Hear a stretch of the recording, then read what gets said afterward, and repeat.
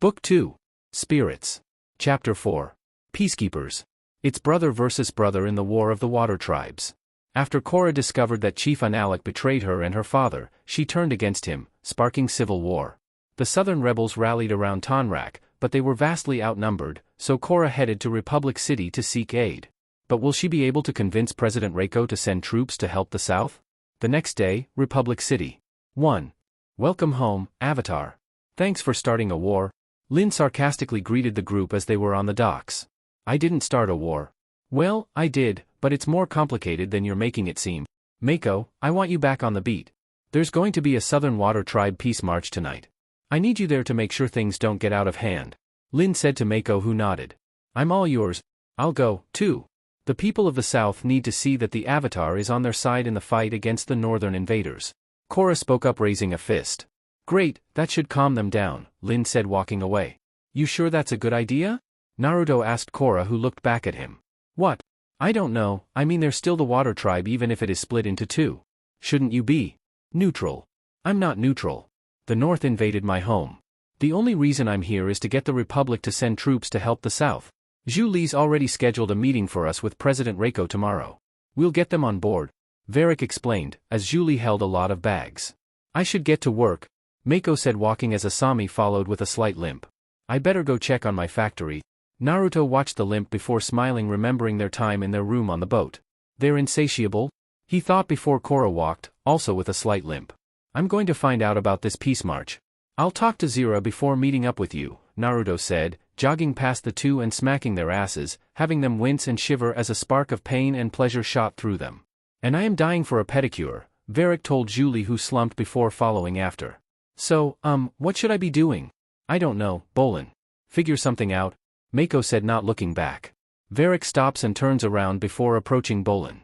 Say, kid, have you ever seen Republic City at night? Sure, I live here. Have you really seen it? Veric asked as Pabu peeked his head out of Bolin's shirt. Why no, that's what I thought. Come on, the South Pole. A/N, Analik, Tenzin's, and Bolin's scenes are canon, feel free to skip. Analik and a general are in a war room looking at a map. And the rebels are holed up here in the hills outside of town. Leave them. My brother's no threat to us up there. Increase security around the spirit portal. Keeping it safe is our #1 priority. Yes, sir. The general leaves the room by opening the door to find Desna and a deranged Eska in a bridal gown and smudged makeup. He leaves the room in fear as the twins approach their father. I need you two to go after the Avatar. She's the only one who can open the northern spirit portal. But father, you told Korra. Desna was then uninterrupted by his father. I told Korra what I thought she needed to hear. I'll find her. She stole my husband? Eska said angrily as her father looked at her. I need her alive. Sigh. Fine. Southern Air Temple. Milo was teaching his pet lemur Poki tricks as Tenzin was at the porch reading a scroll. Watch me, Poki. You lie down and roll over. He then rolled over as the lemur tilted his head. Roll over. No, you can't just demonstrate it. That never works, Tenzin said as Poki fell asleep by curling up. Good, Milo said, giving Poki a treat. Sigh, ugh, classic over-rewarding. Milo is using a treat to play with Poki before Poki flies off following a noise. Poki, where are you going? Command respect, Tenzin said, standing up and walking to his son. Having some trouble, son? Poki isn't very good at learning, Milo said, looking up at Poki, who went to a tree. Believe me, I know the feeling. Maybe I can help. How would you like your old dad to teach you how to be a master trainer? Yeah. Republic City night. Naruto sighed as he and his force stood outside the building by a statue of Sokka holding a boomerang. In front of them is a huge number of people have congregated. Some of them are holding lit candles on paper lotuses, while others are holding signs, being led by Korra on Naga. Tensions are running high outside of the Southern Water Tribe Cultural Center. The Avatar is leading a group of Southerners in a peaceful protest against Chief Harmonic, but the Northerners have come out in droves in support of their leader. Naruto heard one of the reporters speaking on a radio by them before hearing Northern protesters. Boo! Get out of here! Boo! Get a real job! Get out of here! In the back of the cultural center, where Mako and a man in task force armor are on patrol. The task force member then saw two escaping, but one stepped on a can, alerting Mako. Hey! Stop! Republic City Police. A man presses a remote controller before running as Mako and the task force follow. Boom! And is stopped by an explosion in the building. They control the spread of the fire with fire bending. Go after them, the task force member said as he held backfire before Mako ran after the two. Mako throws multiple fire blasts and kicks, but one of them retaliates with fire bending. He is subsequently knocked off and drops the remote, but makes his way into the getaway Satomobile. Mako attacks the Satomobile with a fire blast, but they manage to escape. He walks up to the remote and picks it up. In the front of the center, Naruto, Korra, and Task Force waterbenders are extinguishing the fire using water from the fountain. The Northern Water Tribe is out of control. Korra yelled as Mako walked up. I saw a firebender running away from the blast. The North might not be responsible for this. Of course, they're responsible. Who else would it be? Korra asked as a fire truck pulled up. Someone who'll profit from the war, Naruto said looking over. I'm sure people would profit from sending supplies to one or both the North and South tribes. Pro-bending arena. Outside the arena, Bolin, Veric, in suits and Julie are standing outside a limo, while photographers are continually taking pictures. Wow. Usually, when I see flashing lights like this, it's because I got hit in the head with a rock. Veric looked down at him. Being famous is like getting hit with a rock all the time. They go inside to a VIP lounge before Veric and Bolin take their seats. Look, it's Bolin. One man yelled out, getting the Earthbender's attention. The crowd chants out Bolin's name, which Bolin responds to by waving and flexing his muscles. Folks, that cheer you're hearing is for the local favorite, Bolin, of the Fire Ferrets. Let's see if we can get a quick interview. Bolin. Bolin turned to see Shiro gesture for him to the announcer room. Bolin walked inside as Veric stayed at the door. Bolin, the Fire Ferrets are out for the season. How have you been spending your time lately? Well, I took a trip south for the Glacier Spirits Festival, was briefly engaged to a princess, then went through kind of a tough breakup there, and was accidentally involved in a civil war. Bolin trailed looking at the bored faces. But there's nowhere I'd rather be than pro-bending night in Republic City. Am I right, people? Republic City. The crowd cheered at that before Shiro spoke again. Do you miss being in the ring? Well, I definitely don't miss getting hit with things all the time, and the humiliating loss. I mean, that gets pretty old. You know, sometimes I actually cry myself to sleep. I guess what I miss the most are these fans. They're the greatest fans in the world. Give it up for the fans. Bolin then leaves the booth, where Veric is waiting at the entrance. Look how these people love you, kid. They're eating that cornball spiel right out of your hand.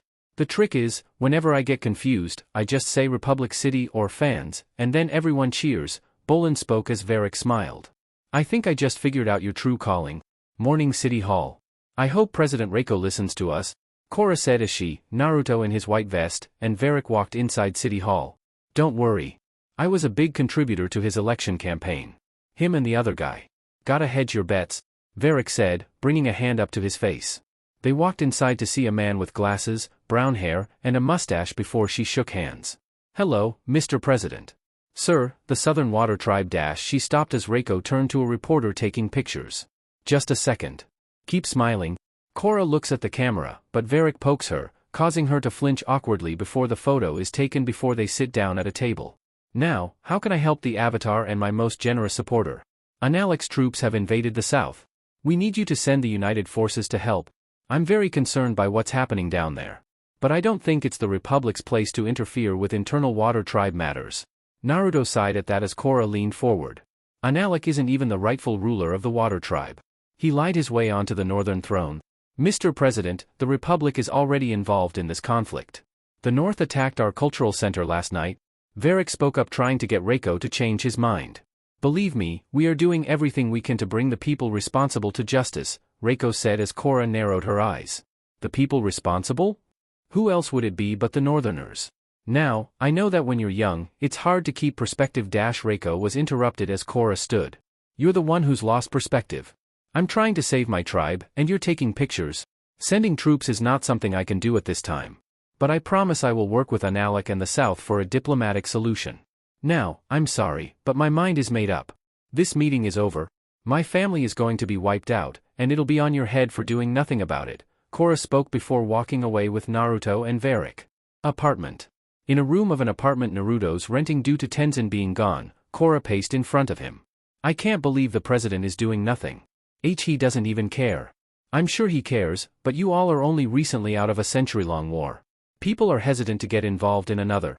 How could you take his side? I'm not taking sides. Naruto spoke up. Just telling you their perspective on this. I'm trying to get troops to the south. What are you doing? Trying to make sure it doesn't escalate. Naruto replied before standing as she left to go talk to Veric. Harbor. Asami was holding files looking down as Korra walked past her on a ramp. Huh? Hey. In a hurry? Sorry, I have to talk to Veric, Korra replied looking back having Asami nod. Yeah, me too. Korra and Asami then enter Veric's yacht and walk up to the wheelhouse before stopping at the top of the stairs. They saw stray arrows everywhere before Asami walked up and missed a target on her left. Korra pulls her back just as an arrow flies and hits the target. Both girls turn to see a blindfolded Veric holding a bow, while Bolin and Julie stand next to him. Veric removes his blindfold and smiles at them. Oh, hello. He then looks over at Bolin before continuing. See? I told you I could do it. Sorry I ever doubted you. Korra and Asami walked to them before the Avatar spoke. We can't wait for the president to act. We need those troops now. And my company is about to go under. I have to find a way to make some sales. Veric nodded at them and gave Julie his bow. Right, okay. Got it. Idea storm. Julie, get the supplies. He then turned to look at the two. You're about to get an inside look at how Veric Global Industries stays at the forefront of imagination innovation, or imagination. That's trademarked, pal, he said to Bolin before Julie walked over with a bar on wheels and boots. She then brought up a plate of chili peppers having Veric take one after putting the boots on. Brain work requires increased circulation. He then eats the chili pepper and his face turns red. Let's do this, he exclaimed before he hung himself upside down with the boots. Okay, here come the ideas. Fast and Furious. Pink mint lemon tea. Radio for pets. Hand shoes. Hold on a tick. We don't need the president to go to the south. We just need the troops. Let's go straight to them. If there's one thing I know about troops, it's that they love fighting. Korra nodded at that. I know General Iroh. He might be willing to help us. A man on the inside.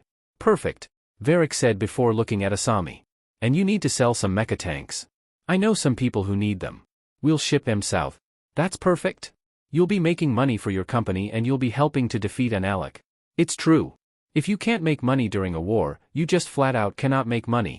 It's dangerous on the seas right now, but I'm willing to try if you are, Asami said to Veric who smiled. It'll be crazy risky, but I love crazy risky things. And Storm. He swings himself upright and off the bar with a spin and lands beside Julie. Julie, get those other ideas for research and development. I want prototypes by next week, he explained as Julie ran off. I don't understand why it's so hard to get Republic City to support the South. Veric walked to a projector with film in it as he shrugged. Don't worry, I'm already working on that. As soon as people see this, they'll be lining up to fight Analek. Julie, do the thing. Julie turned it on having a film playback when they were at the South Pole and the soldiers started to occupy it. Don't freak out. It's not real, Bolin said to the two as they walked over. I had a film crew documenting the entire northern invasion. The screen shows troops massing at the harbor before it cuts to troops waterbending, followed by Eska, who notices the camera, turns and glares at it while taking her hood off. Bolin then covers his face in fear, while Pabu jumps off. Sorry. I keep doing that, he said as Veric looked over.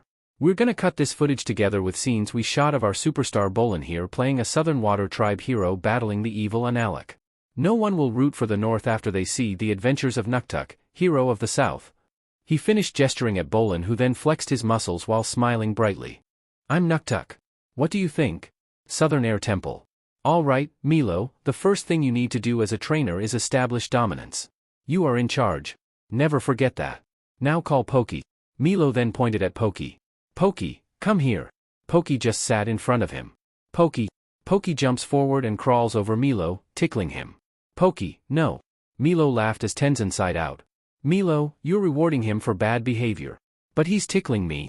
Later that night, Milo and Pokey are about to sleep in his bed as Tenzin stands at the door. You can't let him nap in the bed with you. You are the alpha lemur. He has to sleep on the floor. Milo then placed Pokey onto the floor. I know it's hard, he said as Pokey jumped back to bed. But it's for the best. No, Pokey, this is my bed. You sleep on the floor? Being an alpha lemur is lonely. I know, Tenzin said as Milo fell asleep. Police headquarters. Did you learn anything about that remote control I found at the scene? That's gotta be the key to finding out who's really responsible. Naruto walked into the main room to see Mako talking to two men, one with a long mustache and another with a goatee and mustache. Listen, kid, it was the Northern Water Tribe, okay? Yeah, give it a rest, Super Cop. No wonder my task force was needed, the standards here are low. Naruto said walking up to the desk. And that's why I'm here. Give me everything you got on that bombing. I'm taking over. You can't do that. Can, and will. My task force is a higher authority than you. You don't arrest you for obstructing justice? Before either man could retort, President Reiko exits Lin's office and walks to the desk. I've heard good things about you, Mako. You've made some big triad busts for a rookie. Thank you, sir, Mako replied as Reiko looked at Naruto. And you as well, crimes at an all-time low. A low that hasn't been seen since Avatar Aang took Yak 1. You're dating the Avatar, right? Yes, sir. I'm concerned that she might be getting some bad advice from Veric. You wouldn't happen to know if they're plotting anything that might compromise the security of Republic City, would you, officer? May I remind you, you're a man of the law? Yeah, I work for the people. And after that shit with Amon and the council deciding that the people vote on the leader, I was also elected to continue to lead the task force because everyone wanted to keep it. Now if you'll excuse me, these two idiots are taking me to get the evidence they have on the bombing. Naruto walked away as Lin came out and had the two men follow before Mako stopped Reiko who was leaving. United Forces Harbor. Thank you for seeing me, General Iroh, Korra said to the general as they stood on a ship at the harbor. What can I do? The South needs military support before Analek wipes them out completely, but the president is refusing to give the order. So I decided to come to you directly. Iroh put a hand to his chin at that. I see. Well, suppose I were to take the fleet south on some routine training maneuvers. And let's say we were to accidentally run into a hostile northern blockade. We'd have no choice but to defend ourselves, wouldn't we? Korra smiled at that. I guess you wouldn't. Thank you. Suddenly, Reiko enters the ship with two guards.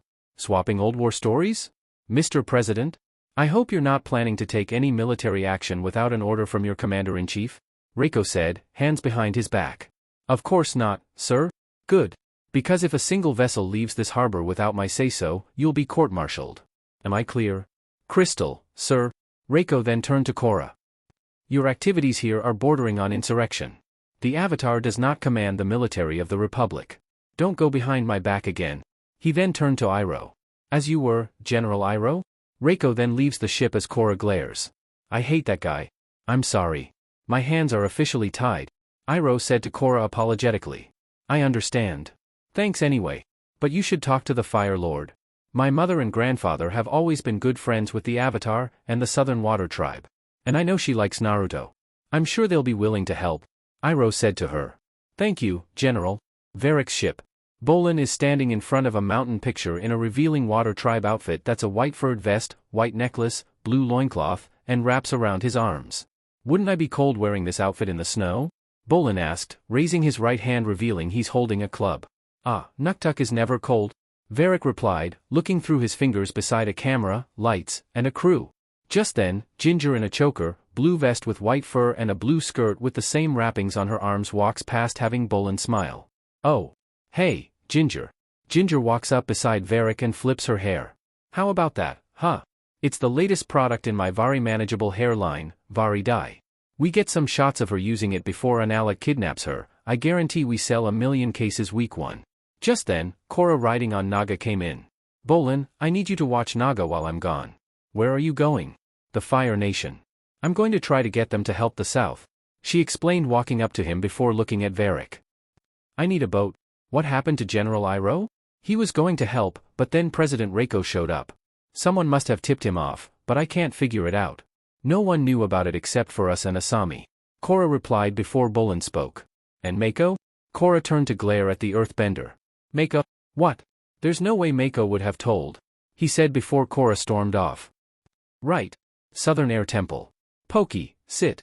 Milo said commandingly as Poki sat. Roll over. Poki follows the order. Good boy, Milo said before he threw a treat at Poki. Well done, Milo.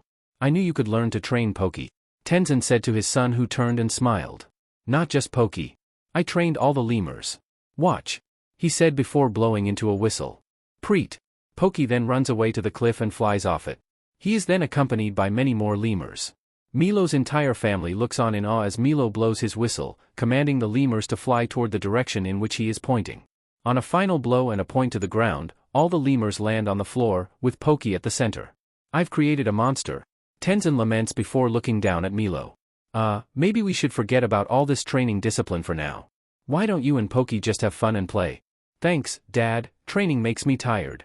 Come on, Poki. Milo runs back to his room with Pokey, and with a blow of his whistle, all the remaining lemurs leave the area. Republic Police HQ. Korra kicks the door open and walks to Mako, who was sitting at his desk. You ratted me out to the president? Korra, let me explain. Explain why my friend stabbed me in the back? Look, the president of the Republic asked me a direct question. What was I supposed to do? You betrayed me, and my family. She yelled out and kicked Mako's desk aside with airbending. Enough. Look, I have a job to do. I can't constantly be worried about keeping you from making another huge mistake. Well, I have a job to do too. Korra yelled back at him before she ran out of the office. Lin then exits her office in shock at the noise and the broken desk. What the flameo happened here? Harbor. Look, I wish I could come with, but I'm still looking into the bombing and I don't trust many with that. Naruto said, looking at Korra. Sigh, I know, Naruto. And try to watch your words, you're not the most diplomatic person, he said as she gave a slight glare before he kissed her forehead. And reached around to squeeze her ass. One more for the road, he said before pulling away, having her get into a small speedboat and then sailed off. An hour later, a wave hits the boat, having her look back to see her cousins are following on jet skis, attacking her with waterbending. You ruined my wedding. Eska throws a stream at Korra, but she manages to dodge it. She destroys her cousin's jet skis, but they glide on the water and soon catch up with her. No one steals my bowlin. Eska destroys Korra's speedboat, throwing her overboard. Underwater, Korra emerges from a waterspout and attacks her cousins with firebending, while avoiding their waterbending attacks. Eska manages to knock Korra off, but Korra regains her balance with an air spout before jumping on another waterspout. She quickly bends a water dome, trapping her cousins, who shield themselves from the water before they notice a green glow underwater. Both look at each other and retreat. Korra notices her cousins retreating and starts descending just as a giant dark spirit emerges, and Korra dodges its attacks but is knocked off her waterspout and into the water. Underwater, Korra enters the avatar state and re-emerges. She attempts to purify the spirit, causing it to glow golden, except for the head. The spirit prepares to head underwater, but re-emerges at the last minute and proceeds to devour Korra. Korra futilely firebends at the spirit before being swallowed and dragged into the water below. Eska and Desna, who witnessed the entire incident, leave the area. Book 2. Spirits. Chapter 5. The Sting. Someone has attacked the Southern Water Tribe Cultural Center. All the evidence points to Northern sympathizers, but Mako and Naruto suspect there's more to this case. Meanwhile, Veric has cast Bolin as the hero of his newest mover. Asami has also ventured into business with Veric, and a shipment of her mechatanks is on its way to help the South in its war against Unalaq. Night, C. A man in blue clothes watched from the upper deck of a ship before bombs fell onto the shipping container. Boom boom boom. He shielded his face with his arm before one hit behind him, revealing it was stuck to putty. He jumped over the railing and slid down a pipe just as it blew. Boom. We're under attack. He yelled just as 4 waterbenders came up via a wave. Later, the crew is on an inflatable raft looking at the ship as smoke comes off it. Veric is not gonna be happy about this.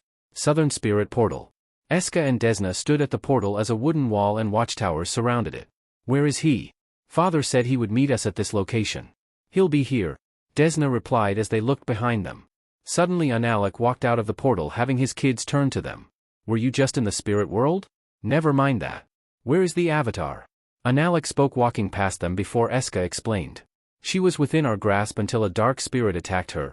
They're out of control. You didn't get her? Unalaq turned at that. The avatar is dead, Eska said as her father sighed. Republic City. In a theater, the Nuktuk mover is playing as on screen. Nuktuk walked across with Naga, who had black makeup on her legs, eyes, and ears, as Pabu sat on her saddle. They stopped at a boulder at a cliff before looking at a fortress with a skull on it. We finally made it. Now we must stop the evil Unalaq. The crowd of kids cheered at that as the scene then changed to inside the fortress with an actor playing Unalaq standing at a throne with 2 guards. The Southern Water Tribe is mine. Next, I will conquer the world with my waterbending doomsday device. The crowd booed at that while throwing popcorn at the screen before the scene went back to Nuktuk. Don't worry, Juji and Rotan, I will end the evil Unalaq's reign of terror. For I am Nuktuk, hero of the South. Nuktuk, you're not just the hero of the South, you're our best friend. Pabu/Juji spoke in a high voice before Naga/Rotan spoke in a male's voice. Nuktuk ity. You two are the best snow raccoon and Arctic panda a guy could ask for. A song then played with different scenes of Bolin using waterbending, or fighting men, and Unalaq with a man singing. Who's gonna fight for friends and freedom? Nuktuk. He's the biggest, baddest, bendingest man I know. Who protects the icy tundra? Nuktuk. battling Northies out there in the snow. When Analik starts trouble he'll punch him in the mouth. He's Nuktuk, the hero of the South. The kids cheered as Veric leaned on Bolin from their VIP seats. Bolin, look up there. What do you see? Is this a trick question? I'll tell you what I see. A star being born. You're a star. People love stars. Stars tell them what to think and how to act. Bolin, have you ever tried to force a monkey marmot to ride a bicycle? Veric asked, confusing Bolin. Not that I can recall. Of course, you haven't. You can't force monkey marmots to do anything. They've got to want to do it themselves, Veric explained, having Bolin blink. Right. With these movers, we'll have the support of the people, and before long, they'll persuade the president to lend his troops to the war effort. Veric finished as Analik laughed when men brought Ginger to him. My evil plan is working. I've captured Nuktuk's beautiful girlfriend. Not so fast, evil Analik. Nuktuk said, bursting in on Rotan. Oh, I will save my true love in the South. He was then lifted in the air via a rope behind him. He landed in front of Rotan before throwing his arm out, having a stream of water off screen come and hit the men away. And now, your time is up? 4 men walked over before all of them walked off screen to show their shadows fighting with Nuktuk throwing one man away. He then shot water at another as the last 2 grabbed a net and threw it. The scene switched to show Nuktuk and the animals in the net before Analik walked over. It's no use fighting, Nuktuk. My anti-energy net makes bending impossible. No. Please. Power. Weakening. Nuktuk weakly said before Rotan spoke. Nook terrible. Just then a narrator spoke up. Will this be the end of Nuktuk? Can he escape from Analik's trap and save the beautiful Ginger? Find out next week on the adventures of Nuktuk, hero of the South. The mover ended with Nuktuk holding Ginger pointed as Nuktuk, hero of the South written in Chinese. Wow. We got some major chemistry on screen. Am I right? Bolin asked Ginger, who just got up and left. Yeah. On screen. What's wrong? Are you mad because I left you in the clutches of the evil Analik? I'm gonna save you in the next episode. Ginger, let's work through this. Bolin begged, looking back before Julie walked to Veric. Veric, another one of your ships has been captured. Darn it, Julie, haven't I told you I hate getting bad news without first getting good news? Oh, well, the good news is it looks like your first mover has gotten a great reception, she replied as he crossed his arms. That's old news. Let's go, he said before walking out of the room. Police HQ. Is it true? Asami asked Mako, walking into a room in front of the interrogation room. I'm so sorry. Your entire shipment was stolen. Without that sale, I don't know how much longer I can keep my company going. What am I gonna do? She asked, looking down before Mako sighed. Don't worry. We're gonna find whoever's responsible. Chief Beifong and Naruto are about to question the captain of the ship. They turn to see Naruto and Lin with the 2 detectives talking to the captain of the boat. I know it's been a long day, but walk me through what happened, Lin asked as Naruto crossed his arms. We were ambushed a couple of clicks outside the harbor. We never heard them coming. This is the 3rd attack this week. At about the same location? Naruto spoke, looking at the chief. Yep, and smack dab in Republic City's jurisdiction, which means another problem for us. All this stress is gonna turn old Black Beauty gray, the dark-haired detective said, messing with his mustache. Yeah, well, you're cops, it comes with the job, Naruto spoke up before looking at Lin. It's not the northern tribe, Analik wouldn't risk getting the city forces involved. Naruto then raised a hand to look at the other detective. And if they wanted to halt supply lines, they would wait until it gets in water that's not in any jurisdiction. Yes, there's the fact he's staying in the south, so I doubt he would risk not taking supplies for his men at the very least. But again, he wouldn't risk any other nation getting involved. Is there anything else about the attack you remember? Lin asked the captain, not being able to argue Naruto's point. Anything unusual? There is one thing. The bombs exploded in a way I have never seen before. They didn't have fuses. It was like they were being detonated remotely, like the bombs at the cultural center. Naruto mused as Mako ran out before Veric walked in. Zira found the guys responsible, said some guy in a cloak bribed them to attack unseen to blame the northern tribe. Why would anyone frame the northern tribe? The first detective asked as Naruto sighed. Someone who sees profits in funding the war, Naruto replied before looking back at Veric and Asami. Asami, I heard the news. I can't believe they took my 5th favorite ship in the Veric Industries fleet. Named her after my mom. Rest in peace, Rocky Bottom. Without the money from that shipment, Future Industries is almost broke. Chief Beifong, I'll let you know if we find anything else, Naruto spoke up before going to the door. Later, he was talking to Mako and Asami about a plan. A sting operation? Naruto asked as they walked out of the building. I was thinking we'd set up a bait ship, take it out into the open ocean, and capture whoever attacks it. Let's do it, Asami spoke as Naruto looked at her. It's not that easy. We'll need a ship and supplies? Plus we'll have to be careful on who to get. As I said inside, Zira found out the man at the culture center was bribed. So, there's no telling who else could be. First of all, we'd need a ship. Ah. The three yelled as Veric appeared beside them. You need a ship? I got a ship. I want in on whatever you're talking about. I love being in on plans. Veric spoke before Mako looked at him. The less you know, the better? Perfect. I love not knowing things. All right, I'm in, Mako said to the two. Let's get these guys. I'll get my men, Naruto said walking away. I'll meet you at the dock. Dusk, harbor. Naruto wearing a black shirt and jeans walked with Zira who was wearing a red shirt and tight black pants walked with a group of men and women dressed in civilian clothing. He walked up to the ship and to the cargo to see plans and the mecha tanks before seeing Asami and Mako. The ship's all loaded with the dummy crates. Let's get this sting operation going. I'll go talk to Bolin, Mako spoke up before leaving before Naruto turned to Zira. Zira, have a person at the bow, stern, portside, and starboard. Right sir. Zira saluted at that before leaving. Several hours later, Naruto was hiding in a lifeboat before seeing a group of men get on board before lights came on. Naruto's men dropped on the ground revealing a man in blue clothing, one in green and another in gray. Who hired you, Viper? Naruto asked the man in gray before he was spat on. Wiping his cheek, Naruto then grabbed the man and brought him to the edge before throwing him over the rail, and grabbed his ankle. Can you swim? You can't do this. Ah, I'm off duty, and we're outside of the city's jurisdiction. I had my man speed out into international waters as soon as the lights came on. Now, who hired you? Or do you want to take a chance with a dark spirit? I hear they're common out here. Alright. Naruto then brought him back up as he was surrounded by fire and water benders. It was some guy.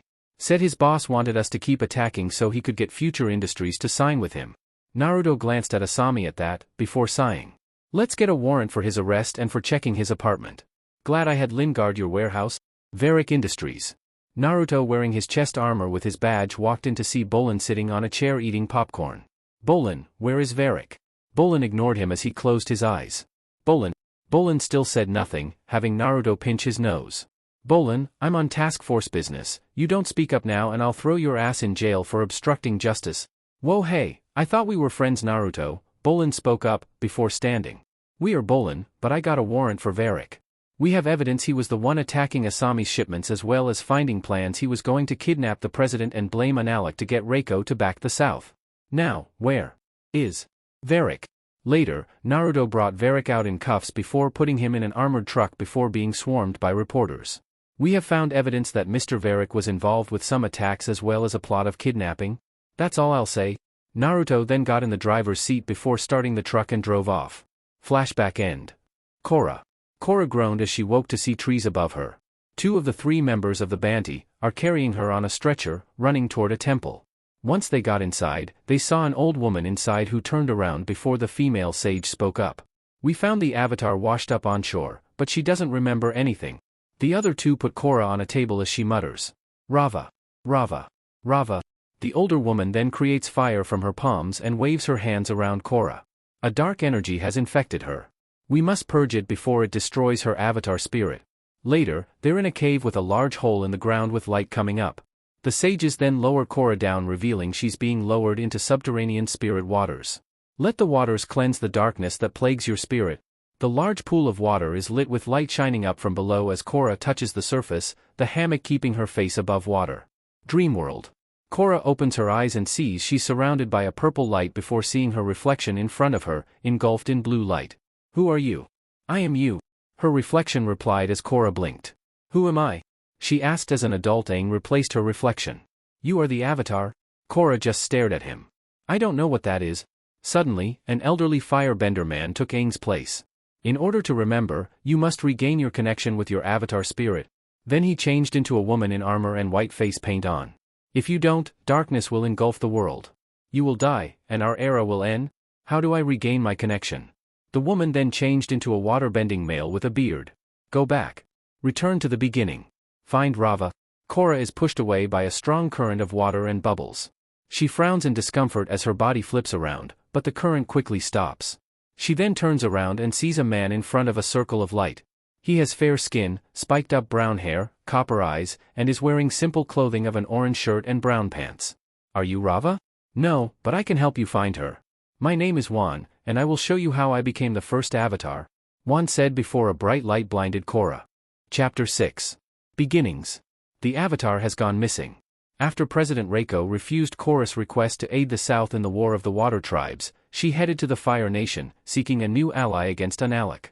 But unbeknownst to her friends, a dark spirit attacked Korra and dragged her into the ocean. Meanwhile, Naruto starts to meditate and finds himself in the spirit world to see a strange sight. Republic City. Naruto was meditating on his mattress before he started to glow slightly. Spirit world. Naruto gasped as he saw he was in a forest with multiple kinds of animals and creatures walking/flying around. What the hell? I don't know what I did. I guess you can say, we called you here, Naruto? Naruto looked to see 9 creatures standing 2 stories tall. The first is a sandy brown colored tanuki, with black cursed seal markings all over its face, body, and tail.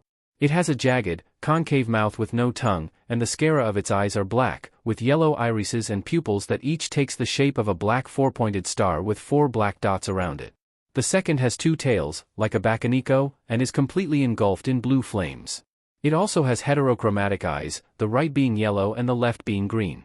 The third resembles a large turtle, but with a crab-like shell, spikes all over its body, and 3 shrimp-like tails. Under its shell, it has red, muscle-like tissue. It has a pair of human-like arms and hands, but no hind legs. His face is concealed between a large forehead and lower jaw, both of which have spikes. Its eye is red with a crimson pupil with one closed. The fourth is a red-furred and green-skinned monkey, with a body build of a gorilla. It has eyes with yellow irides and white pupils, spike-like protrusions along the length of its tails, elongated blunt fangs, and 2 long horns curving upwards on its forehead like a crown.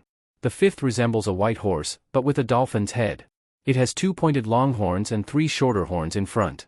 The ends of its horns, hooves, and tails are tan, with some of the same colored spots before the tan areas of its horns and hooves. It also has red markings under its dark blue-green eyes. The sixth is an enormous white with a light bluish tint bipedal slug with stubby arms, feet, and 6 long tails. It has 2 prominent optical tentacles, eyes, and hole-like openings as a mouth. Its entire body is covered in a thick, slimy substance. The seventh resembles a blue, armored rhinoceros beetle, with 6 of its 7 tails resembling green insect wings, along with an actual 7th tail, all growing from the end of its abdomen. The stem of the tail is green but the wings are orange. Its eyes seem to be covered by a helmet-like skull, from inside of which, an orange glow can be seen. It also has spike protrusions on its shoulders and a row of slits on each shoulder, and 6 legs, 3 on each side. The legs are also covered by blue armor, except for extreme ends which are green in color. It has 2 pincers with 3 parts on its face, covering a mouth full of sharp teeth. On its back behind its head, it has a large 2-sectioned horn protrusion. The 8th is an Ushioni with 4 long horns on its head, similar to that of a Jacob sheep. It has straight teeth. It also has a muscular upper body structure, with a hunched back similar to an American bison, arms with spiky protrusions on the elbows, and hands with opposable thumbs like that of a human. Instead of hind legs, its lower half consists of its 8 tails, which resemble the cephalopod arms of an octopus. And the 9th one is a red-orange colored kitsune with black fur around its red eyes that stretch up to its ears and 9 long swiping tails. It also has an upper body structure of a human, complete with opposable thumbs on its clawed hands.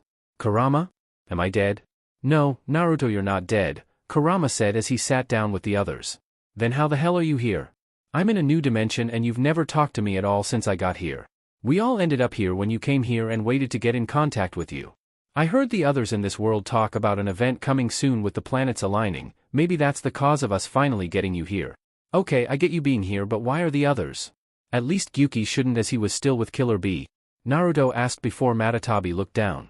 Some of our chakras were still in you having us come here. This is as big as we can get as we don't have our full chakra. We also found out something about Dad's family that you need to know, Kurama spoke up looking down. Okay, what? Naruto asked as he looked up at Kurama, who started his story. He explains about the woman Naruto beat Kagaya, who fell in love with a king while protecting the god tree. And that after attacking people from another kingdom was sentenced to death before she eats the god tree's chakra fruit, acquiring the Rinne Sharingan, casting the infinite Tsukuyomi, and binding those caught in it in the roots of the god tree. Kurama continues to explain that she had two sons, Hagoromo and Hamura, who in their adult years came across the frog Gamamaru while helping a dispute between farmers. Gamamaru calls them to go somewhere else, points them toward the mountains around the god tree, and asks them if they know it. The two identify it as the Peak of Demise, and that their mother has spoken against going beyond it. Gamamaru reveals that the land is weakening because the god tree is absorbing its power, and that what the brothers had been told, that the land thrives because of the god tree, is wrong. He instructs them to see the truth beyond the peak themselves and leaves. Upon returning, the two notice a woman named Hayori going to participate in a ritual for the god tree, and she bids them farewell. The two ask Kagaya to end the practice, but she refuses. When they ask what happens to those who participate, and why they never return, she explains that the ritual will continue to happen until the others arrive and that they should not concern themselves with that. Kagaya departs again, and the two decide to go beyond the peak. Hamura finds countless people bound in the roots of the god tree, and they find a deceased Hayori, which greatly disturbs Hagoromo's having his eyes change into the Sharingan. They meet with Gamamaru again, who takes them to Mount Mayaboku, where they can feel sage power. Using the memory stone, Gamamaru shows them the history of the god tree, how it came into the world, and how Kagaya appeared and gained the god tree's power. And that she revived some of the people she put under the infinite Tsukuyami and erased their memories. Gamamaru confirms the god tree has been draining the land of natural energy. Hagoromo decides to confront Kagaya about it, and when Gamamaru says he has no hope of defeating her if they end up fighting, Hagoromo requests being taught to use sage power. Gamamaru asks what would prevent him from becoming like his mother, and Hagoromo points out that was Gamamaru's intention in the first place, pitting himself and Hamura against her. Gamamaru tells them of his prophecy and trains Hagoromo, who quickly picks up sage power. Kagaya returns to the village, and questions Hamura on Hagoromo's whereabouts. He lies to her, but Kagaya isn't deceived. As Hagoromo finishes his training at Mount Mayaboku, a messenger toad arrives and informs Gamamaru that Kagaya has returned and that they've been unable to contact Hamura. Hagoromo evacuates the village. Before departing, Gamamaru gifts Hagoromo a tag that can be used to replenish his sage power. Hagoromo confronts Kagaya about her actions before Hamura appears and attacks Hagoromo, under Kagaya's control. Hagoromo fatally injures Hamura, changing his Sharingan and Rinnegan. He then heals Hamura with the sage tag Gamamaru gave him. The god tree turns into the Ten-Tails to fight for Kagaya. The fight goes on for months until Kagaya was finally sealed, but at the cost of Hamura's life, but not before he had a wife that he left pregnant with his children. "I know all of this," Naruto stated, looking up at each Biju. "Why are you telling me again?" "Because Hamura didn't die. He was sent to this dimension." Naruto looked at Kurama at that. "Really? I guess he couldn't bend like I'm able to if he wasn't mentioned in anything." Kurama shook his head at that before Matatabi looked down. "He was sent here 50,000 years before the humans could bend after those turtles gave them. When getting into this dimension, the strain split him up into two. Their names? Rava and Vatu." "Okay. How did that happen?" Naruto asked as Son Goku looked down. "His soul was sent here, not his body. Some other power was attached to him when he sacrificed himself. We think it was because of one of those marks like you and Sasuke got to seal her away going haywire. It's how you got here after all. And over those 50,000 years, this dimension became what it is now due to those two powers." "Huh? I just thought that dying was the price to seal her and just ended up here by accident," Naruto stated, crossing his arms. Korra, Banti Island. Chorus Mind. Korra saw one with a spirit enter the spirit world. The spirit is white and blue that's shaped like a kite. They looked at the barren land except for a hollow tree, several streams, and two portals. Suddenly, a black and red kite spirit enters from the other portal. One fire bends at Vatu, who flies away to avoid the blasts. However, he turns back and knocks one away with one of his tentacles and fires a purple energy beam out of his face, having one get knocked backward again. Vatu fires the purple beam again, having one grunt as he ricochets over the ground. Vatu fires a purple energy beam at one again, who propels himself with his firebending to avoid it. Vatu attacks with his whipping tentacles, which one evades by flying on a cloud. The two of them exchange blows, with one being more powerful and making a decent stand against Vatu. One is forced back, his physical form starting to become static as his energy becomes unstable. One and Vatu exchange more blows, the former becoming more static while losing ground. One promptly charges at Vatu, and although he manages to land a fire blast, he is shot backward toward the southern portal by a purple energy beam. He skids to a halt right before the portal, where Vatu pins him down using one of his tentacles. The two beams from the spirit portals bend over to connect. Vatu starts to glow purple as he watches the spectacle in the sky. While still static, one lights up briefly, showing Rava's from inside his chest.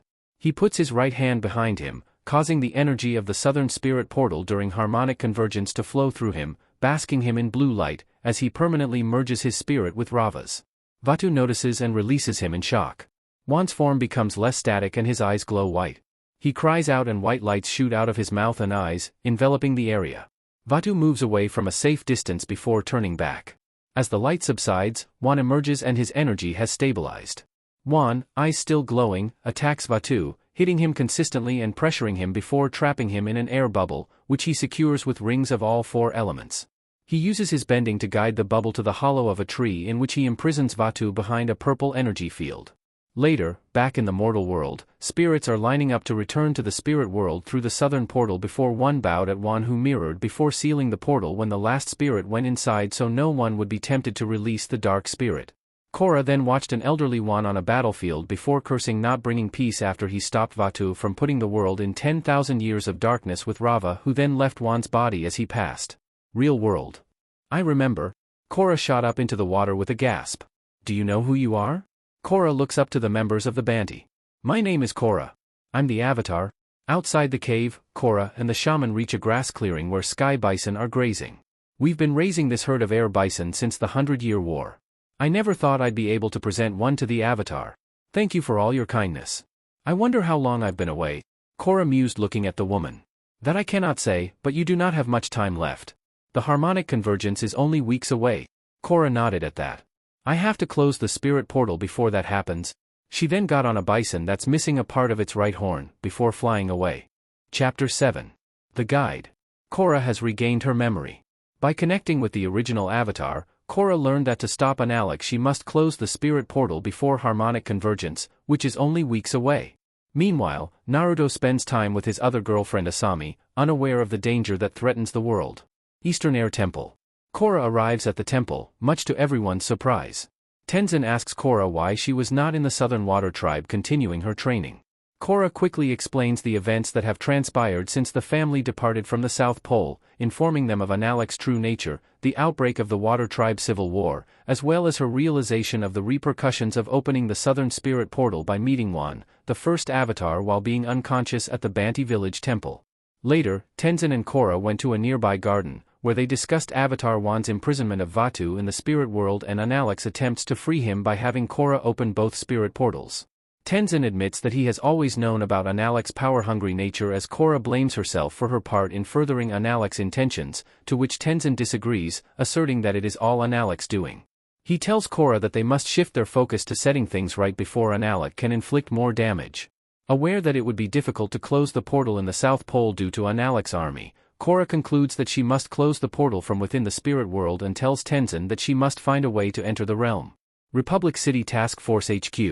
Looks like Veric was going to take over your business after stealing everything to get Reiko involved. Naruto at his desk looked up at his girlfriend holding the contracts she was going to sign. The fine print was for him to get the majority of the company. Probably to get the Sato Mobile under his name. He finished as she looked down. How could I have missed that? You were ecstatic at saving the company that you didn't read down that far, Naruto replied, standing and walking over. He then hugged her before his hands drifted to her ass. Really? Now? Can you blame me? It is a nice but, as nice as Korra's? She asked leaning back to stare at him. Both of you have nice ones? Hers is rock hard, but yours is plump. Asami rolled her eyes before pecking him on the lips. Think she's made it there? I don't know, it is a long way to get to the Fire Nation even on a large ship. He replied, still holding her. Eastern Air Temple. 1. Tenzin tells Korra that she is lucky, as the Eastern Air Temple is the most spiritual of all the air temples. He takes her to a garden near where Aang first met Guru Puthik. Tenzin and Korra make their first attempt to enter the spirit world while the others watch. They are unsuccessful, prompting them to try something else. The two attempt to enter the spirit world for a second time, this time on top of a cliff carved with the face of an air nomad. They are unsuccessful again, which Tenzin attributes to too much smoke coming from the incense that Kia is burning before storming off to find another location, ignoring Kia's annoyed protests that she merely followed his instructions.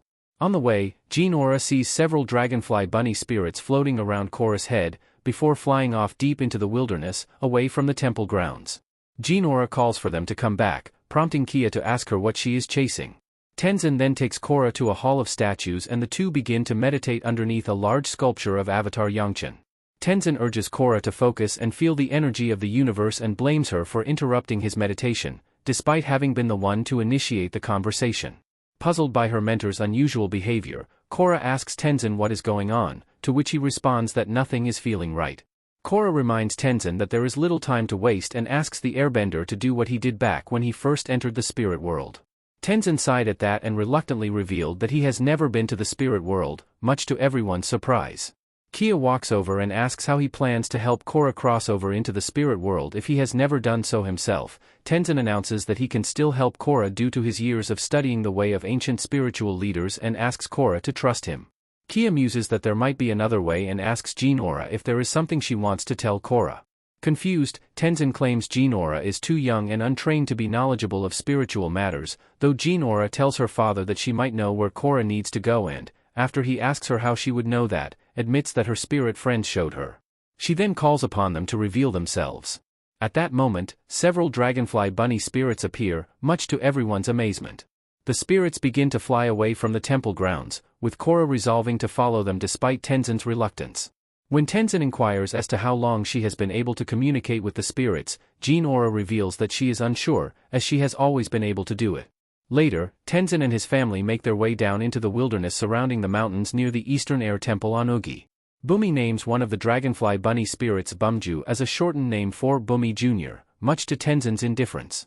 Jinora suggests that her father is angry at her, which Kia dismisses, reassuring her niece that Tenzin's pride is simply bruised, as he is incapable of seeing spirits.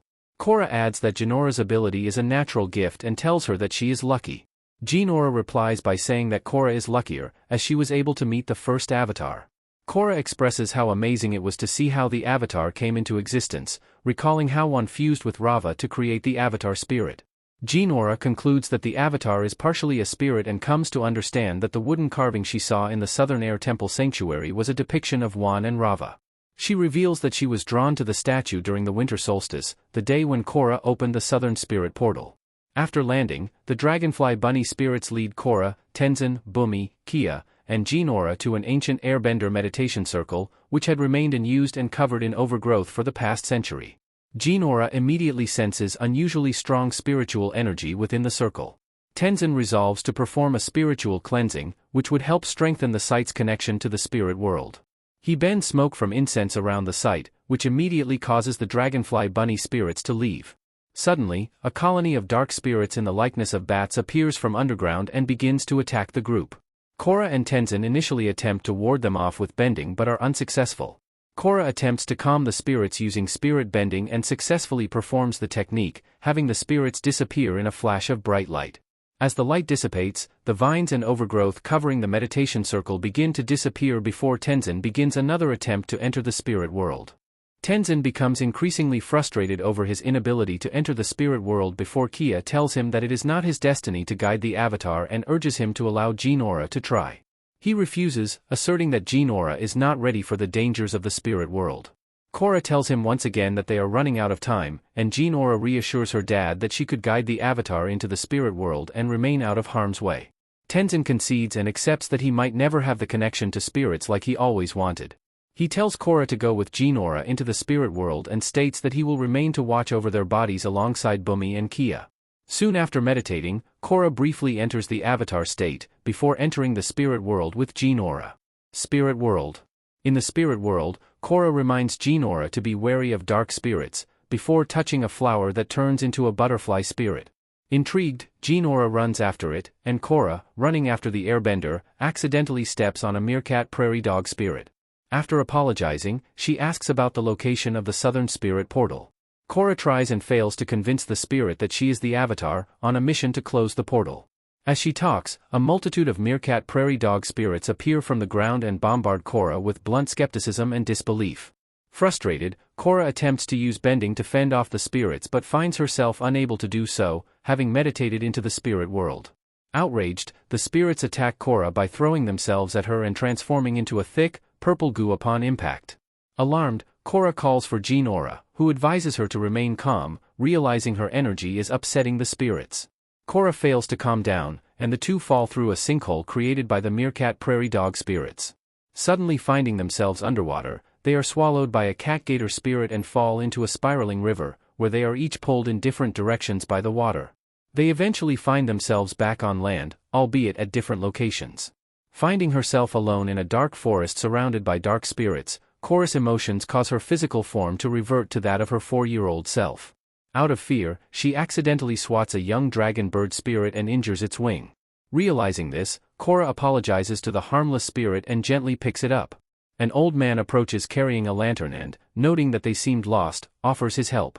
When Korra realizes she recognizes him, the man tells her of his close friendship with Aang, prompting her to remember his name, Iroh. He leads her and the spirit from the forest to his tea shop, where they attend a tea party in honor of the marriage of Mei Jim. Iroh offers Korra tea from Wan's teapot, and Korra immediately recognizes it as hers, prompting Iroh to state that when she was Avatar Wan, the teapot had housed Rava before the spirit's permanent fusion with Wan during the harmonic convergence. Meanwhile, Jinora finds herself just outside the forest and reunites with a large dragonfly bunny spirit, whom she recognizes as Furryfoot. Asking the spirit if it knows the location of the spirit portals, the dragonfly bunny prompts Jinora to mount it and takes her to a library. Amazed by the amount of knowledge stored in the building, Jinora claims that she could spend the rest of her life there. Suddenly, a tall owl spirit appears and remarks that the last person who made a similar comment was still on the premises, before motioning toward a man's remains. Despite Wan Shirtong's orders for her to leave, Jinora pleads to be allowed to browse the library, offering wisdom in exchange for some time. The owl spirit refuses, claiming those were the old rules and doubtful of the fact that a young girl could offer him any new knowledge. Even though Jinora revealed the true working of the radio, as Wan Shirtong had been under the impression they were operated by small men within the radio itself based on faulty information gathered by one of his knowledge seekers, he did not change his mind.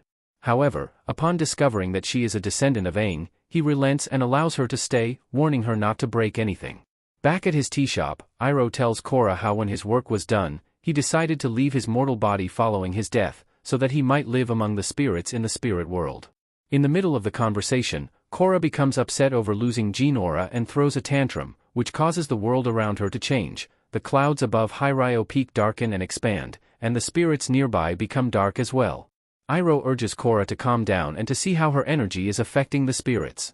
She soon realizes that as the bridge between the two realms, her emotions can alter reality and channel darkness. Iroh tells her that the best way to solve her problems is to solve the problems of another, and Korra decides to help return the injured dragon bird spirit to its nest at the summit of Hiryo Peak. With Jinora, she asks one of the fox knowledge seekers for help, and it provides her with an ancient tome, which recalls Vatu's imprisonment in the Tree of Time. Upon discovering that Vatu will be able to break free of his bonds if both of the portals are open during harmonic convergence, Jinora realizes that she has to warn Korra but is stopped by Wan Shirtong and Unalaq, who declares Tenzin to be a coward for allowing his daughter to guide the Avatar into the spirit world. Jinora asks Wan Shirtong his reasoning for allying with Unalaq, and he explains that Unalaq has shown himself to be on the side of the spirits, something Korra has failed to do. When Unalaq asks Jinora to come with him to see Vatu, Furryfoot becomes corrupted and forcefully restrains her. Later, with Iroh and Korra, they arrived at the foot of the mountain. Iroh wishes the Avatar well and urges her to visit him again, even if in the following lifetime. Korra begins to climb up the mountain, reminding herself to remain calm and unfazed, though is alarmed to find a trio of dark guardian spirits standing in her way partway up the mountain.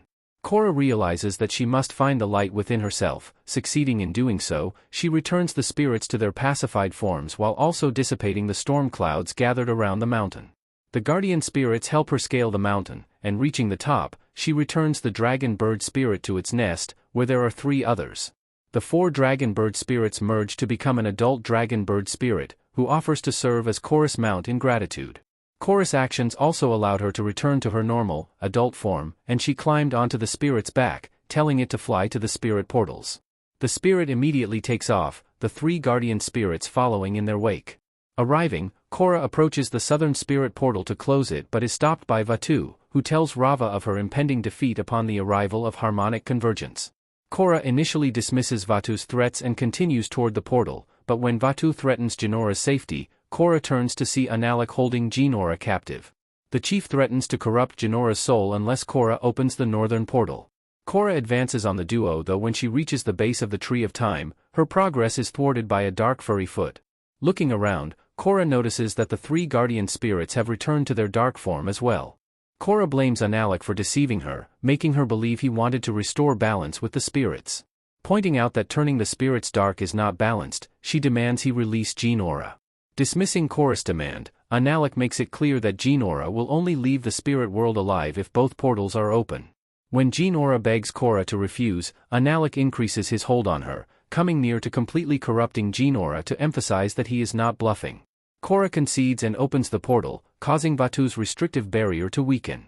Mere seconds after opening the portal, Analik assaults Korra with his waterbending, noting that she should have entered the spirit world through the portal if she had wanted to retain her bending.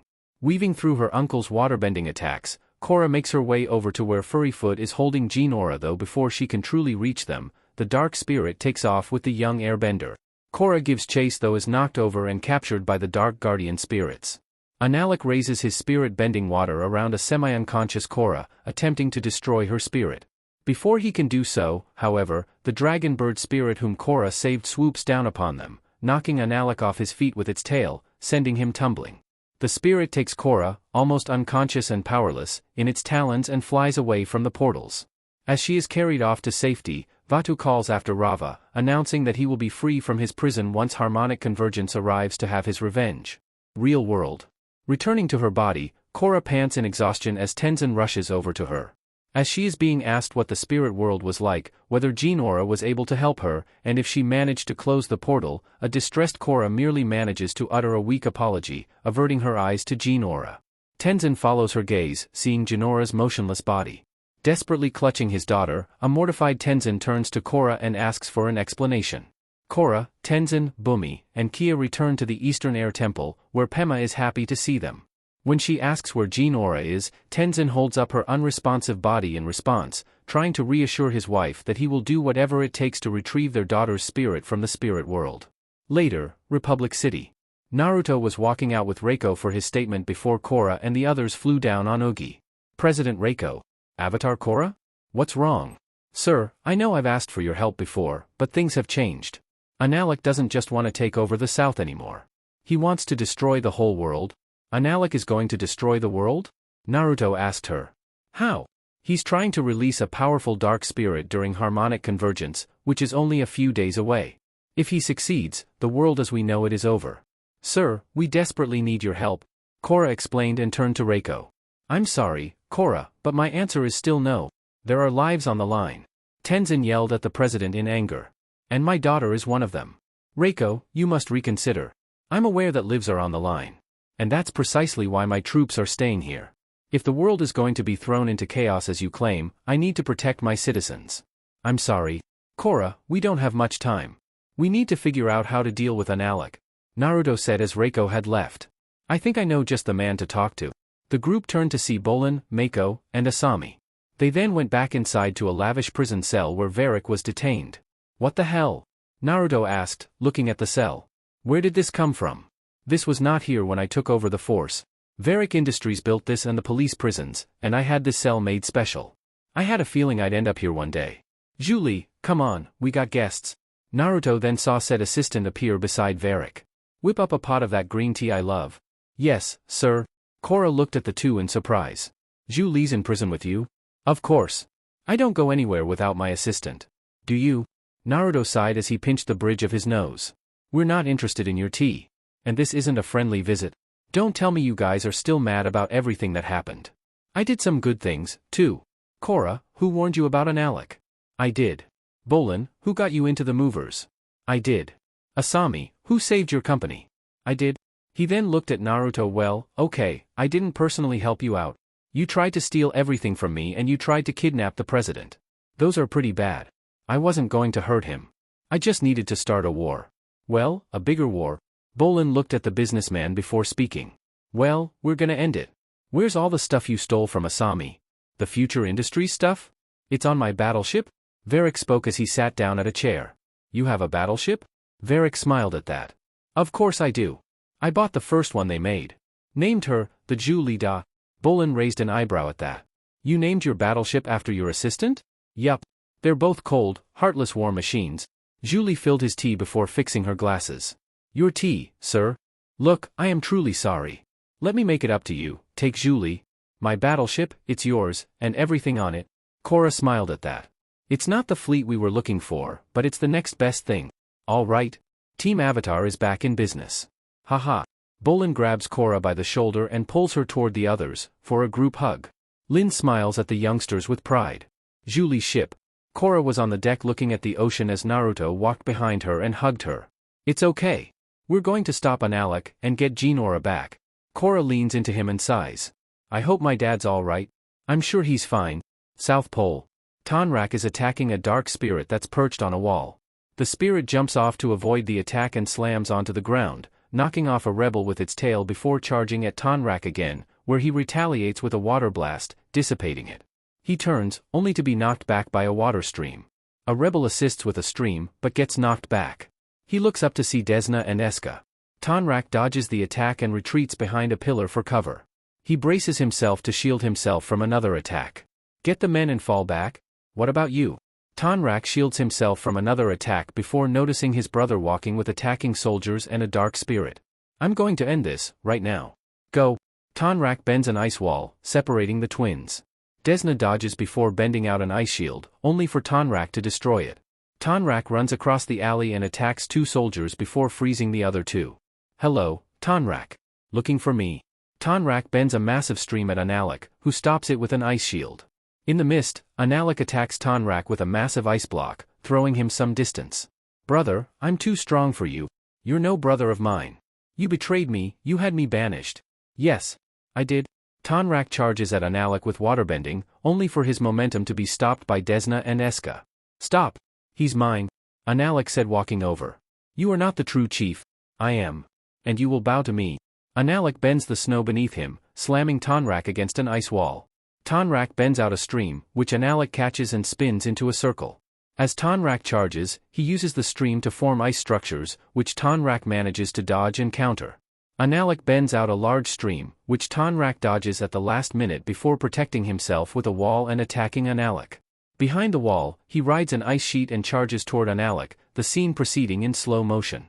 Before Tonrak can land the final blow, Analec knocks him off with an ice pillar. He approaches Tonrak and demolishes all the ice structures, before freezing him.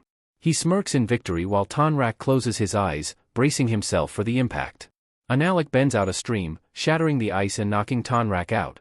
Now that I've defeated you, your daughter is next. Chapter 8. Harmonic Convergence. Naruto and Korra are reunited, as is the rest of Team Avatar. Meanwhile, Jinora's spirit is still trapped in the spirit world, and Tonrak and his southern forces have been defeated. Now it's up to Team Avatar to stop Analec from freeing the evil spirit Vaatu before harmonic convergence. Ocean. Naruto stood beside Korra as she was using her airbending to hit a dummy. He heard chewing before looking to his left and saw Bolin eating pie with a purple raincoat on. What's up with the coat? And where did you get that pie? It's a Veric ship. You never know what you're gonna find. There's a whole level filled with funhouse mirrors. Bolin replied with a smile before turning to show a how in the coat and his pants. Of course, there's also the Catgator deck. I miss that guy. He really knew how to make a long trip interesting. Bolin finished before looking at Naruto. I forgot to ask her, but did Korra get the Fire Nation army? No, said she doesn't remember anything after walking to Iroh to ask him, Naruto replied before hearing Tenzin. Analec will be waiting for you. You'll need all of your avatar power to stop him. I'm going to close the spirit portals, lock Vaatu in for another 10,000 years, and make Analec wish he'd never been born. Korra yelled, throwing a stream of fire at the dummy, knocking its head off. Naruto then shot a stream of air, having the head shoot up before throwing another that shot it back over to Korra. Thanks, Naruto. No problem, babe, Naruto said as he saw her skin glisten with sweat while putting the head back on before Kia walked out from the door behind them. He walked over as Tenzin started speaking. As soon as we reach the Southern Water Tribe, we'll blast through the blockade at the main port. Then we can rendezvous with Tonrak and his troops, crash through the defenses around the portal, and enter the spirit world. Whoa, since when does my little brother want to crash or blast through anything? Kia asked with raised hands. I'll do whatever it takes to save my daughter. We all want to save Jinora. They turned to see Bumi walking to them with pink earmuffs. But I think your plan might be a tad over-aggressive, seeing as there are only 8 of us and 1 ship. Really? And what do you suggest? An attack like this calls for strategy. I remember when I was surrounded by pirates in the Hurricane Straits. We managed to capture them all with just a feather, 2 eggs, and a barrel of molasses. Bumi explained before hearing Tenzin yell. I don't want to hear any of your crazy stories now. This is serious. Are we almost there? Naruto asked Asami, who walked over to them. Almost. But I just picked up a distress signal from the southern troops. There's a problem? The South Pole. Senna walked out of one of the huts in the village before seeing Ugi flying down as Korra and Naruto came in on Naga. Mom. I'm so happy you're here, Senna said as Korra ran over and hugged her daughter. Where's Dad? Analik wiped out the entire southern resistance and captured your father, Senna replied, having Korra narrow her eyes. I'll get him back. Just then, Tenzin holding Jinora's body walked over. Where is my mother? She's in the healing hut. So many were injured. Senna brought them inside where they saw the hut was full of injured men. Katara then walked out of a room and up to them, noticing Jinora. What happened? Her soul is trapped in the spirit world. Oh, my goodness. How long has she been away? Almost a week, Kia replied looking down. I've tried to keep her energy flowing, but I can feel her slipping away. You're the only one who can help her now, Mom. They then took her to a pool where Katara started to wave her hands, having the water glow. How much longer can she survive like this? Tenzin asked his mother. I don't know. But she's very strong to have lasted this long. Outside, Korra stood with everyone and spoke up. I talked to the rebels. They said Analik got the southern portal surrounded. Harmonic convergence is only a few hours away. Then we have to break through the enemy lines ourselves and get to the portal now. Tenzin spoke up as Korra sighed.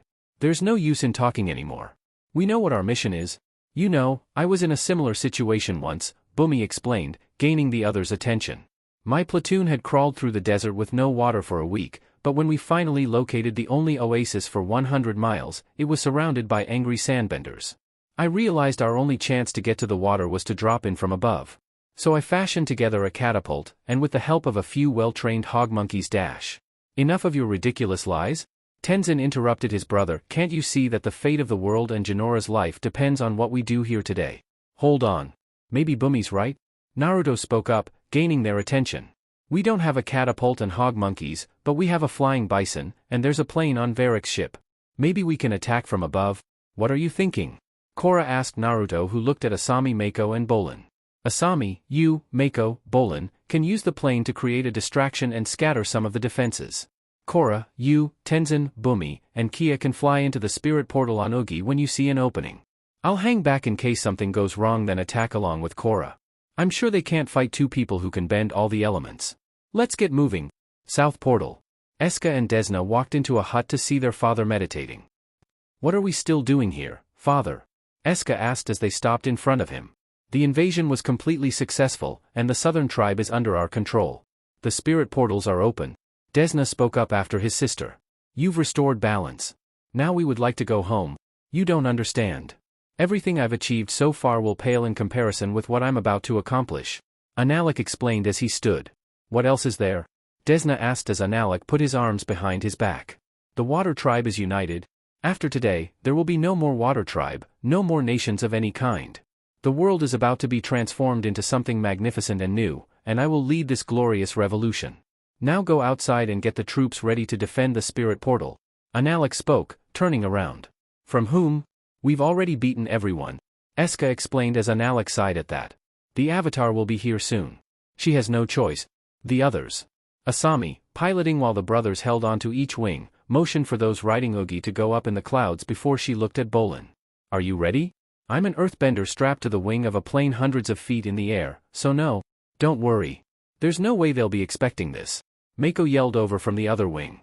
They then came to see the portal with dark spirits flying around the light and hundreds of mechatanks prepared to attack them. I think they were expecting it, Bolin yelled out as he pointed at the portal. Suddenly ice shot at them from the fortress, having Asami dodge them. Asami! Bolin screamed as she flew around. Get ready, she ordered before flying close to the camp. Fire!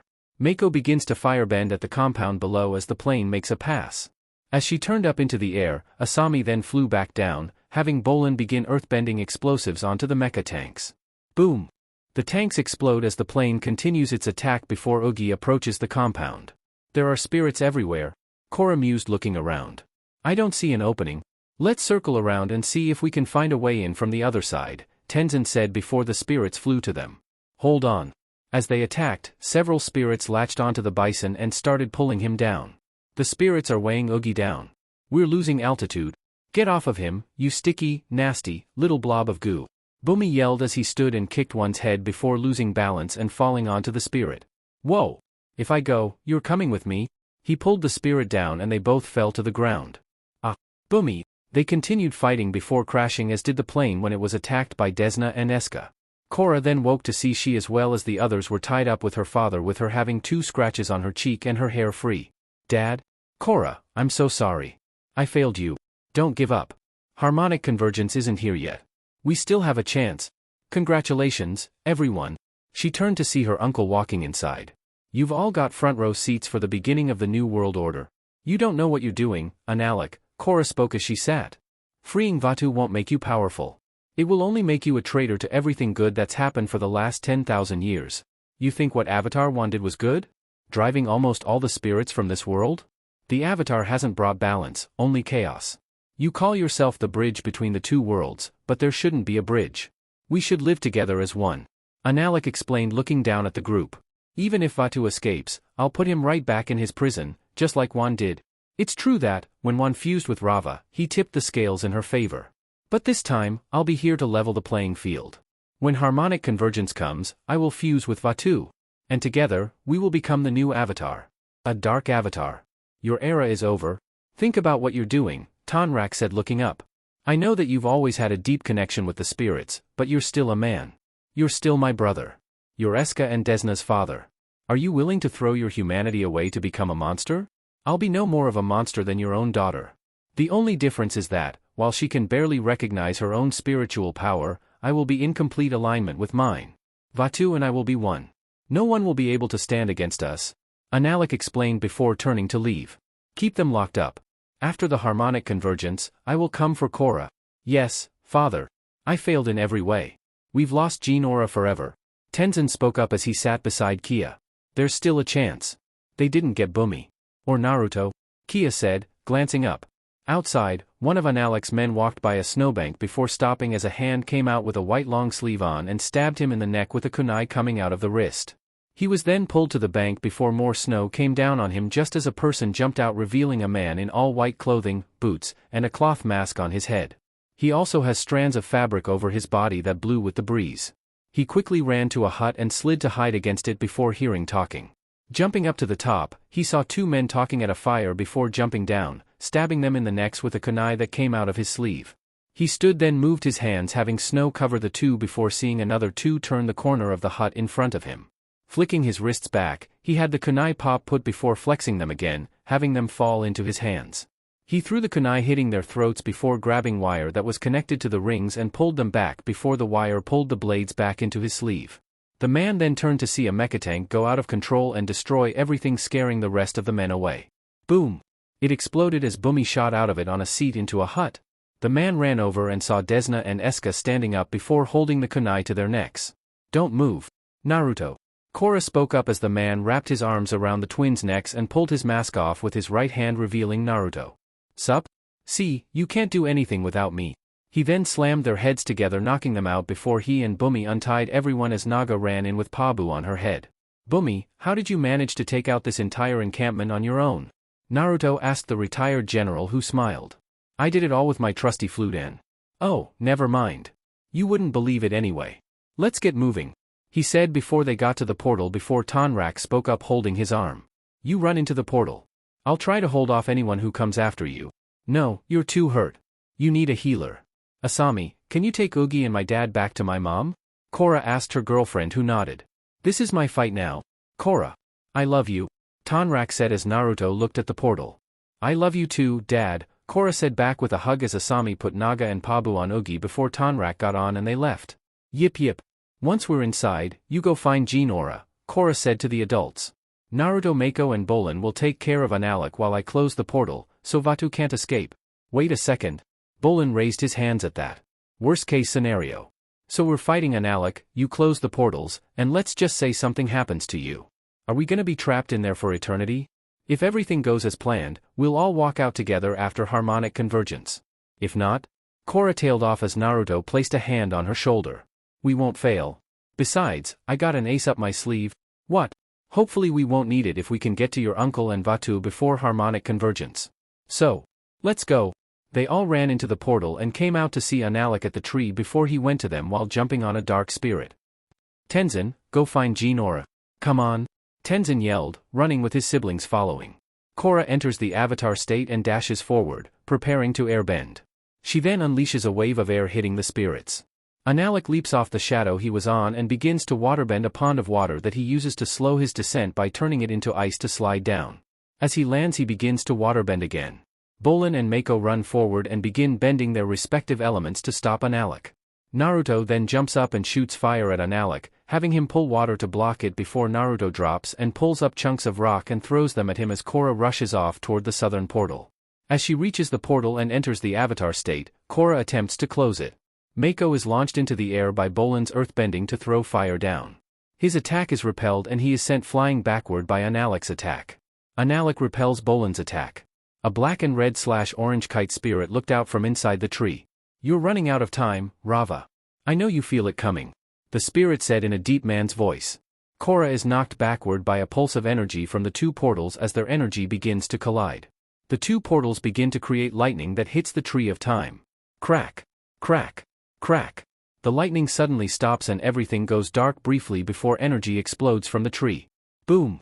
The tree of time's energy expands and dissipates, having Vaatu emerge laughing. Chapter 9. Darkness falls.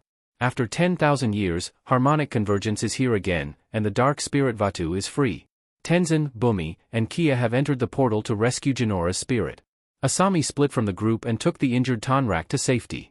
So it's up to Korra, Naruto, Mako, and Bolin to stop Analik before he fuses with Vaatu and becomes a dark avatar. Spirit world. Rava, nothing could stop this moment. Harmonic convergence is upon us again. Vaatu said to Korra, who looked up. I'm not going to let you fuse with Analik. You're going right back to that prison. So, you're Vaatu, Naruto commented looking up. Not at all what I was expecting from Hamura. Hamura? Bolin asked as Naruto looked over. Yeah, it turns out Vaatu and some other spirit named Rava is the split spirit of a guy from my world. What? Naruto nodded at the shocked expressions. Yeah, Hamura got sent here battling his mother Kaguya with his brother. See, his mother was? Well, basically the Fire Lord if one of them had won the 100-year war. They sealed her away but the cost of it was one sealer had to be sacrificed. The thought was that Hamura died. But he was apparently sent here 50,000 years before one.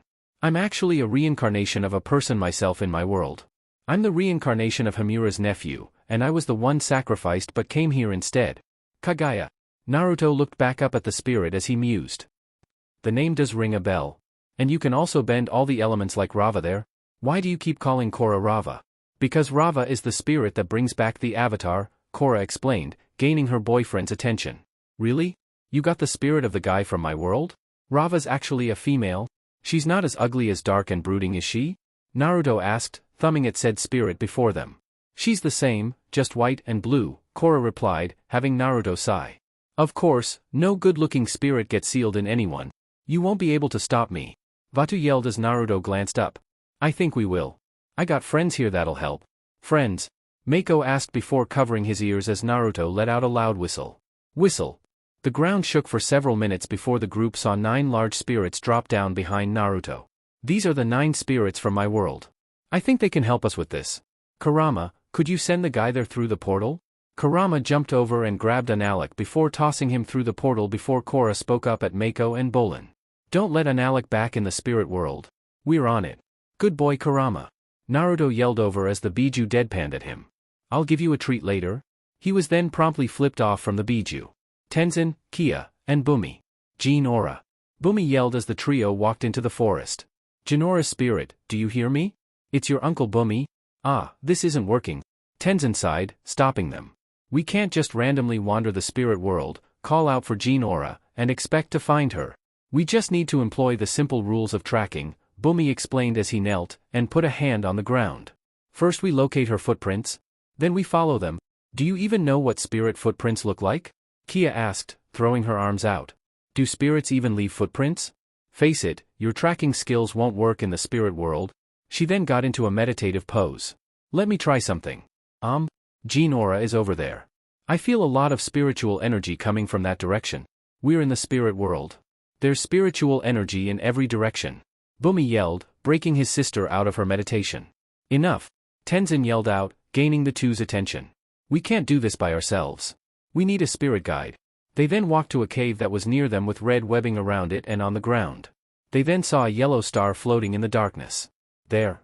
Spirit, hello. I'm sorry to disturb you, but I require your assistance. You dare wake me, human? It asked as 8 red eyes opened underneath. Humans in the spirit world belong in one place only. The spirit then ran out, revealing it's a large scorpion/spider before chasing the trio to a cliff and pushed them off. Whoa. They landed in the forest below before Tenzin blew up to their feet. Well, that didn't work. Now, where are we? We're completely lost. Naruto and Korra versus Vaatu. Korra is using all 4 elements to launch several attacks at Vaatu, only to have Vaatu dodge them. Korra enters the avatar state and charges at Vaatu, using airbending and firebending, destroying parts of his essence in the process. Naruto followed with firebending as well, while the Biju helped with Kurama, and Matatabi threw fire. Isabu shot water at Vaatu while Son Goku picked up rocks and threw them. Kokuo charged at the spirit and tackled him back. Saiken shot a sticky substance at Vaatu, who dodged it. Komiai flew around and used his tail to hit Vaatu. Gyuki then punched the spirit to Kurama, who grabbed Vaatu and threw him away. Korra propels herself over the ground with firebending and charges at Vaatu, obliterating a large portion of him. Vaatu turns back to Korra and knocks her off before slamming her against a rock with his energy beam. He ensnares Korra with vines, incapacitating her. Naruto then flies over with firebending as well and shoots him. The South Pole, Bolin, and Mako. The two guard the portal as they look for Alec. Suddenly they turn to see ice spikes being shot at them. Bolin then makes a wall to protect them as Mako firebends from behind the wall, while Bolin earthbends in the direction of the assault. The attacks stop for a moment as the two look at each other before they are interrupted by a barrage of ice spikes from the opposite direction. The brothers manage to dodge the attack by separating. Mako attacks with firebending, while Bolin somersaults while earthbending. When he bends another rock, he is struck by an ice spike. The rock managed to protect him, but the impact threw him toward Mako. I don't know if we can win this fight. We don't need to win, Mako stated with his hands up. We just need to stop Alec from getting back in the spirit world. Bolin then created 2 walls they hid behind. Alec? He asked, looking over the wall. Are you out there? He then turned back to look at Mako. He must have gone home. Bolin then looked again and came face to face with Eska. Hello, my feeble turtle duck. Bolin yells out before Eska knocks him off with waterbending. Mako turns to look at Bolin, but Desna emerges behind him. Before he could retaliate, Desna knocks him off with waterbending toward Bolin. When the brothers have recovered, a large water blast knocks them off, unconscious. Don't let them escape this time. Alec walked up via a small wave and back into the portal. Spirit World, Tenzin, Kia, and Bumi. Ha, Tenzin said, looking at a large glowing mushroom. We're walking in circles. I've seen that same spirit mushroom 5 times. That's not the same mushroom, Bumi said before a mouth formed on the stem of the mushroom. Yes, I am. See? Even it knows we're lost. Tenzin said, walking up to Bumi. Oh, sure, listen to a fungus over your own brother. Snap. What's that? Kia asked, hiding behind Tenzin. Mushroom, is that you? Nope. Wasn't me. He said before they saw a portly elderly man with a beard and balding walking with a fox spirit in green clothing. Ro. How? Where? It's been so long. Tenzin spoke as he looked at the others. Almost 40 years. It's nice to see you again, Iroh said with a smile. How did you know we were here? My friendly spirit fox told me you were lost. I came to show you the way out. Iroh replied, patting said fox on the head. Ro, we are grateful, but we're not looking for the way out, we're looking for my daughter, Tenzin replied, having Ro close his eyes. I'm sorry to hear that, but you shouldn't be here. Vaatu has escaped, and darkness threatens to take over. I'm not leaving until I find Jinora. I understand. But I beg you to be careful. If you travel too deep into the spirit world, you could end up in a place where only the lost will ever find you. The trio looked at each other before looking ahead to see that Iroh and the fox were gone. A place where only the lost can find you. Tenzin trailed off before his eyes widened. That's it. I know where to find Jinora. They then walked back to the cave where the spider scorpion lives. Are you sure this is the best way to find Jinora? Bumi asked his brother, who nodded. Trust me. Hey, you, spirit. Wake up. Tenzin yelled, throwing air in the cave. You again? The spider then hit them with webbing before dragging them away. Later, they came to a cliff where the spirit brought them forward and saw a dense fog at the bottom.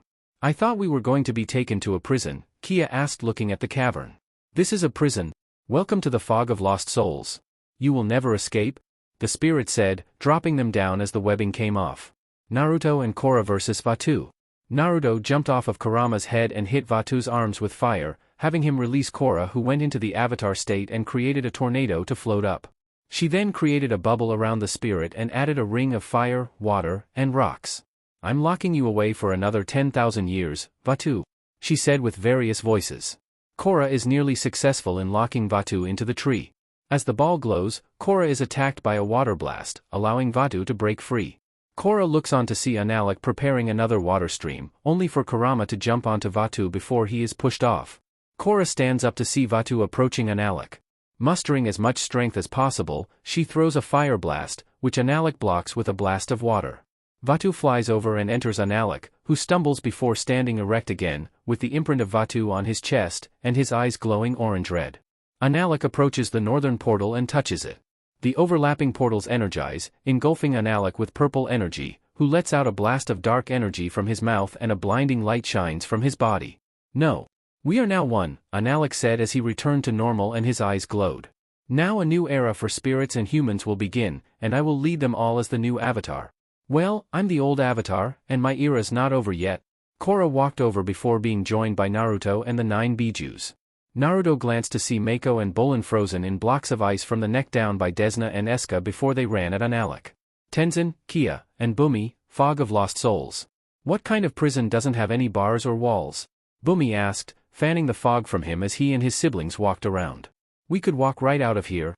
"The fog of lost souls is a spirit prison for humans," Tenzin explained as he glanced around.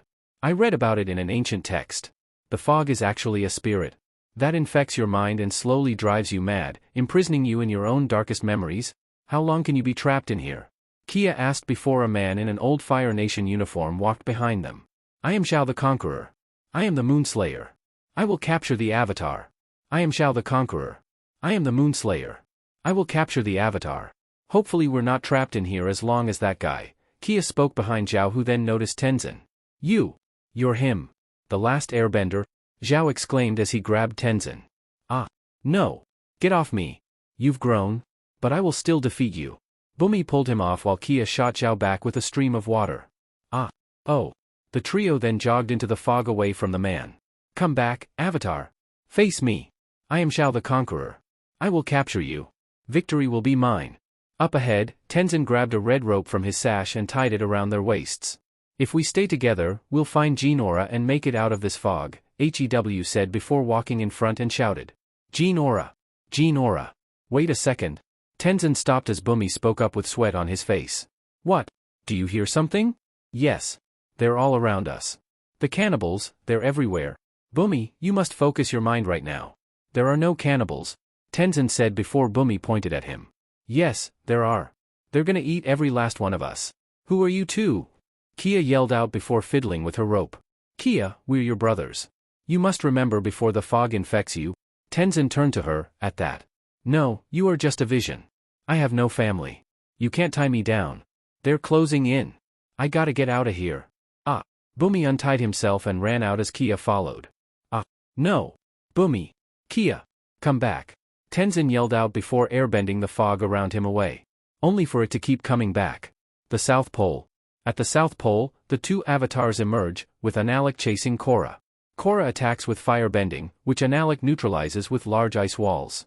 Both make their way out of the encampment before Korra attacks Analik with airbending, but misses him. Analik attacks Korra with ice shards, which Korra blocks before gaining altitude and assaulting Analik with large rocks. Analik breaks the rocks with 2 water whips and directs them toward Korra. Korra stops the whips with a large ice disc, but Analik throws her off toward the ground. Analik exits his water spout and traps Korra in a fissure before closing it. "Give in.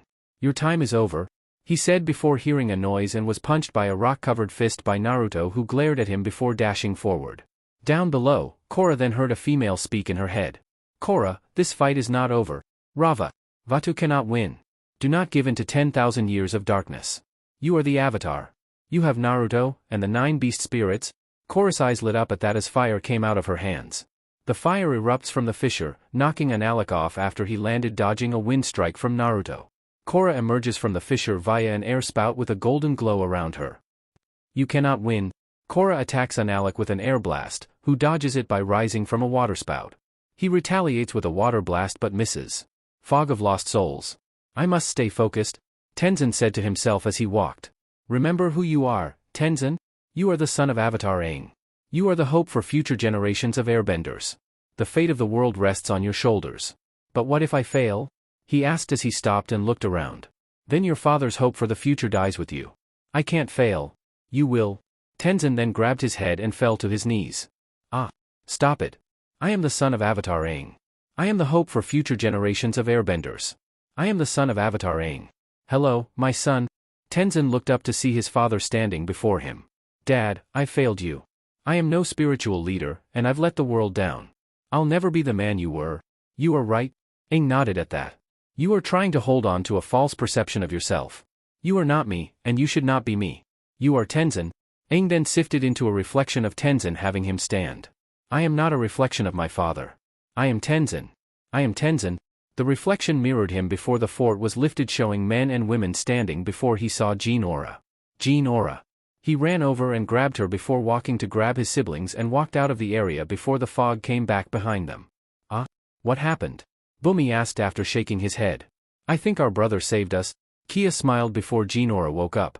Dad? You're going to be okay, sweetie. I'm here, Tenzin said as Jean Aura hugged him. Just as a spirit butterfly landed on her elbow. What happened? The last thing I remember is dark spirits taking me away. You were trapped in the fog of lost souls, but I wasn't going to let you stay there. I'm so happy to see you, Dad, she said as the group hugged each other as several more butterflies landed on them. Earlier, spirit world. Please, let us out. Bolin whined as Desna looked at them. His groveling is pathetic, but I do enjoy the sweet scent of desperation, Eska replied before Mako glanced over. Come on. Your dad has become an evil monster. He's trying to bring on eternal darkness. Why would you protect someone who doesn't care about you at all? Father was going to let me expire when we tried to open the northern portal. Desna spoke to his sibling, remembering them trying to open said portal after they thought Korra died. Perhaps we should rethink our position. Yes. No. Don't listen to him. His words are poisoning your mind, Eska replied before Bolin started crying very loudly. What's with this outburst of emotion? I'm sorry, I can't help it. It's just so sad. That I'll never get to be with you again. He bawled out as she raised an eyebrow. What? Eska asked before walking up to Bolin. Explain yourself further. Eska, I've always loved you, and I've always wanted to be with you. But now that the world is ending, I'm never gonna get that chance. He explained before sniffing. We could have been together, but you left me at the altar. I was scared. I was scared of my true feelings for you. I should have never left you. I'm sorry. And I'm sorry that we'll never have a chance to rekindle the dying ember that was our love into a big fire of love flames, he explained crying as Eska just stared at him, raising an eyebrow. She then kissed him, melting the ice on both of them. You'll never defeat my father, Eska said, pulling back with a strand of saliva connecting them. But should you survive, perhaps we can spend eternal darkness together? Mako then pulled his brother to the portal at that. Wow, that was the best acting I've ever seen. You completely fooled her. Yeah, right, that was acting? Bolin said, wiping a tear as they went through the portal. They will certainly perish, Desna said as his sister gave a smile watching them. Just before wind blew them to their knees, the 9 Biju ran in as well. The South Pole. As the brothers run out of the portal into the South Pole, they witness the 3 avatars fighting. Korra shields herself from Analic's water attacks with fire before exiting her air spout. On the ground, Naruto directs 3 rocks, knocking Analic off his water spout before throwing air, having Korra land in it, and propel herself at her uncle. Analic directs 2 water streams at Korra, which they're able to dodge. Korra propels herself with earthbending and throws 3 fire blasts at Analic. Analic throws a large water whip at Korra, which she manages to catch, before freezing it and tossing him off his water spout. Naruto shot fire at him, burning his coat before having air come out of his feet. Getting to Analic, Naruto axe punches him in the head as Korra bends out another water whip and traps Analic's left hand. Analic enters his avatar state and pulls Korra toward him and shoots Naruto back. The avatars drag themselves toward the center. As Korra entered the avatar state, the show of strength resulted in the ground around them to rumble and crack. Vaatu emerges from within Analic, startling the brothers. Korra attempts to attack Vaatu with a fire breath, but Vaatu attempts to enter her mouth. Only for Naruto to throw fire at him before Kurama dropped down, having the dark spirit go back into Analic before a purple glow covered the sky. Suddenly, Analic started to glow purple and started to grow. Now, 10,000 years of darkness begins. You're gonna have to go through me and my siblings. Kurama said as Naruto got to a coughing Korra after getting Vaatu pulled off her face. You alright? Yeah. But I don't know how we're going to win though, she said as he picked her up bridal style. First let's get you healed up, he said as she glanced to see Kurama tackle Vaatu. Wow, Bolin said as he watched the Biju fight. This would be so expensive to do in a mover. I'm glad we're able to watch this with our eyes. Naruto then walked through the portal remembering a river by the tree. Chapter 10. Light in the Dark. After fusing with Vaatu, Unalak became a dark avatar, and Kurama and the other Biju fight the new Unavaatu who gained power during harmonic convergence to give Korra time to gather her strength. Tenzin managed to free Jinora from the fog of lost souls, but her spiritual quest isn't over yet. Can Korra and Naruto save the world from eternal darkness? Republic City. General Ro, are your ships in position? Iroh, who was looking at the colors in the sky, looked down as he heard Reiko over the radio on his ship. He reached for the microphone as he and others were docked in the harbor forming a line. Yes, Mr. President, but I need to know what kind of enemy we're dealing with. Suddenly, the sky lights up and Unavaatu plunges into the sea. The wave he creates pushes back one of the battleships while he stood to full height. It's time to take back the physical world, he said in a deep booming voice before walking towards Aang's statue. Fire. The United Forces firebenders attack Unavaatu with large fire blasts, but Unavaatu continues walking, unharmed. He retaliates by waterbending a wall to stop the blasts, before sending the wave toward the battleships, scattering them. He subsequently walks up to Avatar Aang Memorial Island. Unavaatu wraps his tendrils around the statue of Aang, before bringing it to the sea, having it slowly sink into the water. Unavaatu grinned before the sky lit up again before Kurama and the others dropped down and growled at him. Spirit World. Naruto saw Tenzin and his siblings running to them as Korra healed some wounds on her arm by the river beside the Tree of Time. They're over here. Did you find Jinora? Korra asked while rubbing her elbow. I was able to rescue her soul, but she wasn't ready to return to her body yet. She sensed the world was in grave danger. She was right? She sighed out before standing and walked to a boulder before sitting down. Were you able to stop Unalak and Vaatu? No, they fused, Naruto explained, crossing his arms. I got friends fighting him now when Vaatu changed to give Korra time to heal. She needs you now, more than ever. Republic City. Kurama wrapped his tails around Unavaatu's arms before the spirit spun, sending him spinning into his siblings. Unavaatu then had a purpler mean shoot out hitting one of the airships and having its tail end explode. It's going to destroy the entire city, Reiko said, looking out at the spirit in the bay from the ship. We're going down, Lin yelled, opening the door and having her men swing out with their wires before jumping out with the president. Landing on a roof, the two looked to see Unavaatu jump over Matatabi and place his hands in the water, and had vines come up. Over in the Task Force HQ, Veric was doing stretches as he listened to the radio while Julie read a paper. It's pandemonium in the streets. Giant vines are destroying everything. This is Shiro Shinobi signing off. Crack. Vines came through the wall destroying the radio just as Veric reached for his feet while the vines went around him. Blinking, he straightened up before he walks up to the hole and puts on a pair of goggles. Julie, commence Operation Winged Freedom. Julie ties a backpack to herself before running over and latching onto Veric's back. She tightens the clasp around Veric's waist before the duo leaps off the cell and falls. Do the thing. She pulled a handle having a glider pop out and had them glide on a gust of wind outside the city. Spirit World. I know I haven't been the best mentor to you, Tenzin said to Korra who was still sitting on the boulder. But I realized it was because I had a lot of spiritual growth to do myself. There may still be a way for you to stop Vaatu. How? She asked as he walked to the tree, having her and Naruto follow. Let go of your attachment to who you think you are and connect with your inner spirit. I've talked to Rava. I'm not talking about Rava, Tenzin spoke as they walked in the tree. Rava is not who you are. Why are you showing me Vaatu's prison?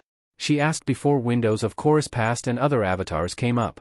Naruto saw him meeting Korra for the first time before seeing him and Korra fight, Amon. He then saw her meeting Asami before seeing the city being attacked.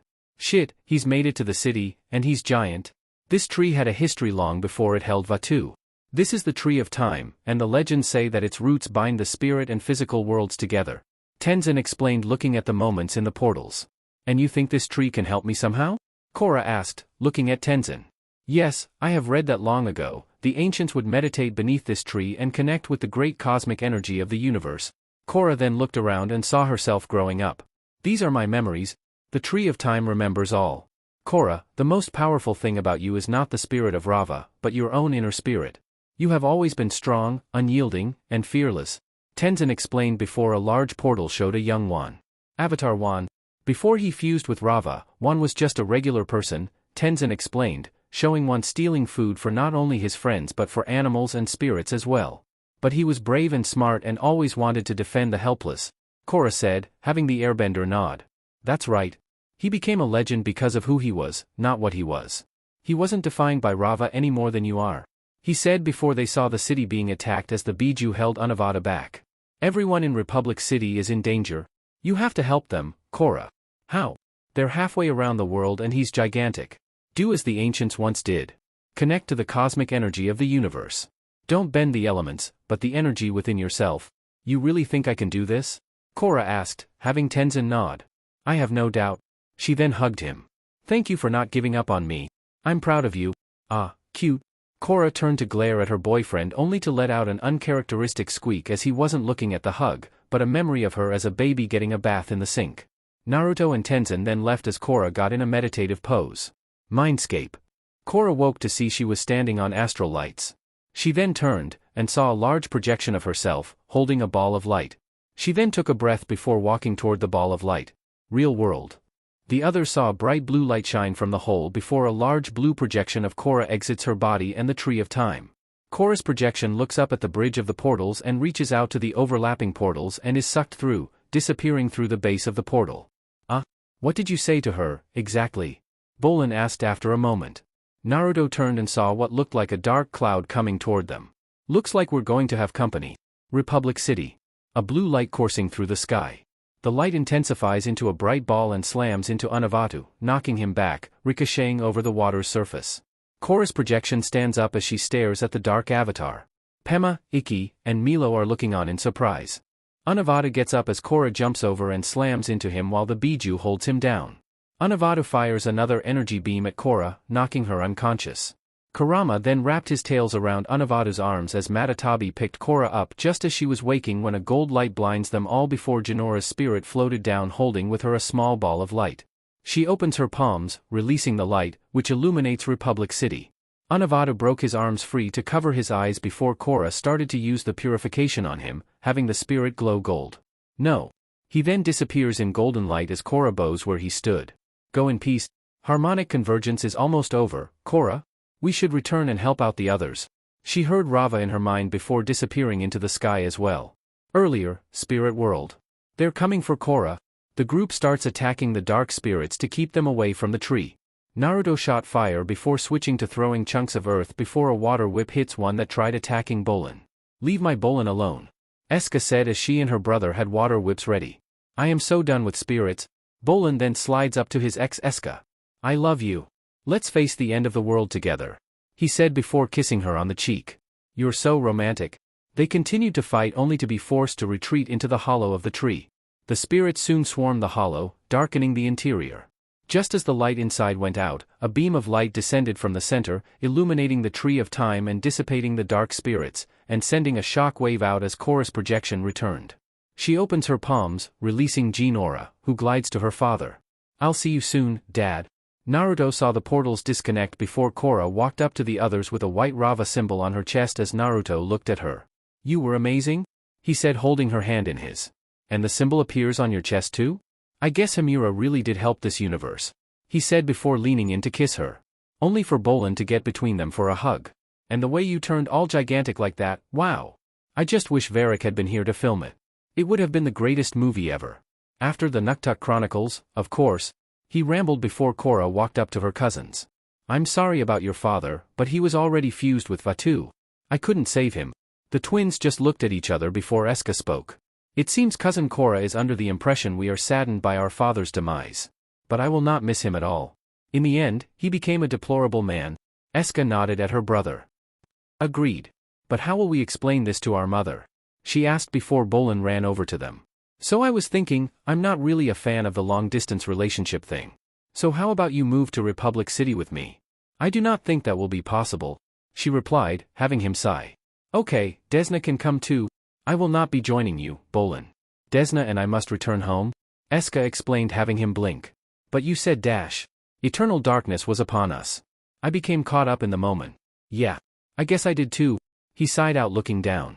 But You will always hold a special place in the organ that pumps my blood, she said, walking up to Bolin and placed a hand on her chest. I will remember you fondly, my turtle duck.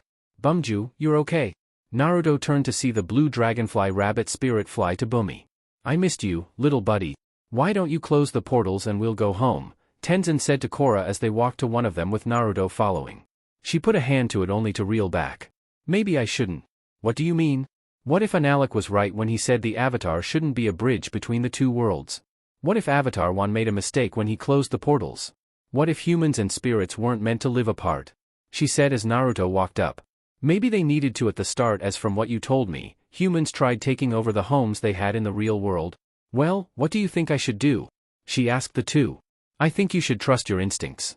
There is nothing else I can teach you. You are the Avatar. Whatever your decision, I support you. And I say go with your gut, Naruto said as she looked at the portal before turning to walk back. The South Pole. Korra stood at a podium at the palace speaking to her countrymen with Naruto, Asami, and her parents behind her. The War of the Water Tribes is over. Analek has been defeated and the Northern Fleet is returning home.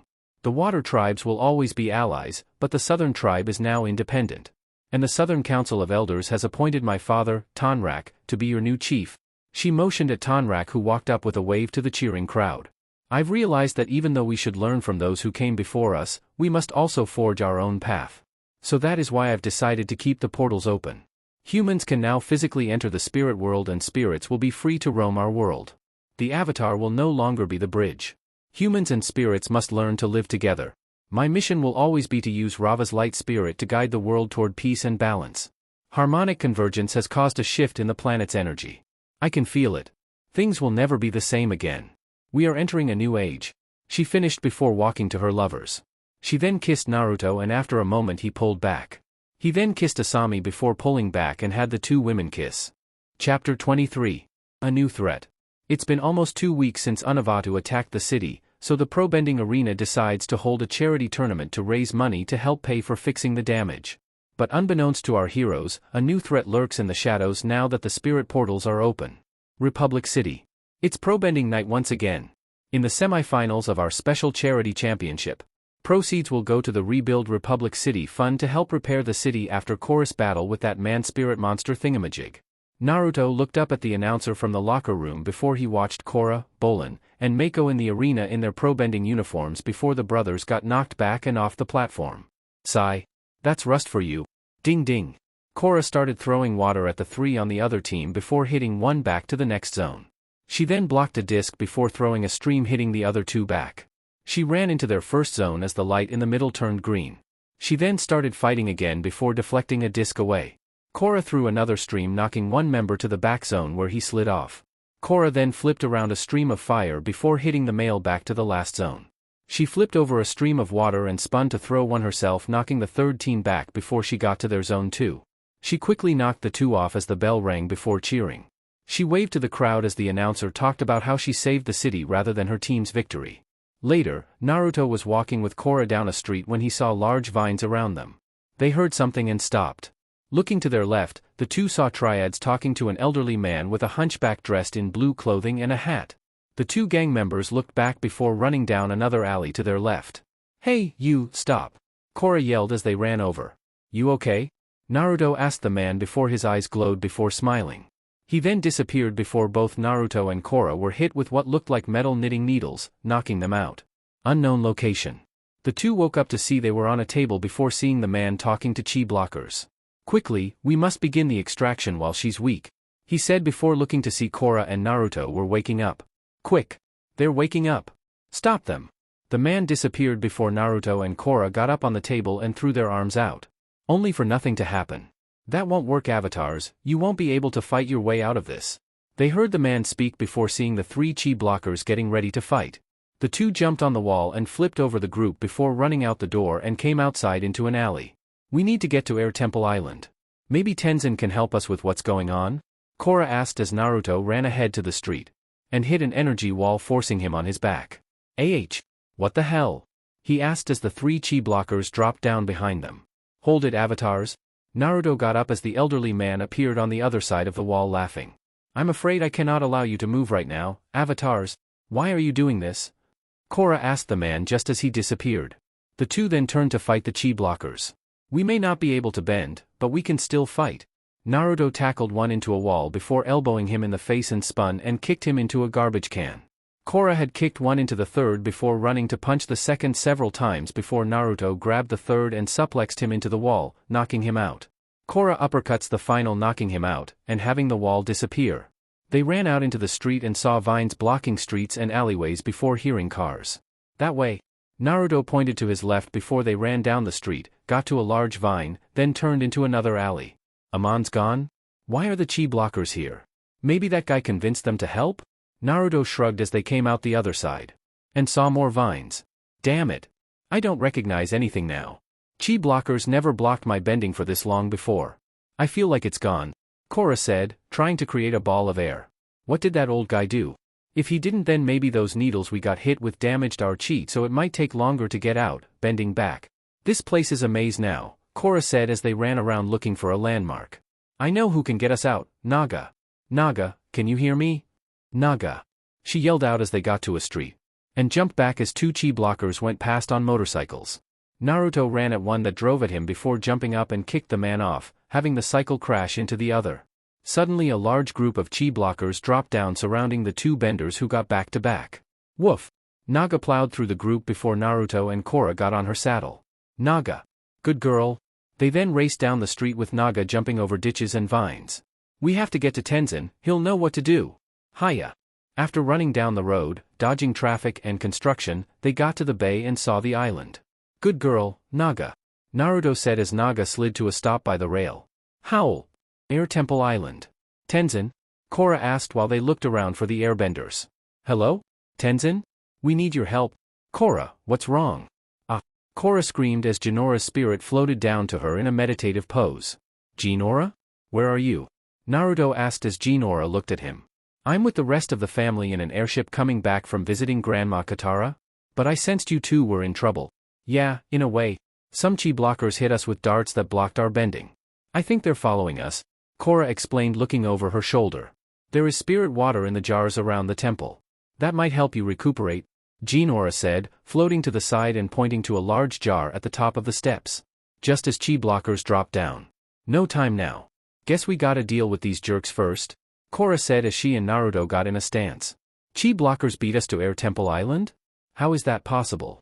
Could the old guy know we were going to come here? Naruto asked before blocking a strike, then tossed the chi blocker into a jar, breaking it. Maybe he sent some here to get us? Korra kicked one in the head as Naruto jumped over to kick the third. They then ran up the steps and saw a large jar with blue decorations on it. There. They ran over and each took a drink. I can feel my energy coming back, Korra said before waterbending water from a pond followed by Naruto. He then tried to firebend only for nothing to happen. The others are still gone though, he said before they turned, only to see an earthbender triad member drop down. Naruto sighed before pulling water up and threw it at the man's head. He froze it before kicking the man into a wall, breaking the ice, and knocked the man out. We gotta make sure the temple's okay. Tenzin will blame me if something happens to it, Korra said as Naruto looked over before they ran. Why would he think that? It's not like you have a temper or anything. He smirked as Korra puffed her cheeks at that as they ran up the stairs to the temple. As they got to another level, a firebender triad member dropped down and threw flames at them. Hot enough for you? Naruto grabbed some water and threw it at the bender as Korra got behind him. She threw him up in the air with water before kicking him towards Naruto, who punched him and knocked him out. They ran up and came to the courtyard before Shady Shin, Two-Toed Ping, and Mushy dropped down. This is worse than I thought. The temple's been invaded. Get ready for a beating, Shin said as Naruto dashed forward. He then hit Ping with water, froze it, and kicked his way off the hill. Going to Mushy, Naruto jumped over a rock and kicked him in the knee, forcing the gangster to the ground before stomping on his head, knocking him out. Need help, Korra? He asked, looking over to see Shin was thrown down the hill and tumbled. Nope, she said, cracking her knuckles. And don't come back. She finished walking over as Naruto put a hand on her shoulder. Well, let's get some rest. We've been running and fighting since last night, he explained, pointing at the rising sun. Won't do us any good if we're too tired to fight anyone. Chapter 24. Old Friend. Naruto and Korra, after resting, make their way back to Republic City. They hope to find out more about the old man that took their bending away, as well as what his real goal is with them. Can they survive the streets with chi blockers and triads after them? Republic City dusk. The two benders ran down the street before Korra spoke. We need to knock some heads and get our bending back. I doubt that old guy is here after resting, Naruto replied before a group of chi blockers dropped down and threw electric bolus at them. The two dodged them before running to the group to start fighting. Naruto kicked one into a support beam for a deck that was built by a building before grabbing one around the neck and dropping down, slamming his head on the ground. Naruto kicked up as Korra threw a chi blocker at him, having Naruto kick him in the head. Let's go. They ran down the street and came up to a stream beside the road. Wow! There are Sotomobiles all over the place. Nice to see the city's on its way to recovery. Korra spoke before turning to the right. As the two ran down the street, a mecha tank dropped down. Oh, come on! Naruto yelled out before Jinora appeared in a meditation pose before them. I think I figured out how to get your earthbending back. Earthbenders need to stay rooted, so if you stand your ground, it might help you to earthbend again. Naruto looked at his girlfriend before the two planted their feet as the tank ran to them. Just as it got close, the two yelled out, brought their hands up, and had a pillar of earth come up and sent the tank toppling into the water. A chi blocker came out and swam to the other side of the river as they watched. They then ran down the street and came up to an earthbender, firebender, and waterbender triad member. Naruto ran to the water and slammed his foot down to have a pillar throw the man off balance before punching him. He was then grabbed from behind by the earthbender before wrapping his right arm around the man's head. The man created a pillar under each of Naruto's feet to throw him in the air. Only for Naruto to still hold on before falling, slamming the man's head on the ground. He got up to see Korra knocking the last man out before Jinora appeared beside them. Korra, Naruto, I'm getting a feeling that whatever's bringing the triads and the chi blockers out is coming from the spirit world. Yeah, I got that feeling too, Korra replied, hand on her hip. When I came to, I saw something or someone. You need to get to the southern portal right away, Jinora explained as Korra nodded.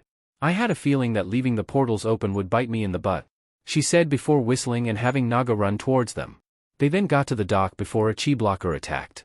Naruto then pulled water from the bay and froze him from the neck down. Who are you working for? Some old guy from the South Pole with lots of money. I don't know his name. Please don't hurt me, the man said before Naruto narrowed his eyes. What was he saying about a distraction? He was rambling about some idea he had. Said he could steal your chi or something. Said order would arise from chaos. I don't know. I told you everything I know. Okay, thanks, Naruto said before task force trucks appeared. Guess we're heading to the South Pole to get some answers, Korra said before going to the yacht Naruto took from Veric to use as a vessel for his force. South Pole docks. The two stood at the bow and saw a group of chi blockers led by a triad member before Jinora appeared. Korra, Naruto, I think this is a good opportunity to get your firebending back. Focus your anger and use it to bring back your firebending. Well, that's easy for Korra, Naruto joked before being elbowed by his girlfriend. They docked before jumping off and quickly started taking out the men and women in the group. After being ganged up on, fire came out of the hands of Naruto and Korra shooting up into the air and knocking the last of the group back. If that old man's in the spirit world, then we gotta go to the spirit portal, Korra said looking at the pillar of light. And we can't afford to meditate. We also gotta get all of our bending back. About damn time you showed up. Naruto jumped as a fox appeared beside him standing chest high. Kurama? What the hell? Why are you here? Kurama scratched his neck before speaking. Got tired of my siblings so I decided to help you out now. God help us. Naruto groaned at that. They all ran down to the portal, only to see a cave beside the mountain before walking in. And had the old man appear behind them and created a spirit wall. Ha ha ha. You've fallen into my trap, he said as three triad members dropped down and he disappeared. Kurama grew slightly and tackled the men into the mountain before grinning. Oh, so you aren't lazy? Naruto deadpanned as Kurama glared over his shoulder. Fuck you. You have a weird relationship with your spirits, Korra spoke as the wall disappeared. Sigh. What is it about the South Pole that brings out the crazies? She asked before Naga slid by the opening. They then get on and ride Naga to the portal. Later, after going through the forest, they came up to the portal to see the man walking in as dark spirits surrounded the portal. Suddenly, three chi blockers dropped down as Jinora appeared again. Korra, Naruto. Remember your airbending training with the spinning gates? You're right.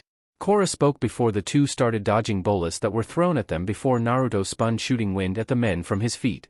They then easily took the group out before dark spirits surrounded them.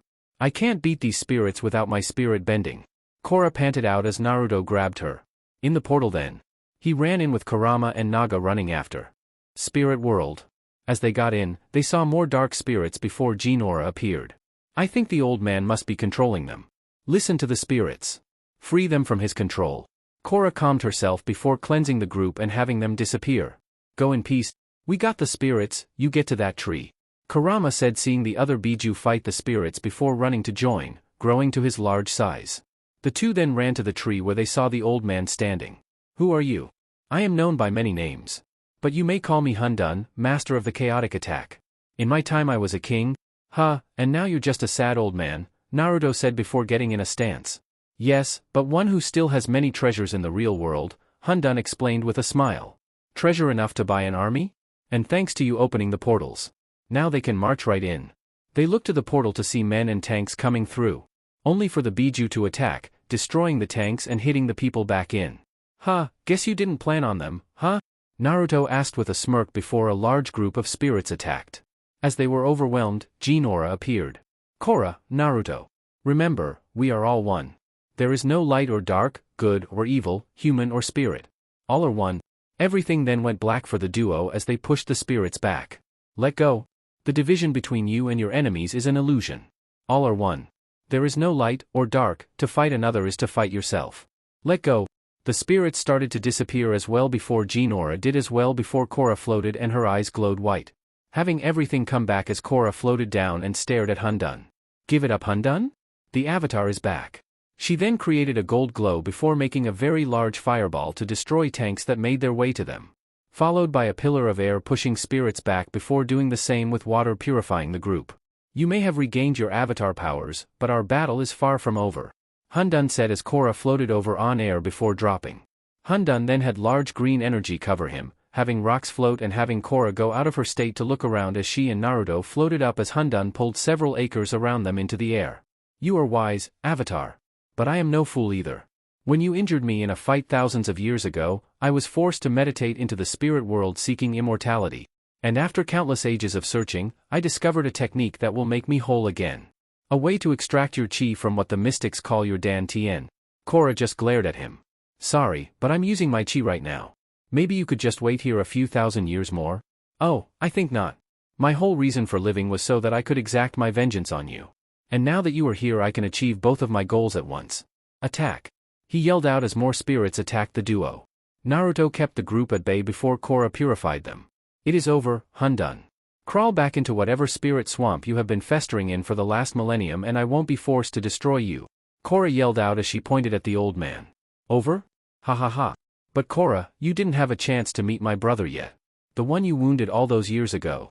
He yelled out as his eyes became red. Hundun took a stance before taking off his cloak to reveal another deformed man on his back with one glowing eye. Whoa! Now you will truly taste the chaotic attack. The brothers spoke at once and grew to be 10 foot tall. Kurama. Naruto yelled out having the fox jump over onto the man before looking at Korra. Now. She went into her avatar state and had gold energy surrounding the brothers before they came back down as the brothers disappeared. Go in peace. They then walked back to the portal where Jinora's spirit waited. You did it. I thought opening the portals in my life would be an issue, Korra said before looking at her hand. But it turns out I also have to answer for stuff I did 100 lifetimes ago.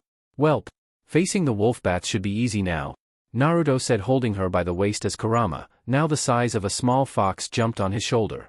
Look out world, Kurama's back. See?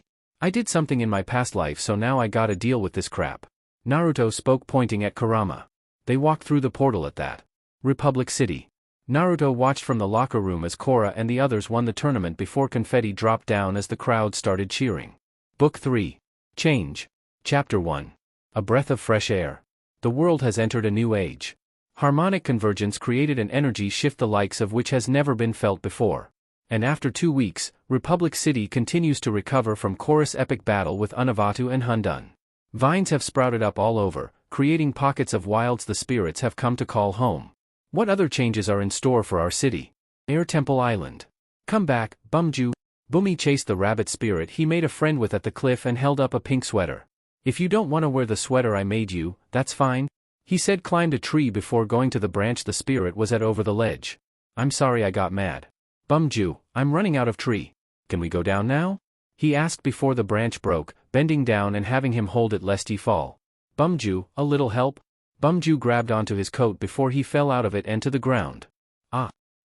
He screamed as he turned, falling face first, and threw his arms out. Just as he was about to hit the ground, air shot out of his hand stopping him. Look, I'm airbending, he said, smiling at Bumju before the air stopped and he hit the ground. Ah. Wow, that still hurts a lot. Republic City. In a vine-covered block, Naruto and Korra looked around, both holding staffs. How are we ever gonna clear away all these vines? Korra asked as Tenzin and Jinora walked behind them. I don't get it.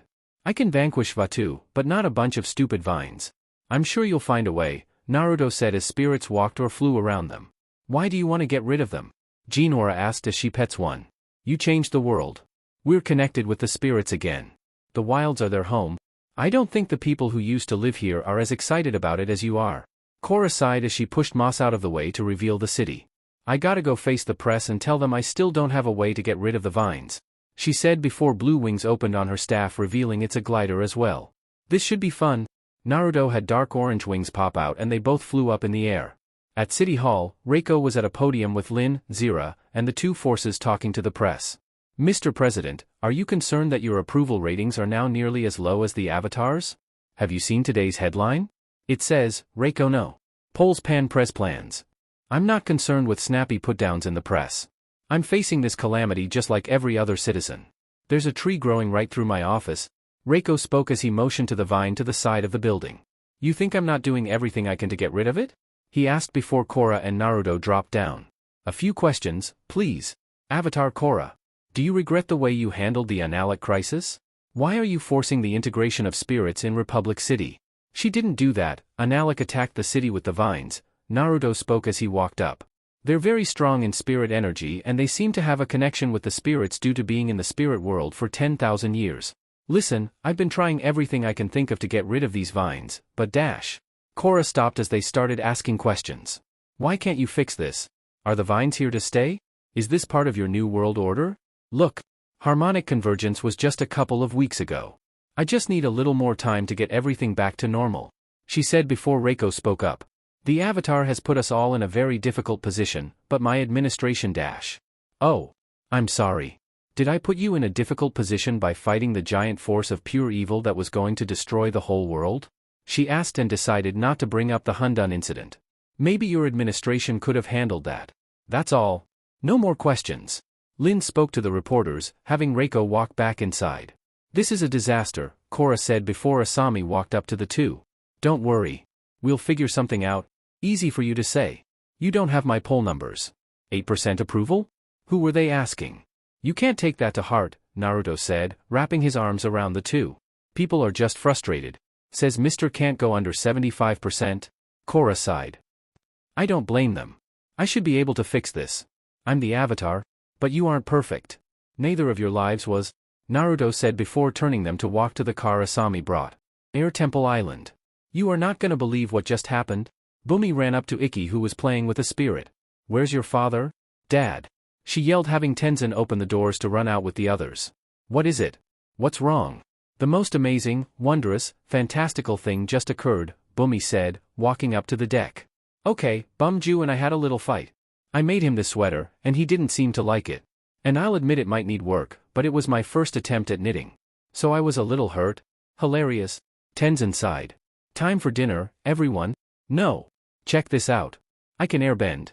Bumi yelled out, getting their attention, and tried to airbend. Only for nothing to happen. Yeah, wait. Seriously. I was doing it. Oh, hold on. Maybe if I. He said, trying different ways to airbend. I swear I'm not making it up. Later, they all sat at the table with Naruto, Korra, and Asami joining and saw Bumi move his arms. Stop waving your arms around at the table. It's not funny anymore. Tenzin spoke after taking a bite of his food. It's not a joke. What's up with him? Korra asked before sitting down by Bolin. Bumi says he airbended earlier, but he can't now. Oh, and I guess he's not very good at knitting either. I gotta say, I love being a part of this family. You got the grumpy dad, the wacky uncle. The put-upon mom, crazy kids. This is great. Where's Mako? Naruto asked as he sat down, leaning an arm on his knee. He's staying at the police station. Still. I told him Tenzin invited us to stay here since our apartment is a vine habitat now, but he said he had a ton of work he wants to finish, Bolin explained before Naruto looked to see Bumi stand. Oh. Did you see that? I think the napkin moved. You blew on it? Kia sighed before Bumi raised a hand. Wait. Maybe I can only do it when my life is in danger. Bolin, bend a giant boulder at me. Yeah, I don't think that's a good idea, Bolin said after slurping some noodles. If you're gonna be bending giant boulders, you can do it outside, Pema said, feeding Rohan. No one is bending giant boulders. Tenzin spoke up, standing. Look alive, Uncle Bumi. Milo yelled as he threw a plate at his uncle. Ah! Bumi threw his arm and had a ball of air surrounding the plate, getting shocked looks from everyone. I told you. Unbelievable. You're actually an airbender, Tenzin said as Bumi smiled. Wait until I tell Mom. She's gonna love this, he said before the plate dropped. Police HQ. Mako, who was sleeping at his desk, was woken by a call from an alarmed shopkeeper, who claims that his brother, Da, accidentally ransacked the store after displaying what appeared to be airbending. Mako is skeptical of his statement, stating there are only 5 airbenders in the world. Upon arriving at the store, Mako orders Da to come out of the back room, but in doing so, Da accidentally sends a strong gust of wind that knocks the door off its hinges and onto Mako, stunning him. Panicked, he apologizes to Mako before running out of the store. The next morning, Air Temple Island. Ugh. I can't figure this thing out. Bumi in his coat said as he tried airbending while they all stood outside. Do you think being in the spirit world during harmonic convergence could have given him bending? Korra asked Tenzin, who stroked his beard. I suppose it's possible. Maybe Uncle Bumi is just a late bloomer, Ikki spoke up, as Kia waved her arms in front of Bumi. I have been noticing a change in your aura lately. And you didn't tell me? He asked as Lin and Mako walked up to Tenzin. Invisible spirit monster attack? She asked, hands on her hips. Lin. You won't believe this. Bumi just started airbending, Tenzin said, having her blink and turn to him. I'm afraid he's not the only one. What? I got a call last night about a guy who just started airbending out of nowhere, Mako explained to Tenzin. You mean there's another one? Where is he now? He asked Mako, who turned away at that. He blew a door down on me and get away. We've got an all-points bulletin out on him right now. Has Zira gotten it as well? Naruto asked, putting his hands on the railing. My task force can help cut the search down. Lieutenant Zira has been helping, yes, Lin said before they left. Later, Naruto and his girlfriends were at the city docks walking to Asami's car. This is so exciting. New airbenders in the city? I bet we can find that guy before Mako does, Korra said as Asami held up the keys before looking at Naruto and threw them at him. Naruto sped down the streets before hitting the handbrake to drift into a turn, then slammed on the brakes as he got to a large vine before a porcupine spirit appeared. Hey! Watch where you're going. The spirit yelled out as Naruto waved his hand. Yeah, just gotta get used to you being on the roads, okay? What are you doing living in the middle of the road in the first place? Wouldn't it be safer at another spot? Don't ask me, Avatar. Not the Avatar, this hot piece of ass is. Naruto thumbed to a frazzled-looking Korra who sat in the back seat, hand over her chest. Damn it. Kurama, fur on end, clawed his way up from the trunk. What the hell, Naruto? You almost shot me out. And my life would instantly be better, furball.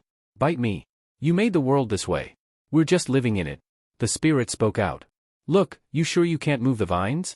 Naruto asked the spirit, who huffed. Spirits? Vines? We're all the same.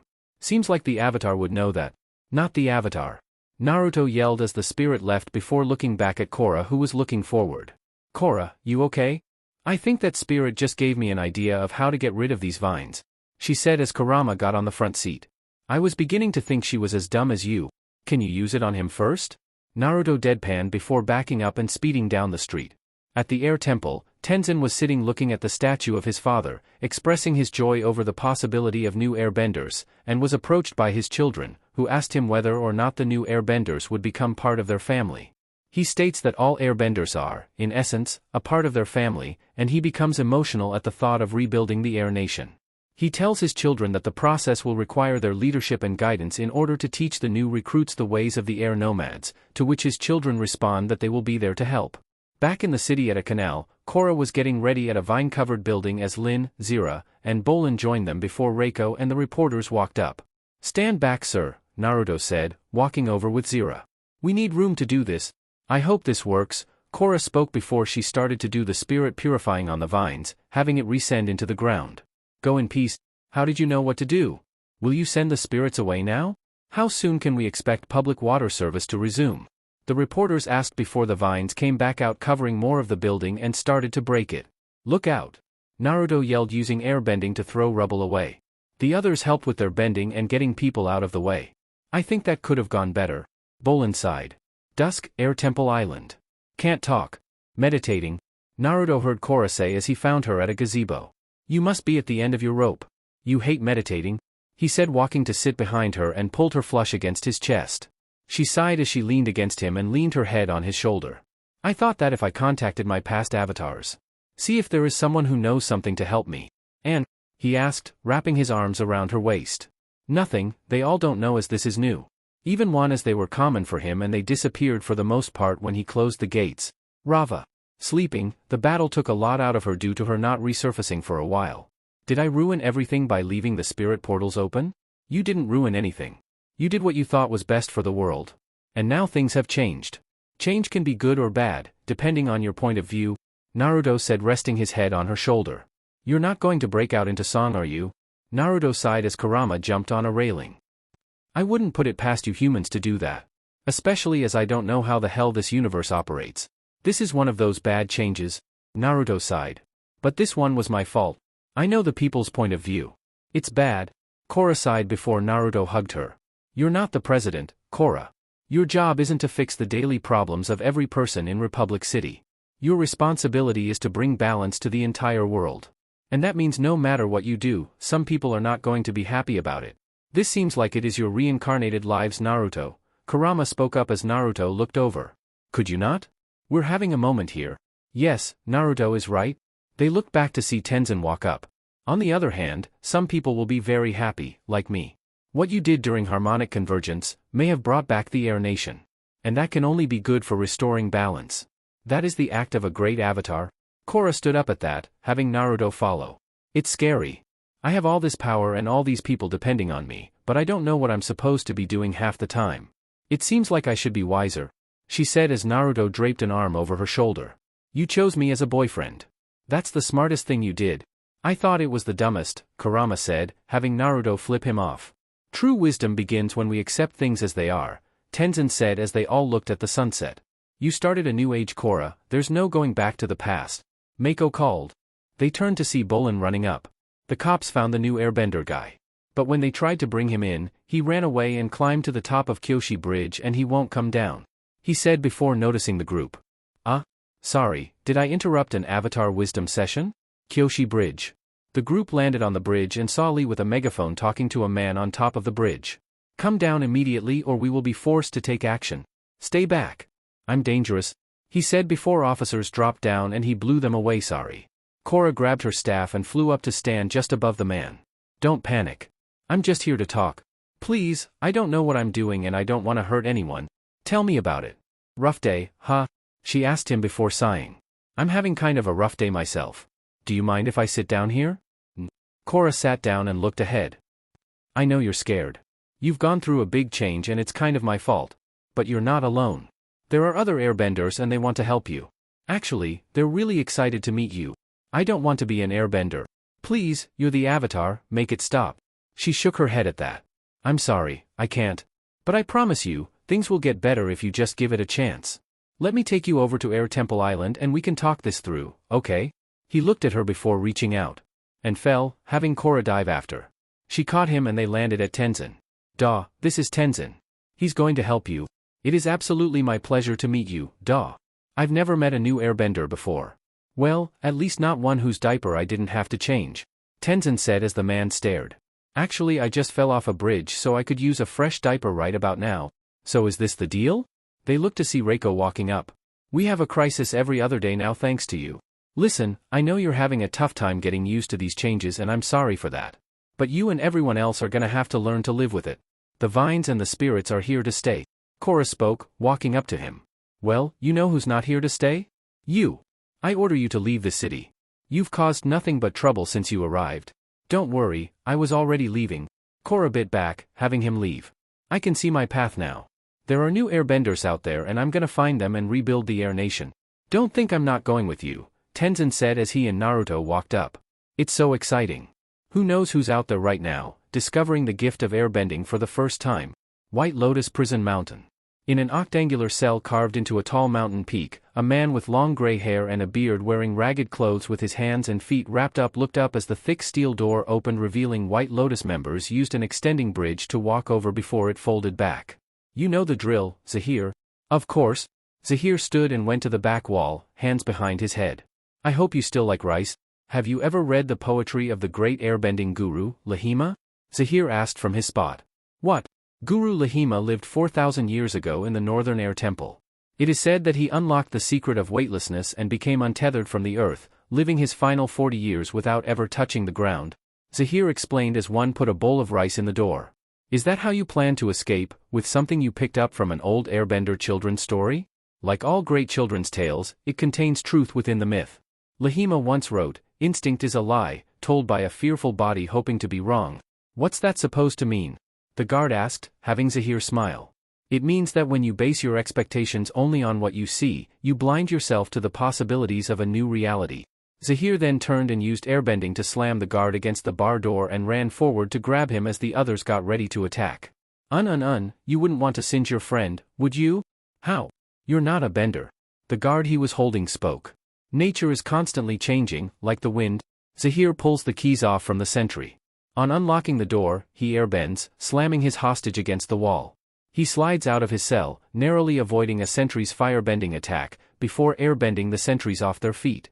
He leaps up and grabs the firebender, throwing him into the cell. Zahir avoids an earthbending attack and leaps off a bent earth wall, before climbing up the wall with airbending. Perched, he avoids a fire blast and leaps behind the firebender, before throwing him to the cell with airbending. He runs up a wall, avoiding the attacks from the remaining 2 sentries.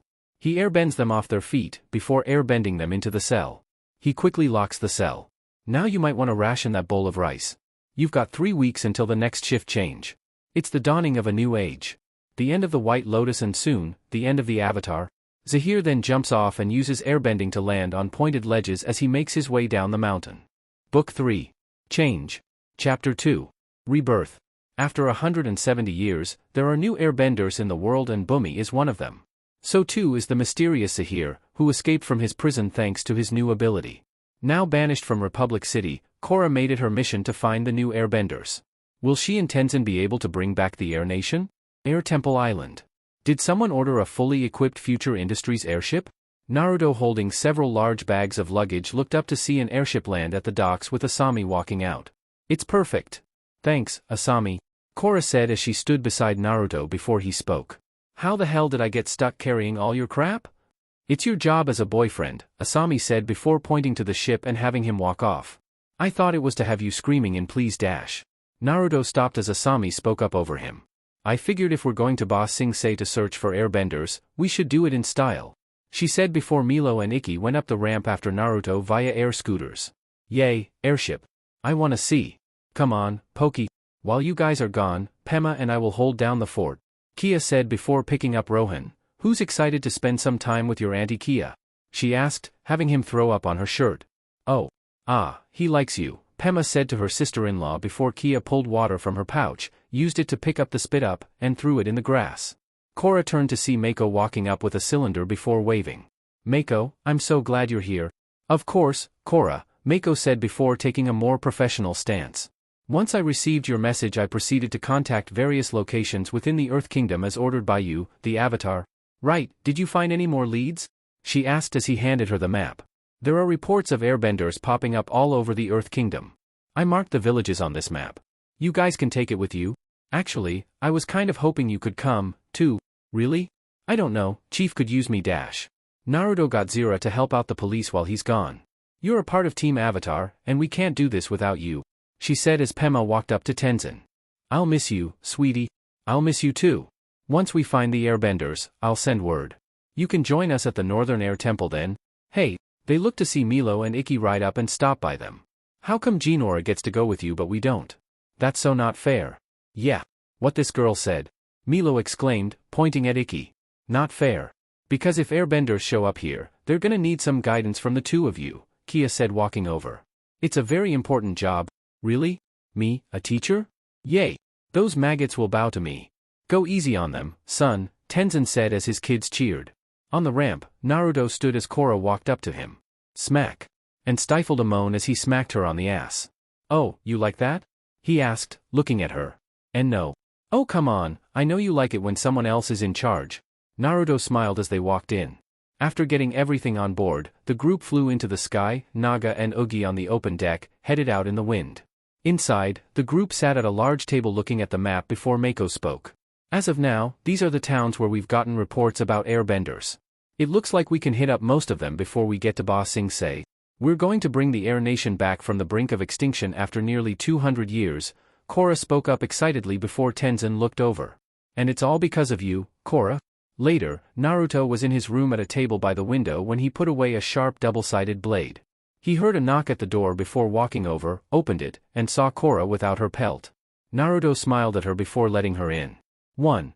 Later, the group visits multiple Earth Kingdom villages but is ultimately unsuccessful at recruiting individuals who have lives of their own and are uninterested in learning about the air nomads, mostly due to Tenzin explaining the downsides of living like a nomad.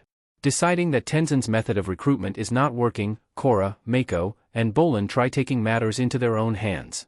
They attempt to force a young, unambitious airbender named Ryu to join their cause but ultimately cannot convince him.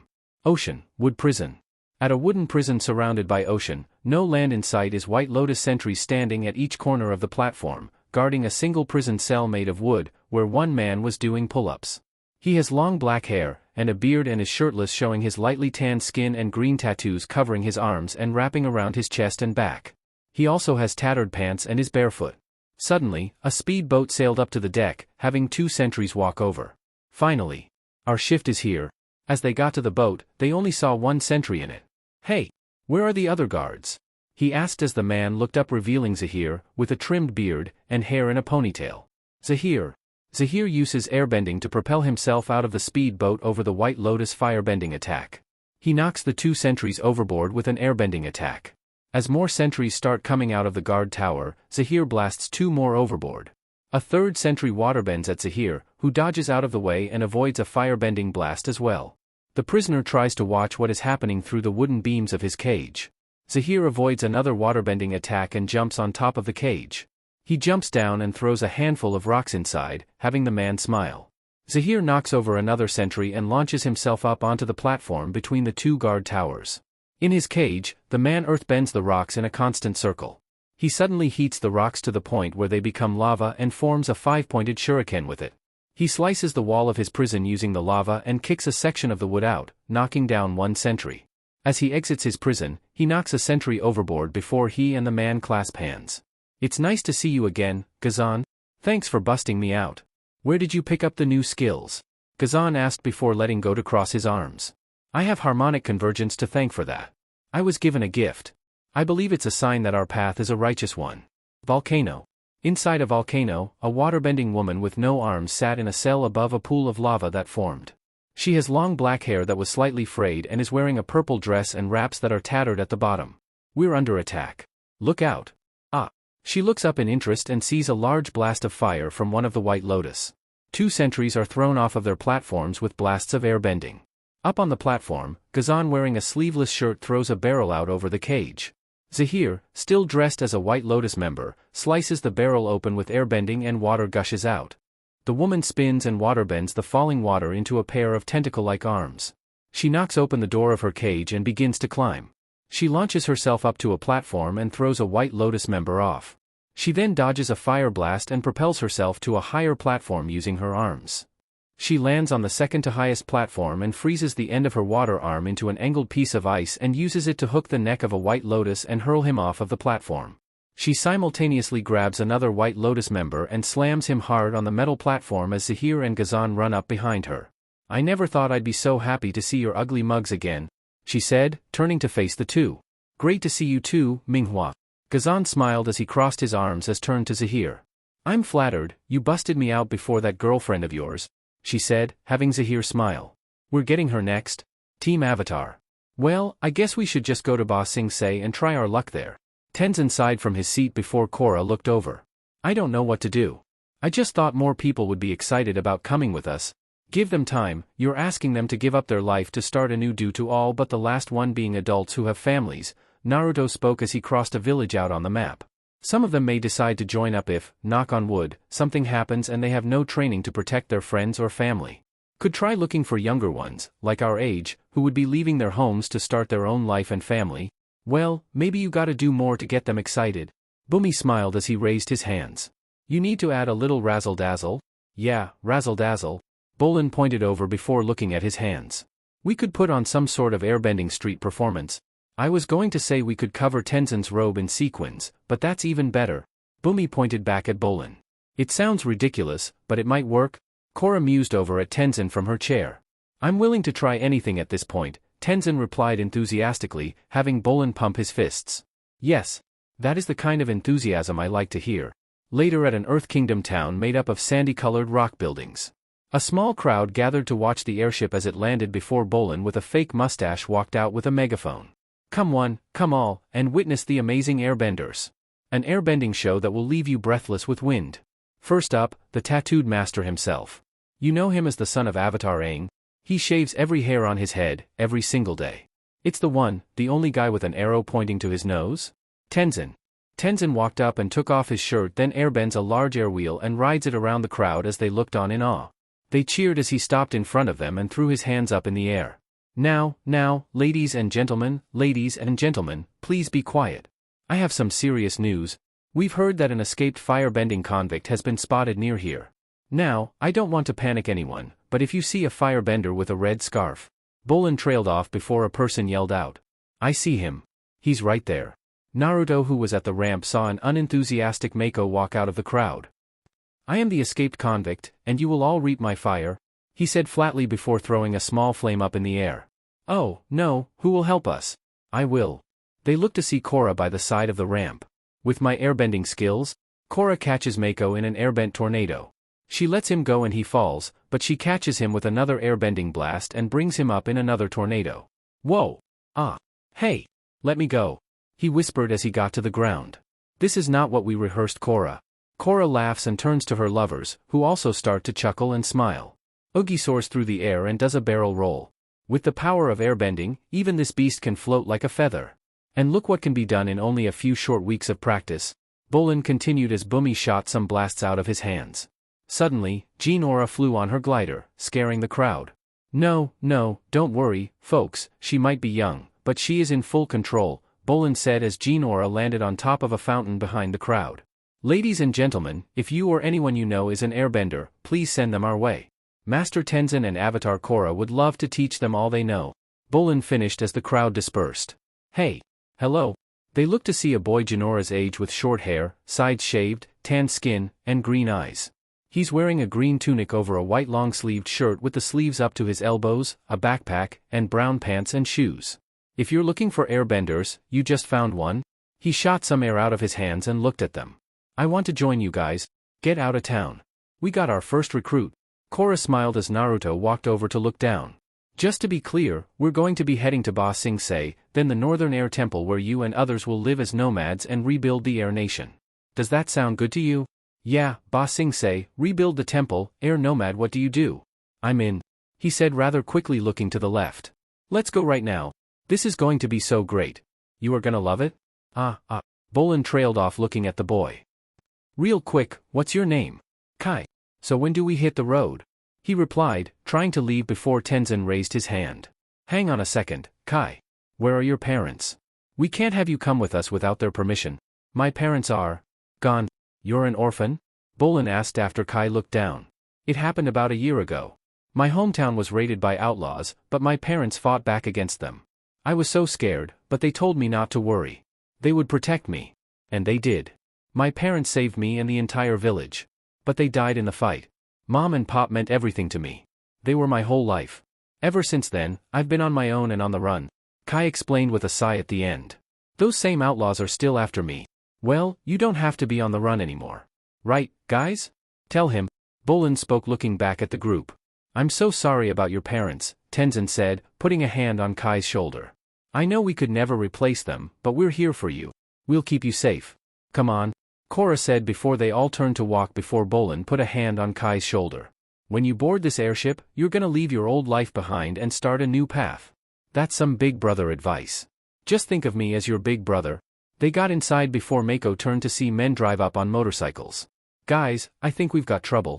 Naruto walked out as one man walked over. Release the boy or we'll take him by force. Naruto looked to see a gold badge on his armor before looking over his shoulder. Guys, these are policemen. He said before looking back. Why? I'm a sheriff and these are my deputies. And the kid is a thief. Whatever he told you is a lie. We've been chasing him for months. Where's Kai? Naruto asked, looking back to see everyone but Kai. Right here. They turned to see Mako walking from behind a building beside them holding Kai in one hand, and his bag in the other. I found him slipping away. I was going to the bathroom. With your sack of gold? Mako asked, dropping the bag and having gold coins fall out. I told you, I found that on the road.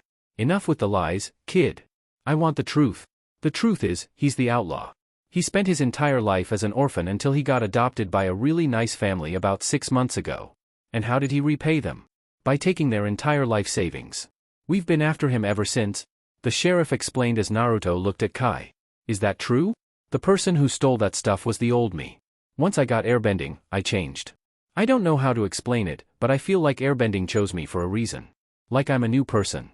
I'm sorry. Please. You have to listen to me, Kai said as the sheriff walked over. Are you taking him back to the orphanage? Naruto asked, getting the man's attention. No. He's headed to jail. You guys got the family's life savings back. Now let us take Kai, Naruto said to the man before Tenzin walked up. Do you really want our first new member of the Air Nation to be a liar and a thief? He just needs some guidance, Tenzin. I was the same way. And look how I turned out? That's an argument against you, Naruto. Naruto sighed as Kurama jumped up on his shoulder, scaring the others. Who better to give that guidance to him than us? Do you want this kid or not? The sheriff asked as Tenzin looked at Kai. Yes. You can release the boy into our custody? Kai ran over to Naruto at that. Thank you. Don't make me regret it. Welcome to the family, little bro, Bolin said as they all walked to the airship before Mako stopped Kai. I just want you to know, I'm going to be watching you, kid. I know exactly what you're all about because I've been there before. You don't have me fooled. Whoa, hey, lighten up. I'm turning over a new leaf. Making a change. Don't you worry about me. Kai ran up to see Jinora at the door. Hi, I'm Jinora. She introduced herself with a slight blush. If you need any help with airbending I could show you what I know. Thanks. That's really nice of you, Jinora. We're leaving now. Tenzin yelled, getting the kids to run inside before Naruto stopped Kai as he saw the interaction. If you hurt her, there won't be enough of you to fill a thimble. Hey, I thought air nomads were peaceful, Kai said before Naruto created a blade of fire and had water come out of a small pouch on his back and formed an ice blade. Who said I was only an airbender? Later, in his room, Naruto sat at a table working on something before standing and picked up a rope bundle with a blade tied on one end. Minghua's prison. They came out of nowhere. I'm so sorry, Lord Zuko. A sentry said to an elderly fair-skinned man with a burned scar over the left side of his face and a gray goatee. He has a top knot with the Fire Nation emblem on it and black and red clothing. How could you let this happen? Zuko asked, looking at the empty cell. They caught us by surprise. And Zahir is an airbender now. Zuko's eyes widened at that. No. This can't be. Do you have any idea of the power these criminals possess? Individually, they can take down any bender. Put them all together, they could take down the entire world. And now you're telling me their leader is an airbender. We can track them. The sentry trailed off as they walked to the exit of the building on top to see a large red dragon. We don't need to track them. I know exactly where they're going. Notify the new chiefs of the Northern Water Tribe that an attack on their prison is imminent. And send word to Lin Beifong in Republic City. The Avatar must be protected. Zuko got on the dragon's head as the sentry looked up. Where are you going? To stop them, Zuko replied before flying off. Chapter 3. The Earth Queen. The Air Nation has its first recruit. Team Avatar's search for new airbenders in the Earth Kingdom led them to Kai, an orphan with a shady past. Meanwhile, Lord Zuko is hot on the trail of 3 escaped criminals who pose a great threat to the Avatar. Unaware of the danger to her, Korra continues her mission to find more airbenders. Next stop, the walled city of Ba Sing Se. Team Avatar. In the airship, Jinora was standing on the deck with Asami, Naga, and Pabu as they watched Bumi and Kai square off. Light on your feet, Uncle Bumi. Remember, you want to be quick and evasive. Don't worry about me, little lady. I've been in a scrap or two, you know. Oh, you're just a youngster, so I'm going to go easy on you, Bumi said as he bobbed around Kai. Wouldn't want to hurt a kid dash. Kai dipped down and spun, having air hit Bumi from his leg knocking his own. Oh. Jinora walked over to help Kai pick up her uncle. Uncle Bumi, you've got to work on your stance changes. Kai, that was just really good. Thanks, Jinora. You're a great teacher, Kai replied, getting her to blush before walking away with her uncle. And stopped as he checked his coat. Did I drop my wallet? They heard chuckling before turning to see Kai holding a wallet. Give me that, you little thief. Up on the deck that was above them, Naruto with a black vest on, showing his bare chest, Korra, and Tenzin watched them leaning on the railing. It's so exciting to be on a diplomatic mission to Ba Sing Se. What's the Earth Queen like? Korra asked Tenzin, who glanced over. I've never met her, but I've heard she can be quite demanding. You can say it. She's a bitch from what I've heard from the Fire Empress. Naruto spoke up, hands on the railing. Naruto. What? I heard people write songs about how big a bitch she is. I know one. Don't you dare. Tenzin sighed as Naruto opened his mouth. I'm warning you. Naruto closed his mouth and opened it.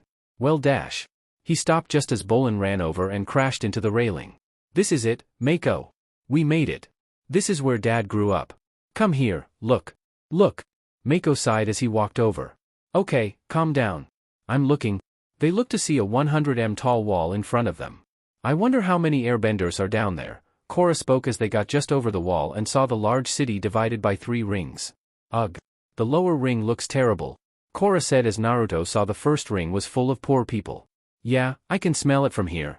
No wonder Dad left. Bolin gagged from the smell as Mako used his scarf to cover his nose. They then made it to the middle ring where it was nicer. Hello, middle ring. Bolin said, looking down. After several minutes, they made it to the third ring where the rich lived before landing at the palace where they saw 4 airships. Wow. Now, this is more like it, Kai said before they landed. They walked out and had a man in green clothing walk up. He also has long gray hair and a braided ponytail. Avatar Korra, Master Tenzin, it is a pleasure to welcome you and your party to the upper ring of Ba Sing Se. I'm Grand Secretariat Gun. Thank you. Korra placed her hand in her fist and bowed as Bolin walked over, Pabu on his shoulder and Naga and Oogie behind him. Ah, it's got that upper ring smell? Oh, no. The queen hates animals. We've got to get them out of sight? Gun said walking over. Well, I can just stash Pabu in my shirt. These 2 are gonna be a little tougher. Bolin spoke up, pointing to the 2. I can kick Kurama out of here. Fuck you, Naruto. Kurama flipped Naruto off from the deck before running inside to curl up on the couch. Come with me, hurry. I'll take you to your quarters, Gun said as they walked to the palace. Now, when you meet the queen, make sure you bow low enough. That's very important. And don't look her in the eye, she can't stand that. If any food is served, don't eat before she eats. Oh, actually, I have to taste her food first, then she eats, then you can eat. Better yet, just don't eat. Seems like an awful lot of rules. Korra deadpanned at that as they walked. Oh, you have no idea, and I'm the one who gets in trouble when people don't follow them, so please, please, for my sake, just try not to upset Her Majesty, Gun replied as he glanced back at the group. Naruto grabbed Kai as they passed a woman with jewels on and a money pouch. Nope, he said, pulling the airbender with him. Here we are, Gun said as they stopped at a 3-storied house. Ooh, very swanky, Bolin said, looking at the house before they walked inside. Now, go in and make yourselves comfortable. And keep those animals out of sight in the backyard. Avatar Korra, if you'd follow me, we don't want to keep Her Majesty waiting, Gun said as Naruto kissed her cheek. Good luck, babe, I'll get the bed ready. Gun took Korra to the garden of the palace where they saw a woman in green and yellow clothes with a gold headdress watching a man trim large hedges into turtle ducks. Your Majesty, may I present Avatar Korra? You're ruining the koi pond. It's completely overshadowed by the topiaries. Guards, take that buffoon away and get me someone who knows what they're doing, she yelled, throwing her hands out showing she had finger jewelry on. You! Rip everything out and start over, she said to another who earthbends the bushes into the ground. I am surrounded by idiots. So I finally got a visit from the Avatar. Let me guess, you want something? Well, actually, Your Majesty, I was hoping you could. Korra stopped as the Queen turned to her. I hardly think you're in a position to ask me for favors after everything the last Avatar did to the Earth Kingdom. He and Fire Lord Zuko took advantage of my father's weakness and stole our lands to make their own little empire. The United Republic is Earth Kingdom territory. Well, I am not sure what I can do about that. Korra. Not that you care, but what's left of my kingdom is falling to ruin. Roving bands of barbarians are raiding villages in the countryside, and now, some of my subjects are refusing to pay their taxes, the Queen said before looking back. I'm very sorry for your troubles, but actually that topiary is supposed to be an eel swan, not a turtle duck. No. To your left. Your other left. Do you have these problems with your servants? She asked Korra, who shook her head. I don't really have servants. But, Your Majesty, the reason for our visit is that we're trying to gather all of the new airbenders who are popping up in the Earth Kingdom, and we'd like your help finding the ones in Ba Sing Se. Airbenders in Ba Sing Se? Where did you hear that? Before we left Republic City, we got some reports, the Avatar replied as the Queen turned to her. Well, before I even consider helping you, I'll need you to do something for me. Oh. Of course. What is it? I have a vault full of tax money sitting in a town south of here. Barbarians have stolen my past 2 shipments. Go collect my money and bring it back here. Yes, Your Majesty. An annoyed Korra spoke as the Queen turned and motioned for her to leave. Later, airship. Are you sure we shouldn't have brought more people to collect the tax money? Asami asked Korra as she flew the ship while Naruto looked out the window. Royal guards are waiting at the vault. I doubt anything will happen. I think Her Majesty just likes ordering me around. After flying for several hours, they landed at the vault that was in a rundown city. Naruto, Korra, and Asami approach the building where the tax money is stored as Korra looks around aimlessly. She then notices the villagers hiding as they pass them. I don't like the looks of this. Let's hurry up and get out of here, Korra said as they got to the vault as the door opened to show a guard. You here to pick up the tax shipment? Go ahead and load it on the airship? Naruto thumbed over his shoulder at that. 4 guards put the tax money into a wheelbarrow and walked to the airship. Suddenly, a red flare appears in the sky, having the guards look up in surprise. 4 motorcycles jumped up a ramp as 2 motorcycles accompanied a truck to the airship. The guards run away in fear, dropping the gold. So much for our escorts, Asami sighed. Maybe we should have brought everybody else, Korra spoke as the 3 ran to the gold. They came to the bandits as one walked up with a green-shaved mohawk, skull face paint, and a black goatee with a green stripe. Step away from the gold, and you won't get hurt. Sorry to disappoint you, but we're taking this gold back to Ba Sing Se, Korra spoke as she raised a hand. Suit yourself, the man said as he ran at the Avatar. Only for Naruto to get in front of him and earthbends him to the left. He then earthbends 2 motorcyclists, throwing them up in the air. Other motorcyclists try to retreat but Korra earthbends them as well. One motorcycle charges Asami, but she charges back and takes them down. Another motorcyclist charged toward her, but Korra earthbends them away from her. Another motorcyclist picks up one of the sacks of gold with his spear, but Naruto airbends them off their motorcycle. Asami charges at one of the motorcycles that attempts to attack her with his spear, however, she evades with the backflip and stunned both people on the motorcycle. The leader gets back up and attacks Korra with several kicks, but Korra earthbends him again, having him run away. Retreat. Retreat. You're on the wrong side of this fight, Avatar. That gold belongs to the people, not the Queen. Why do I get the feeling he's right? Ba Sing Se. Mako and Bolin run into a cousin of theirs too, and his father, Chow, who recognizes Mako and Bolin as his brother's children, revealing him to be their uncle much to their surprise. He takes them to meet their family, including their grandmother, Een, who is particularly elated to meet her grandchildren. She promptly inquires about her son and daughter-in-law but is disheartened to hear from Mako that the 2 were killed while he and Bolin were still young. Bolin, though, is grateful that he and his brother now have a huge family. Mako inquires as to why his father left Ba Sing Se and discovers that his father aspired to achieve things greater than working the fruit stand. However, his goal of leaving conflicted with his father's wishes, resulting in tensions between the 2 which caused Mako and Bolin's father to sever all communication with his family, save for a single letter he sent during his birthday. Een brings Mako and Bolin to a room and shows them the letter, which includes a photo of them as children along with their mother and father. Een remarks that Mako has his mother's eyes, prompting Mako to give her the scarf that used to belong to his father, claiming that his father would have wanted her to have it. North Pole. Zuko and Tonrak walked into the throne room where he saw Desna and Eska sitting at said thrones. Lord Zuko, uncle. This is a surprise, Desna said as he and his sister stood. Finally something interesting happens. Ruling the tribe is so tedious. Then you should enjoy this. We need to check on a secret ice prison in the western tundra, Zuko said, gaining a small smile from the twins. Later, they all walked into a metal prison while a snowstorm came down. Why didn't anyone tell us we have a secret prison we could have been throwing people in? Eska asked as they walked to an elevator and started going down. I'd like to put my tailor in here. He never gets my cuffs right. They're so creasy. We built this place secretly with your father to hold a very special prisoner. She's a powerful firebender named Ply who can create explosions with her mind. Ironically, I hired a guy with a similar ability to kill the Avatar myself once. Zuko explained as Tonrak looked at him from the side of his eyes. Didn't work? Don't feel bad, Eska said from behind him. I tried to kill Korra after she ruined my wedding. It happens. Let's just focus on keeping this woman in prison, Tonrak spoke up as he glanced back. The elevator stopped and they walked into an ice cave with bridges around a cavern with a cell in the middle. The intense cold prevents her from firebending. Zuko explained as they got on a platform that extended over to the cell. There's certainly no way anyone's breaking out of here. Desna mused before Zuko glanced back. That's what we thought about the other 3 prisons. Must be something exciting going on.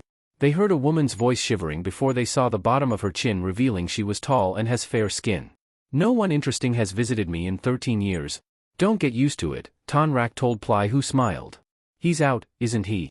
I'm feeling warmer already, Ba Sing Se. Your Majesty, the Avatar has returned with the tax payments, Gun said as he stood by Korra. Finally. Secure it in the vault. It's being done as we speak. Gun bowed as Korra took a step forward. So now, Your Majesty, if I could start meeting some of the airbenders here in the city. The Dai Li thoroughly searched the city, but it seems your reports were incorrect. There are no airbenders in Ba Sing Se. So you can gather your little band and be on your way tomorrow? The Queen waved her off. You make me do your dirty work extorting your citizens for your stupid palaces and topiaries, and then you just want to send me away? We're not going anywhere until we find some airbenders. We know there are some here. Get her out of my sight? This isn't over. Korra yelled at her before walking away. I'm going to find the airbenders. Later. In the lower ring, Tu's father exclaims how proud his brother would have been with Mako and Bolin, considering that they are assisting the Avatar in her travels. Mako expresses their need to return to the upper ring to help Korra in her search for airbenders in Ba Sing Se. Upon mentioning them, the family members gasp and reveal how Dai Li agents have apprehended airbenders in the city for the Earth Queen, supposedly for use in experiments. Mako and Bolin decide to return to the upper ring to inform the others. Chapter 4. In harm's way. Airbenders are mysteriously disappearing in Ba Sing Se, and the Earth Queen is denying any knowledge of the events. But Korra refused to give up the search. Meanwhile, Mako and Bolin met their long-lost grandmother, who told them that Dai Li agents have been rounding up airbenders for the Queen's army. And at another prison in the north, Tonrak and Lord Zuko prepare for Zahir's imminent attack. Northern Tribe. Did you see Zahir? Tonrak asked Zuko, who landed in front of him and the twins as they stood at the door. The only thing I saw was a snowstorm heading our way, Zuko replied as they saw a large cloud coming toward them. That's not a snowstorm. That's him.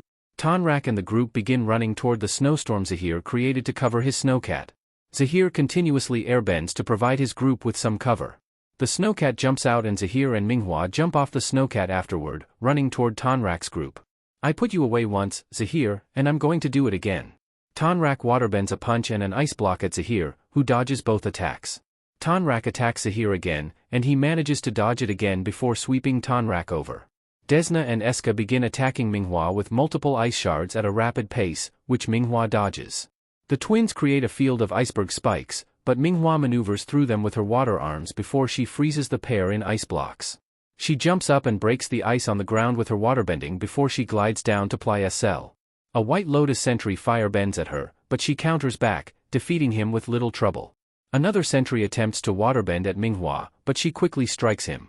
She freezes Playa's prison cell's door, causing it to fall off of its hinges. Minghua. Let's get you out of here. Minghua waterbends the metal chains which restrains Ply, who has long black hair in a messy bun. Ply stands up, removing the cuff on her forehead, revealing a sideways third eye tattoo. She clings onto Minghua's back, who uses 2 ice axes to climb Ply and herself up to the surface. We could have just taken the elevator, show off. After the two of them reach the surface, Druk firebends at them before Ply redirects the fire. I've waited 13 years to feel this warm. She then threw her head at the dragon, having the air in front of her ripple before shooting a stream of air at the dragon that exploded. Boom! Zuko dodges a rock from Ghazan and retaliates with his firebending, before dodging again for another strike. Ghazan deflects Lord Zuko's blast before using a rock to strike Lord Zuko down.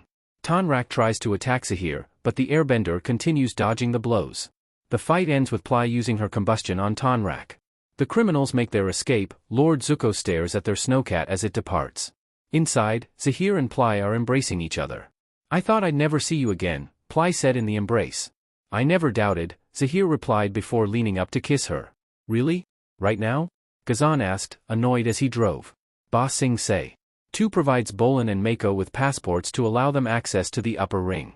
The two thank him for his efforts and proceed to bid their extended family farewell, finally returning to Team Avatar's temporary home, where they come across Korra and Asami training.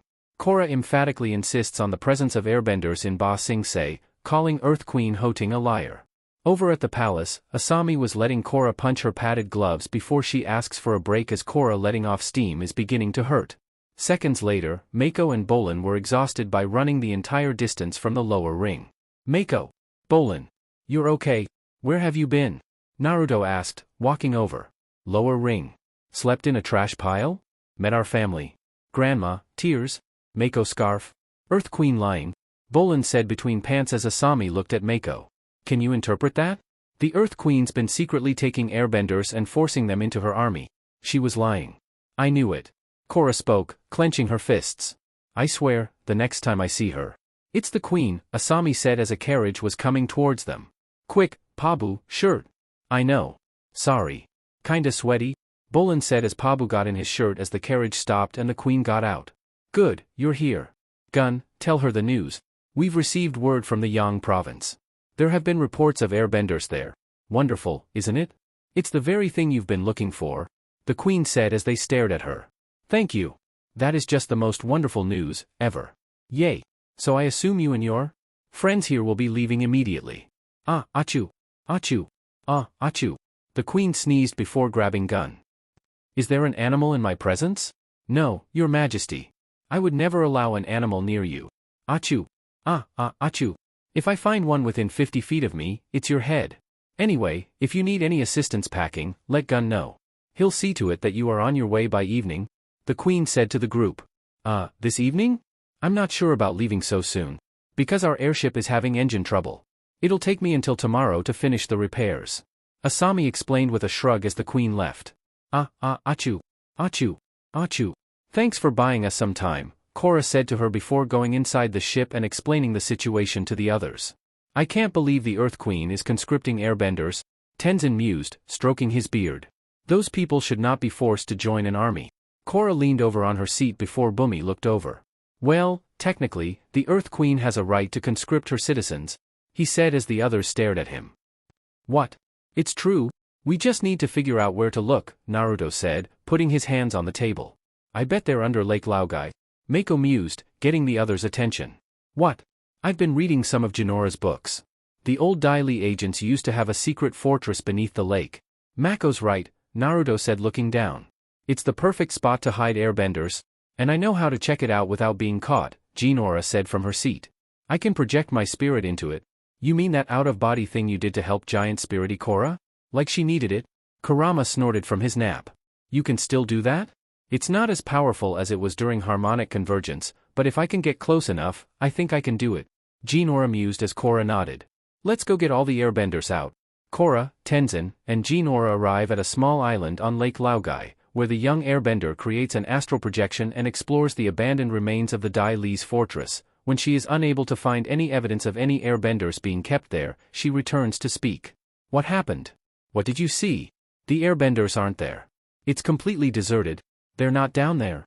Tenzin asked as Korra looked down. Jinora, you've read all about Ba Sing Se. Can you think of any other places the airbenders might be? I guess they could be in the catacombs beneath the upper ring or the ancient sewers beneath the lower ring or the maze of tunnels that connects the rings, or they could be. She trailed off before her father spoke.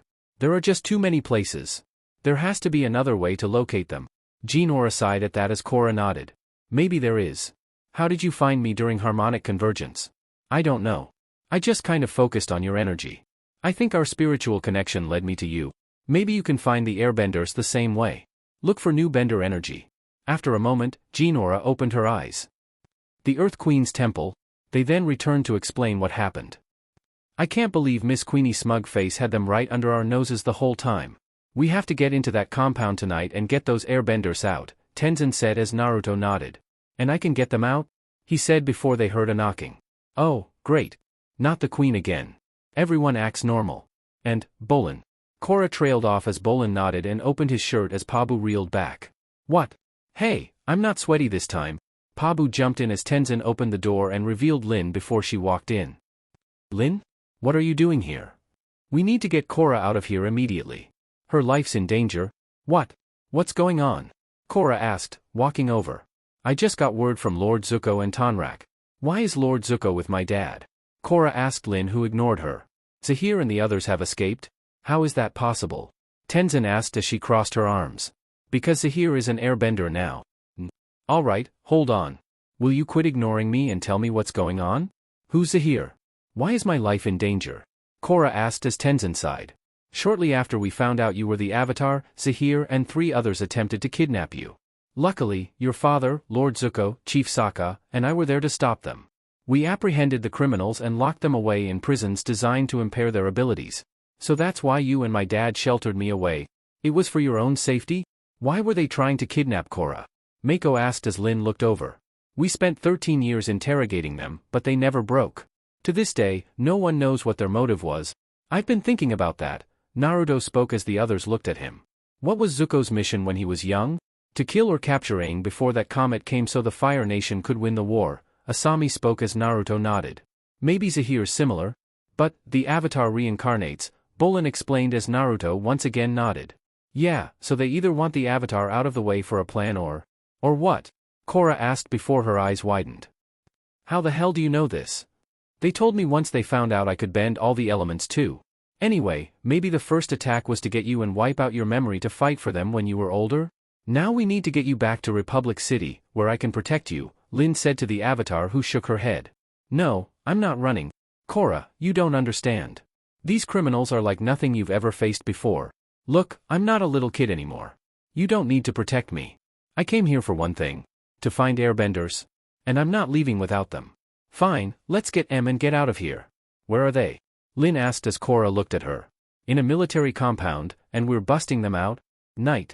Naruto wearing a black vest and pants walked towards a door as 2 women dressed in the same but with tight pants stopped by him. Ready Korra, Asami? The 2 nodded before they ran inside. They navigated the halls freeing the men and women from the cells and Naruto took out the guards in green robes and hats before they got back to the airfield. And was surrounded by the Dai Law before the Queen walked up. So you've discovered my elite army. I see their loyalty still needs some work. These airbenders shouldn't be used as weapons. They have a right to choose their own paths, Korra said, taking her hood off. These airbenders are Earth Kingdom citizens, and I am their queen. Taking them will constitute an act of war. If you disobey me, I will bear down on you with the entire force of my kingdom. And I'll bear down with 3. Naruto said, the top half of his face shadowed. I'm dating the daughter of the southern tribe, the leaders of the north like me, and the Fire Empress like me. Once they hear of this, do you think you'll survive with no trading or even 3 armies coming down on you?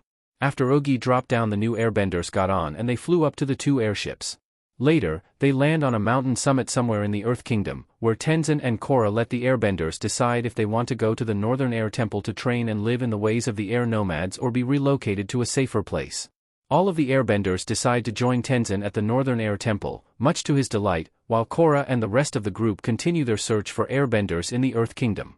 Later that night, Naruto walked to his room and was hit with a pillow and a blanket. Holding them, he saw his girlfriends in only their tight pants that left nothing to the imagination as they turned to face him. You're sleeping on the couch? Why? He asked as Asami walked over, breasts bouncing before Korra replied. For not telling me about Zahir. Your parents made me promise not to tell you. Asami stopped in front of him and patted his cheek. Sorry, hun. But if it helps, you can picture Korra and me having sex. Because we will be having sex tonight? No, that doesn't help because I won't be able to watch or join in. He yelled out before the door closed in his face. Defeated, he walked to the couch in the meeting room before kicking Kurama to the edge and laid down. Hey, don't take it out on me because you're in the doghouse. Shut up. Naruto bit back before laying down, pulling the pillow over his head as he swore he could hear his girlfriends moaning. Chapter 5. The Metal Clan. Is there any place safe for the Avatar? First, President Reiko banished her from Republic City. Then the Earth Queen declared her an enemy of the kingdom after Korra rescued a group of airbenders from Ba Sing Se. And now Korra has learned that Zahir and his fellow criminals are after her. With Tenzin busy bringing the new recruits to the Northern Air Temple, Korra's protection now rests in Bifong's hands. Morning airship. Naruto grumbled as he woke up before walking down the hall to the bedrooms. He opened the door to him and saw Korra on top of Asami making out, the sheet covering their nude bodies from the waist down. Okay, come on, we're about ready to land. The 2 slowly stopped making out and stood from the bed, flashing Naruto their bodies before walking past him to the bathroom. Smack. And smacked their asses as they got past him. Later, the group stood outside the ship in a field by a mountain area with Korra using airbending to throw a ball for Naga to fetch. While you're playing fetch, 4 of the most dangerous criminals in the world are hunting you down. We should get moving. Lin said, arms crossed as Naga ran back, ball in her mouth. Relax. We just got here. Besides, no one knows where I am right now except us. Korra looked back as Naga dropped the ball at Lin's feet. I think she wants you to throw it for her. I'll pass. Thanks, Lin said before Naruto threw the ball with airbending. We just got a call on the radio about another airbender. Naruto looked back to see Asami and Mako walking out of the ship. Finally. Where are they? A city called Zaofu, the home of the Metal Clan, Mako replied to Korra, who turned to Lin at that. You know the place? Never been, but I don't want you going there. She replied, crossing her arms, and looked away for a moment. I'd rest a lot easier if you were back safe in Republic City. Sorry, if there is an airbender in Zaofu. Then that's where we're going next, Korra said as Naruto threw the ball again for Naga to give chase. Later, the group is flying over a city that is situated directly on a valley flanked by 2 rivers and surrounded by mountains. It consists of 5 different sectors. The city is connected by a series of metal rails on which a state-of-the-art monorail system operates. The architecture involves innovative design elements, particularly in that each portion of the settlement is surrounded by petal-like metal panels with exteriors made of platinum. Wow, wow, wow! An entire city made of metal, Bolin exclaimed, looking out at the city. You should be right at home, Beifong. They then landed where they saw 2 guards in platinum armor create a ramp for them to walk out. Aren't you coming? Korra asked Lin, who was sitting on the couch. What's there to see? She asked, crossing her arms. It's metal. Big whoop. Just find the airbender, and let's get moving. And don't tell anyone I'm here. She finished, pointing at Korra. Why not? I don't need to explain myself to you. Just do what I say. Fine. You got it, Chief Cranky Pants? Korra replied before they walked out and saw a man with tan skin, balding, gray goatee, and dressed in green clothes with glasses. He also has gold piercings on his left ear with a chain connecting to his nose. Avatar Korra, it is an honor to meet you. My name is Iway. Iway greeted, with a bow. Thanks for having us. Korra nodded as Iway looked at them. Is this everyone? Yep, just us. So can I meet the new airbender? Of course. Right, this way. Iway took them to the elevator with 2 guards and went down to a train car. Air Temple Island. The kids were giving a tour to 2 people who came to the island after finding they were airbenders. And this is the Air Acolyte Dining Hall, where everyone eats, and this is Da, Ikki said as they walked into the dining room and up to the new airbender Korra helped on the bridge. He's a new airbender too, like you guys. Da got up via airbending and looked at the 2. It's so nice to meet you. How exciting. New friends? Excuse me, hello? They turned to see a man in beige clothing with a hood on. My name is Yoru. I heard this was the place to come if you're a new airbender, he said, removing the hood and revealing Zahir without his beard and a shaved head showing a cross-shaped scar on the left side of his head. You got that right, stranger, Milo said to Zahir, crossing his arms. Well, a couple of weeks ago, I woke up, and suddenly, I could do this. He held his hand out and had a small tornado of wind form. Mom, Aunt Kia, we got another one. The group rode the rail through the city and came up to a statue of a woman with her hair in a bun. That statue honors the first metal bender, Toph Beifong, who expanded the possibilities of what benders were capable of, Iway explained as they passed it. Here, everyone is encouraged to reach his or her highest potential. Does Toph live here? Naruto asked, looking over before Bolin got in front of him. Are we gonna get to meet her? I'm afraid not. She used to visit from time to time, but years ago, she left to wander the world in search of enlightenment. No one has seen her since. Iway explained as Bolin's shoulders slumped. They then made it to the back city where a palace was situated. Wow, is this where the airbender lives? Korra asked Iway, who nodded as they got off the train. Yes, but first, her mother wants to meet you. They went inside the house and saw 8 dancers rehearsing on a flattened metal lotus flower. They fire metal cables to the ceiling, and 4 of them swing upward before landing, while the 4 bottom dancers bend the petals for their teammates to land on. The dancers bounce from petal to petal, before jumping to the middle, where the flower closes. The dancers open the flower, where the inside dancers pose with graceful poise. Is this some kind of combat training? Korra asked, looking at them. Not exactly. They are rehearsing for a dance premiere next month. That's it for today, everyone. The leader, a middle-aged woman with short graying hair, said to the others. Allow me to introduce the matriarch of the Metal Clan, Suine. Please, call me Sue. Suine greeted the group with a bow as they followed. Great to finally meet you, Avatar Korra. And this must be Mako, Bolin, Naruto and Asami. You've done your research, Naruto said as she looked at him. I make it my business to know who's visiting my city. So, who's the second avatar? Naruto raised his hand at that as she looked at him. It's an honor to meet you. So you're a dancer? Asami asked as Suine then brought her hand up and counted her fingers. Dancer, leader, wife, mother, collector of rare meteorites. You'll find people here have many skills and interests. Aiwei leans into Suine's ear and whispers to her, causing her eyes to widen and she glances at him. After Aiwei moves away from Suine, she turns and narrows her eyes with suspicion at the group unhappily. Korra, why did you lie when Aiwei asked if there was anyone else with you? What? I didn't. I mean, how did you know I was lying? Korra asked Aiwei, who had his hands behind his back. I am a truth-seer. When people lie, their heart rate and breathing increase. I can sense the most subtle of changes. Thanks to Aiwei, there are no secrets in our city, Suine explained as Korra sighed. We came with Republic City's chief of police. She didn't want anyone to know she was here. I'm sorry I didn't tell you. Lin's here? Well, I would love to say hello, Suine said, clapping her hands together. Wait, you two know each other? You're joking, right? Oh, Lin never told you about me. No. Why would she? I'm Lin's sister, Suine explained to the shock of the others. Later, Korra walked onto the ship and up to Lin. I found out why you were so against coming here. Why didn't you ever tell me you had a sister? Half-sister, Lin said from her spot as she turned to see Suine with Korra. Same mom, different dads. So what? We're blood, Lin. And after 30 years, the least you could do is say hello, Suine said to her sister, who crossed her arms. I have nothing to say to you. You two haven't spoken in 30 years? How come? Korra asked before Suine sighed. Ask her. I've tried. Oh, don't put that on me. You're the one who tore our family apart. And you've done a bang-up job keeping it that way. Suine bit back, hands on her hips. You haven't changed one bit, have you? Look, we can stand here arguing about the past all day, but that's not the reason the Avatar came here. My daughter is thrilled to meet you. Lin, your niece is the new airbender. Isn't that amazing? Korra asked Lin, who looked away. Yeah. Terrific.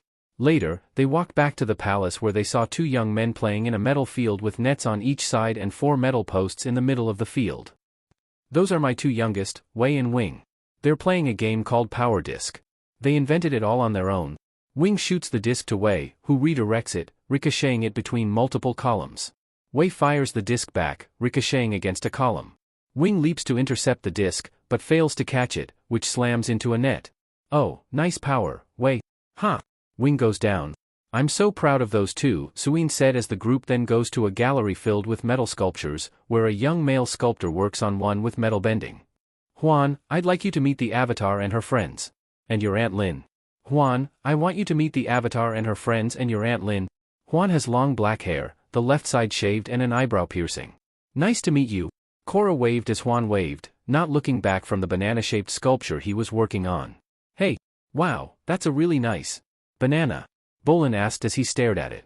Yes, very, very lifelike. It's not a banana. Hun bit back over his shoulder. I was inspired by harmonic convergence. It represents the dawning of a new age, obviously, he explained, gesturing at it. Oh, yeah, no, I see. I can totally see that. Wait, let me stand here. Yes, I can see that now. Yes. Thank you. They then left as Bolin stumbled over his words before whispering to the others. Banana. I mean, that's a banana, right? They then went to the other side where they saw a girl that's their age with short black hair in a bob reading. And this is my daughter Opal?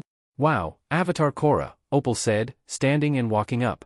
I can't believe you're really here. You are so amazing. It's great to meet you, Opal. Opal? That's a beautiful name. Naruto blinked as Bolin walked up and saw both of them blush. Thanks, I'm Bolin. Bolin introduced himself as they shook hands. Opal, but, you already knew that. Great. We found the airbender. Let's take her back to the airship and get out of here. Lin spoke quickly before Sue walked up. And the woman apparently trying to abduct you is your Aunt Lin? Really? I've always wanted to meet you. My mom has told me so many stories about you. I'm sure she has, Lin said, crossing her arms as Sue smiled. So I've set all of you up in the goose houses while Korra trains Opal. Oh, I'm sorry, but I was hoping she could train with the rest of the airbenders at the Northern Temple. That sounds amazing. Nonsense. Sue waved her daughter off at that. This is where Opal's home and family are. You can train her here? I guess I could help her get started, Korra replied with a shrug. Absolutely not. We're leaving. Lin exclaimed before Korra looked over at Suine. She's just a little worried because there are a bunch of crazy criminals after me. If you're concerned about security, don't be. This is the safest city in the world. Now, I'll see you all at dinner, and come hungry. My chef will blow the taste buds right out of your mouth. Suin explained before leaving. Why do you have such a problem with your sister? She seems nice, Korra said, getting Lin to glare at her. Come on, we can stay a little while. Later that day, Korra started training Opal. Okay, let's see what you got. I'm not very good. That's okay. I've never been a teacher before, so we're in the same boat. Korra explained, bringing her arms up and walked around Opal. You want to keep your elbows in, torso straight, feet just skimming the ground. Why don't you try it with me? Opal followed Korra, exactly getting the avatar to smile as wind formed around them. Wow, you're a natural. You really think so? Thanks. Air Temple Island. You call yourself an airbender? Disgraceful. Milo yelled out at the new benders as they tried the 8 exercise. Be the leaf. But I don't know what that means. Da said as he was hit out before Zahir calmly walked past them, causing the duo to look up curiously. He somersaults through the front panels and avoids every other gate. The rest of the group looks on in surprise as Kia walks up to them. Zahir then nimbly avoids the gates, before somersaulting through the final gates, turns, and clasps his hands in respect. Now that man's a leaf. The student is only as good as his master. Great news, Kia said as Zahir walked up to the group. I just got a message from Tenzin. He's with a whole group of other airbenders at the Northern Temple, and he wants all of you to join them. We leave first thing in the morning. And the avatar is with them? Zahir asked, having Kia shake her head. No, apparently she had to split off from Tenzin. That's unfortunate. I was really looking forward to meeting her. Zaofu. Tonight, for your dining pleasure, I present a seared wild kyoshi elephant koi, paired with a ginger-infused pea tendril and hibiscus root salad. The chef, a tall man with green tattoos on his arms, said as he and others dropped a plate in front of everyone at the table. Stunning. Sorry, dear, I'm going to have to take dinner in my office, a man said from the door as another one walked with him. I just had a major breakthrough on the tram station remodel. Well, don't let me stand in the way of inspiration, she said as the man walked away. You're the best. That was my brilliant architect of a husband, Batar, and our oldest son. He engineers all my husband's projects. 5 kids. What a nightmare, Lin said from her spot on the left of Sue. No, my children are a blessing. Yeah, Mom used to say that too, but she never meant it. I have to admit, I was pretty skeptical when he said pea tendril. But this is delicious, Bolin said to Opal, who smiled. I know, right? I don't think I've ever had a bad meal in my life.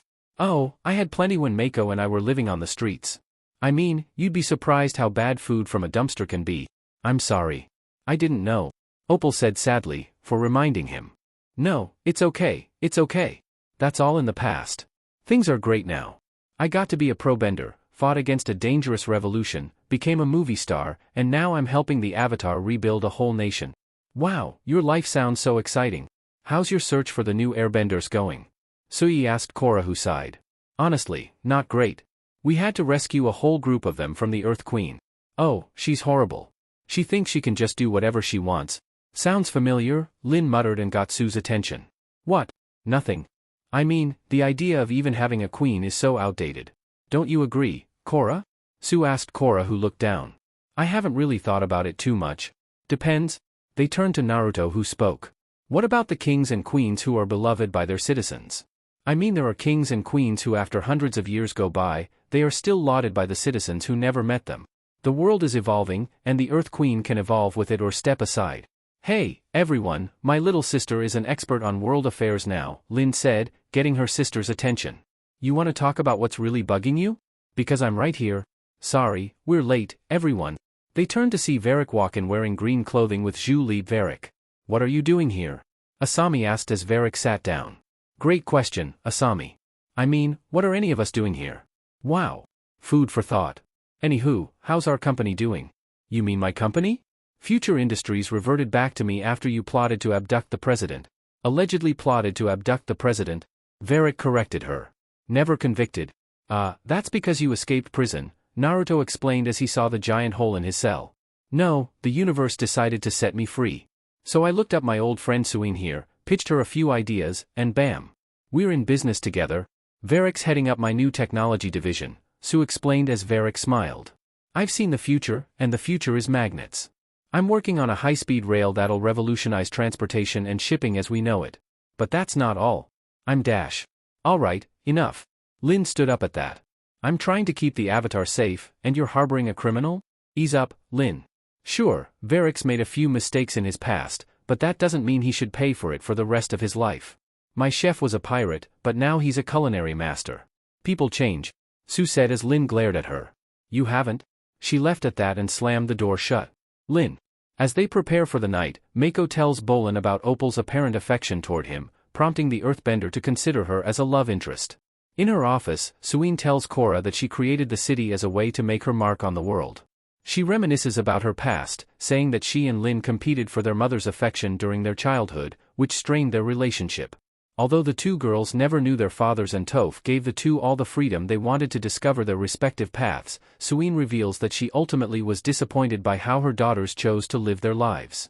The matriarch recounts that she left to travel the world at the age of 16 and that during her journey, she discovered that what she wanted was a family. She then purchased empty Earth Kingdom land, which she developed into Zaofu. Korra remarks that her life sounds perfect, but Suine sadly remarks that, while she has always wanted Lin to be a part of it, she has given up any hope of reconciling with her. In a courtyard, Bolin lamely attempts to flirt with Opal, who urges him not to try too hard and just be himself. As the two share a moment, Korra intervenes and asks Opal to talk to Lin, hoping that meeting her niece might calm her down. Air Temple Island. Let go of your earthly tether. Enter the void. Empty and become wind? In a room, Zahir looked at a statue holding a necklace while reading the inscriptions. What are you doing? He turned to see Ikki walking in. No one's allowed in Daddy's study except Daddy. I'm sorry. I couldn't sleep. Zahir replied, turning to face her. What were you reading? A poem by Guru Lagima, the wisest airbender who ever lived? Ikki, you should be in bed. They turned to see Kia by the door. Come on. Night. Good night. He said as Ikki left while Kia looked at him. You seem to know a lot about airbender history for someone who just got airbending. I've always admired the culture. And you moved through those gates like a natural. Where did you say you were from? She asked as he looked at her. A small village up north. You've probably never heard of it. She stared at him before her eyes widened. Wait. Zahir. Kia bends the water in the fountain and directs it at Zahir, who blasts it off with airbending. Kia then bends the water around her and shoots ice projectiles at him. Zahir takes a staff and smashes the ice projectiles, leaps out through the window, and opens the staff, preparing to escape. Kia leaps out with water tendrils on either arm. I need some help. Kia catches Zahir with her tendrils, leaping down before slamming him to the fountain. She prepares to freeze him, though Zahir managed to dodge the attack in the nick of time, having only his leg frozen, which he easily broke through. Kia bends the water into a wave and rides toward him, directing all the water to Zahir, but he shields himself with airbending and blows her off. Zahir prepares to grab his staff but is blocked by a fire blast. Hold it right there. The two sentries direct fire blasts at Zahir, which he nimbly dodges. Zahir pulls the staff with airbending, using the staff to block another blast before throwing a blast of air to slam the sentries against the roof of a pavilion. Kia, who has regained consciousness, bends the water to surround herself, before directing a strong blast toward Zahir. Zahir dodges the blast and sends a large air blast to Kia, slamming her against the wall and knocking her out. Sorry, I won't be joining you at the Northern Air Temple. I'm afraid I have other plans, Zahir said as he opened the staff and flew off. Airship. Lin without her armor stood in the ship before there was a knock at the door. Who is it? Hey, it's me. She heard Korra open the door with Opal. I brought someone who wants to talk to you. You want to talk, then talk? I'm sorry being here has been so hard for you. When you showed up, I was so excited to get to know you. I'd heard so many great things about you from Mom and Grandma Toph. So I guess I was kind of sad that you didn't want to get to know me. Believe me, I know my family can be a little crazy and overwhelming sometimes, but I would love it so much if you would be a part of it. Opak explained as Lin looked out the window. Get out. Sorry. Did I say something wrong? Get out. Opal walked out at that before Korra turned to Lin. What's your problem? Don't get mad at Opal. I asked her to talk to you because I thought it would help you snap out of whatever funk you're in, but I guess I was wrong. Why don't you focus on fixing the world and stop trying to fix my family? Sue's right. You're never gonna change. You're always gonna be a bitter, lonely woman. Korra bit back before leaving. And missing the tears that fell down Lin's face. Chapter 6. Old Wounds. Lin Beifong has a sister. After arriving in Zaofu, Korra met Opal, a new airbender, whose mother is Lin's estranged half-sister. Suine and her daughter welcomed Lin with open arms, but she wanted nothing to do with them. Meanwhile, Zahir infiltrated the Air Temple Island looking for the Avatar. After battling with Kia, he escaped and is now a wanted man in Republic City. Zaofu. Hey, has anyone seen Chief Beifong? Mako asked as everyone sat at the table eating. She's probably off sulking in her room. Korra sighed as she took a bite to eat. I know she has a problem with me, but she had no right to yell at Opal last night, Suine said from her spot before looking at her youngest sons who walked up to get fruit from a bowl by her. All set for your power disc game today, guys? Yeah, all set to kick Wei's butt. I'm going to power disc your face. You should come to play with us?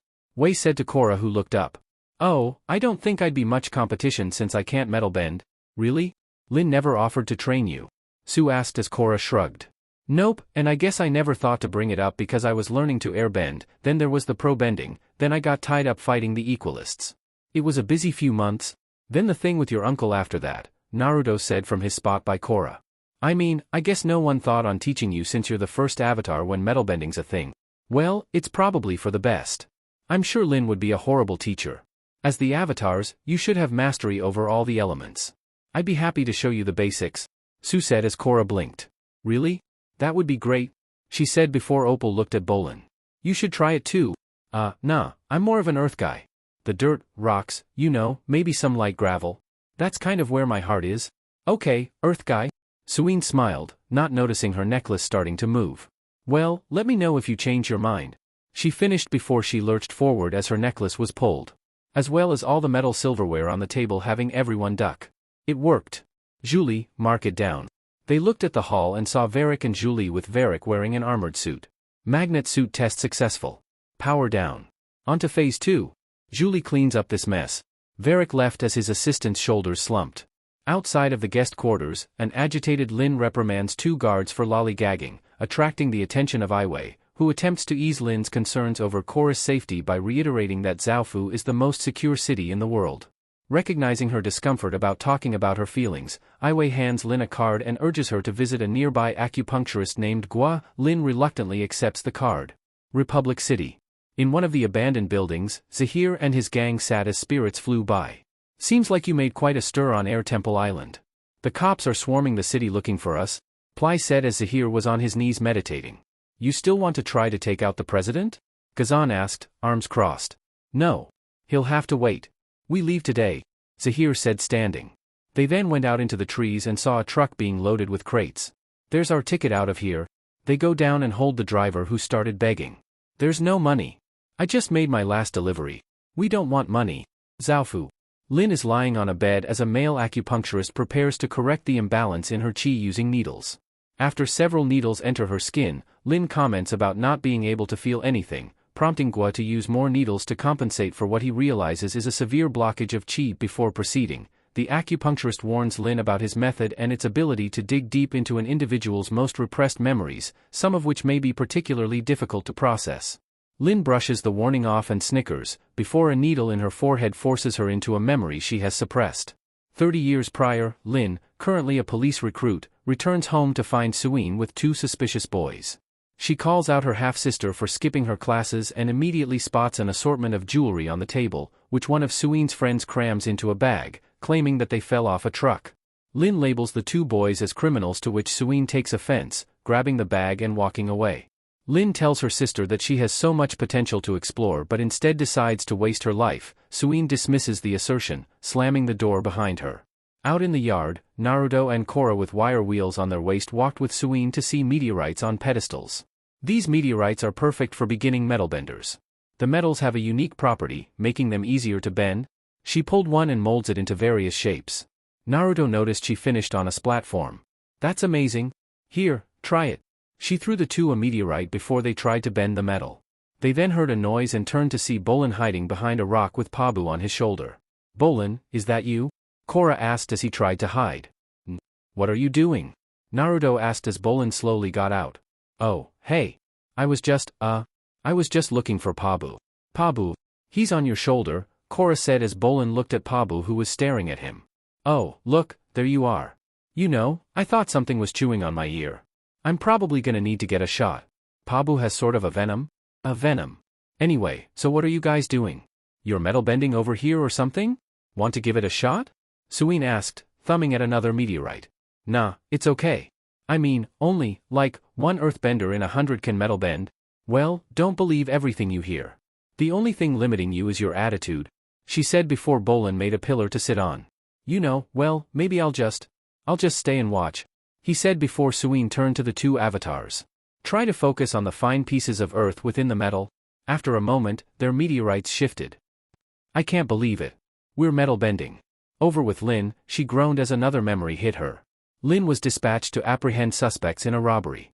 As the first responding officer, she chases a runaway Sotomobile through the streets by herself, thwarting the getaway by removing one of the vehicle's wheels with her cable. The vehicle crashes, and two men emerge from the wreck and try to escape, but Lin easily stops them by ensnaring them with her cables. The driver then steps out and orders Lin to stop. Much to Lin's shock, the driver of the getaway Sotomobile is Suin. Reeling from the vision, Lin accidentally metal bends the needles in her body, causing them to fly in every direction. She gets up to leave, much to Gua's dismay, who warns her that leaving in the middle of a session can result in sickness. Despite the warning, Lin returns to the guest house and is visited by Korra, whom she initially sees as a young Suin due to her hallucinations. The Avatar demands that Lin apologizes to Opal for her behavior, but becomes visibly concerned by the metalbender's appearance. Lin dismisses Korra and returns to Gua, who resumes the session. Lin expresses her anger over her sister's involvement with the Terra Triad and their theft, whom the latter defends. Although Suin insists that she only drove the getaway car as a favor, Lin remains unconvinced and threatens her sister as the latter begins to walk away, unafraid of the arrest. Suin dismisses her sister's warnings, prompting Lin to stop her by snagging her wrist with a cable. Suin unsheathes a hidden blade on her free wrist and slices the restraint. The sudden release of the cable's tension causes it to snap back, and the end, razor-sharp and flailing wildly, slashes Lin's right cheek, leaving 2 deep gashes. Republic City. Good afternoon. Where are you off to today? An officer asked the driver if Sahir was kidnapped at the exit to the city. Got a delivery to make in Baoyu. I should be back later today, he said nervously as Minghu held an ice blade at his side from the back. You alright? Yeah, just a little tired. One more pickup, then I'm clocking out, he replied as the officer blinked. I thought you said you had a delivery. Did I? I'm gonna need you to step out of the vehicle and open the back of the truck. The driver got out and walked to the back. And they took off running. Hey, get back here. Let's get out of here. Minghu got in the driver's seat and used her tendrils to drive the truck away as Zahir used airbending to shoot the officers away from the back door. Ply used her combustion attacks on the cars that chased after them. Gazan then created lava pools for the others. Zhaofu. Bolin was trying to metal bend by himself before Opal snuck up on him. Hey, Bolin. Opal. Oh, wow. You really know how to sneak up on someone. What are you doing? She asked as he dropped the meteorite. Oh, nothing, just thinking about my body and the mustaches that I might have in the future. You're acting weird again? Sorry. He sighed looking down. I wasn't thinking about all my mustaches. I'm just frustrated. I've been trying to metal bend, and I can't figure it out. Don't tell anyone, okay? He asked as Opal walked over. Why not? Because it's embarrassing. This isn't the first time I've tried. I mean, I've been wanting to metal bend ever since I heard about Toph. Your grandmother is my biggest hero. My mom grew up learning from Toph. Just go train with her. Stop being so scared. You know what? Maybe I am scared, but what about you? I know that you want to go to the Northern Air Temple to train with Tenzin, but you haven't done it because you're afraid too. You know what? You're right, she said as she turned. I don't want to leave my family and disappoint my mom. Look at us. Talking about our feelings, supporting each other, he said before hugging her. It's nice. Over Lin, she started sweating as another memory hit her. She and Suin sit in their mother's office, discussing the latter's involvement in the robbery. Toph reprimands her daughters for putting her in an impossible position and dismisses their attempts to blame the other for the incident. Having made a decision, Toph tears up Suin's arrest report, stunning a disbelieving Lin. She demands that her mother not cover the incident up and urges Suin to take responsibility for her actions, but Toph, frustrated, affirms that she cannot have a daughter in prison as the chief of police. Lin complains to Toph that it is unfair that Suin is allowed to do whatever she wants without facing any consequences. Toph retorts that she has no other options, and chooses to overlook her daughter's involvement in the crime, ordering her out of the city to live with her grandparents. Having completed the session, Gua removes the needles and urges Lin to rest and recuperate. She refuses, stating that she only needs to do one thing she should have done years prior. Over with Suin, she watched as Korra and Naruto moved their larger meteorites around. Congratulations. You're the first metal-bending avatar. Avatars. So, I've been thinking, and I'd like to try to learn metal bending. They stopped to see Bolin walking up as he continued. I mean, I'm sure you have a waiting list or something, like, a couple of years, so. He trailed off as Suin walked up. Let's get started. Suddenly, the ground cracks beneath them, and a meteorite falls and breaks. They then look to see an angry, panting Lin. "I think Lin is mad about something," Bolin said before Lin looked at her sister. "Sue, it's time we talk. After 30 years, you're finally ready to talk?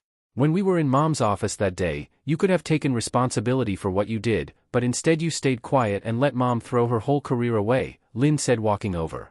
"Mom didn't throw her career away. She retired the next year. She was a hero? You think she wanted to retire? She was so guilt-ridden about what she did to protect you, she didn't feel worthy of her badge." Lin bit back as she panted. "Look, I admit that I was not a perfect kid and I've made some mistakes in the past, but Sue stopped as Lin scoffed. "You made some mistakes? Lin, Mom, and I already talked about this years ago and worked things out. If you had gotten together with us as we'd asked, you would know that I'm a different person now. I've been a different person for a long time. You think just because you live in a big, fancy house and have a chef who cooks you fancy food that you're a different person? Maybe you can fool everyone else, but you can't fool me. I see right through you." Sue narrowed her eyes at that. "You know what, Lin? You're the one who hasn't changed. You're still a bitter loner who only cares about herself. No wonder Tenzin ended things with you years ago." Lin threw a rock at her sister who blocked it. "Okay, I guess this is how it's going to be." Suin trips Lin with a fissure, before knocking her off with a meteorite. Lin gets back up and earthbends a staircase, while Suin metalbends a metal panel. Suin bends the metal panel toward Lin, which she evades by using a backflip. Lin earthbends many fragments of small rocks to Suin, who evades the attacks by weaving through. "Should I stop them?" Korra asked before Bolin shook his head. "You don't have any siblings. Fighting is all part of the healing process." The fight continues as Lin starts earthbending toward Suin, which she dodges with a cartwheel. Batar, Huan, and the twins run to a pavilion. "Go, Mom." Lin metalbends Huan's harmonic convergence sculpture, which Suin deflects and smashes into a metal wall. "My sculpture," Huan yelled running over. Only to look at it closely. "It looks kind of better now." Suin metalbends 3 metal panels toward Lin, which she deflects. Lin begins to earthbend rocks from beneath Suin and bends a large boulder toward her. Suin curls a part of the metal wall to shield herself before rolling it out again, knocking Lin into the pavilion nearby, where she lands roughly on the stairs, grunting. "You got it out of your system?" Suin asked as Lin glared. "Not quite yet." Lin earthbends a part of the staircase leading to the pavilion, while Suin earthbends a boulder from the ground. The two of them begin to charge at each other, but Opal interferes by airbending both objects to the side. "What are you two doing? You're sisters. Why would you want to hurt each other?" Lin then faints at that before Korra stops her from banging her head. Later, the group stood outside Lin's quarters before Korra spoke. Who's gonna knock?" she asked before pushing Bolin up. "Oh. No. Not me. You're the Avatar. Why can't you do it?" I can. But I just thought that you dash." "I'll do it," Mako said, knocking on the door. Chief, you've been sleeping for 16 hours. We just wanted to make sure that you're okay." "Ooh." The door opened, causing Mako to fall when he leaned on it to speak. And showed Lin dressed in Zaofu clothing. "Good morning." She smiled, having Naruto take a step back as she cheerfully walked away. "What the foo dash?" Later, Lin went to the dining room and drank a smoothie before seeing Opal at the door. "Please sit down. I want to talk to you." She walked in and sat before Lin continued. "Look, I'm just not comfortable talking about these kinds of things, and, well, I wanted to say I'm sorry about the other night. It's okay. Your mother and I have a complicated relationship and it's probably difficult for you to be here," Opal said as Lin smiled. "You're a smart young woman and an excellent airbender. I think it would be a wonderful opportunity for you to train with the other airbenders at the Northern Air Temple," she said as Opal sighed. "There's a part of me that wants to go, but I don't want to upset my mom. When I was younger, all I wanted to do was please my mother. I became a police chief because I thought it would make her happy, but it didn't. You need to make decisions based on what you want. Don't make the same mistakes I did," Lin explained as Opal went to talk to her parents about leaving. Later, Suin walked outside to see Lin looking at a statue of Toph. "Opal has decided to go to the Northern Air Temple. I'm guessing you had something to do with her decision."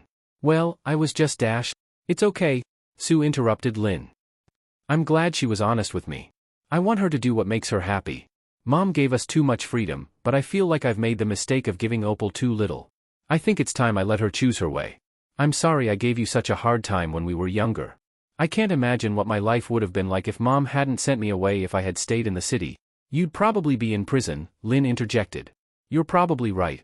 Mako told me that you're an excellent police chief. Republic City is lucky to have you." I know Mom is proud. Can we move on? I'd love for you to be a part of my life again.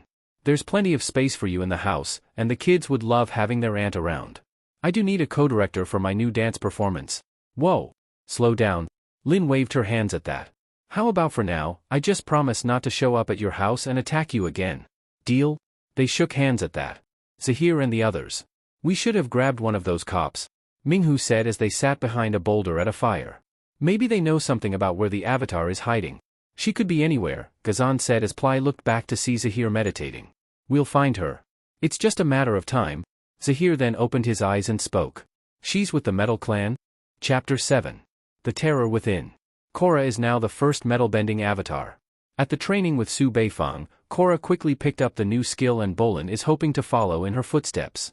Meanwhile, the airbender Zahir is closing in on Zaofu. By his side is the lava bender Ghazan, the water bender Minghua, and the combustion bender Ply.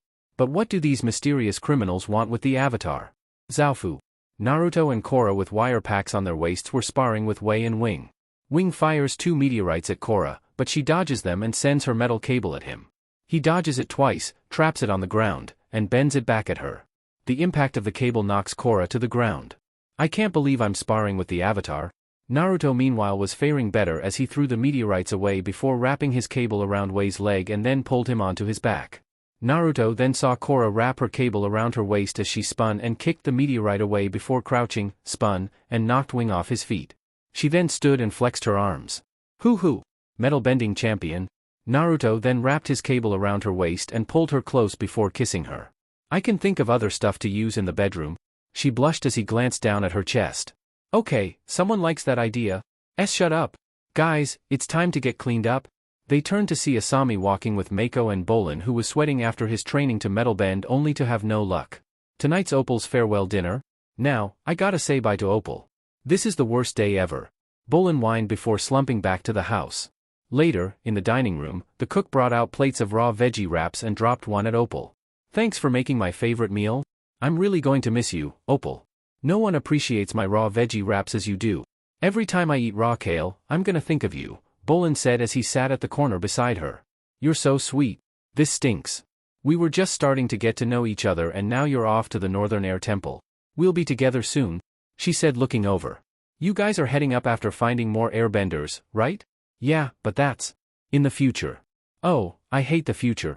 She then smiled and held up a wrap for him to eat. Until then, we'll always have kale. Kid, can I give you some relationship advice? Bolin looked to see Veric sitting beside him. No. Well, your loss. Zhu Li. Bring the, thing. She came over and placed a rectangle meter in his hand. Check out my latest invention. An airbender finder? Wait, that can find airbenders? Korra asked as she sat on the other side of Naruto who was beside Asami. Asami then grabbed it and pointed it at Korra and Naruto only for the needle to stay still. I think it's broken. It's not broken, Veric said, taking it from her. She needs to airbend into it. How else do you expect the thing to work? Clink clink. Everyone, if I could have your attention, please. Suin stood up and tapped her glass. Tonight, my beautiful little girl leaves for the Northern Air Temple. Opal, none of us could be more proud of you. You're an incredible daughter, sister, friend, and soon-to-be airbending master. Here's to Opal. May she help lead us into the new era. Later that evening, Opal on an airship waved goodbye as a female guard with a beauty mark under her right eye pulled a walkie-talkie up. Lock it down for the night. We'll head out first thing in the morning, Lin said to the group before walking off as Bolin sulked. Bolin sighs solemnly and follows her leave, as Korra walks next to him, with her arm resting on his back in comfort. The duo walks away and the metal petals of the city start to close. Later that night, a small group is running across a trail in the park toward a bridge. The moon shines down revealing Zahir and his gang as they quietly peer out from under the bridge. Zahir sees a guard with a metallic staff in hand and he looks down at the bridge for a few seconds before walking off. Zahir waves his hand and signals to everyone to continue moving forward. They use the cover of darkness to sneak past the walkway undetected before they head toward a guest house at the far end. Ply and Ghazan duck down an alley between 2 guest houses while Zahir and Minghua hide under a window. Zahir directs his gang onward to the adjacent bedroom window. They see Korra with Naga in the room asleep before they crouch down beside it, and Minghua raises a water tentacle and forms a small sickle at the end.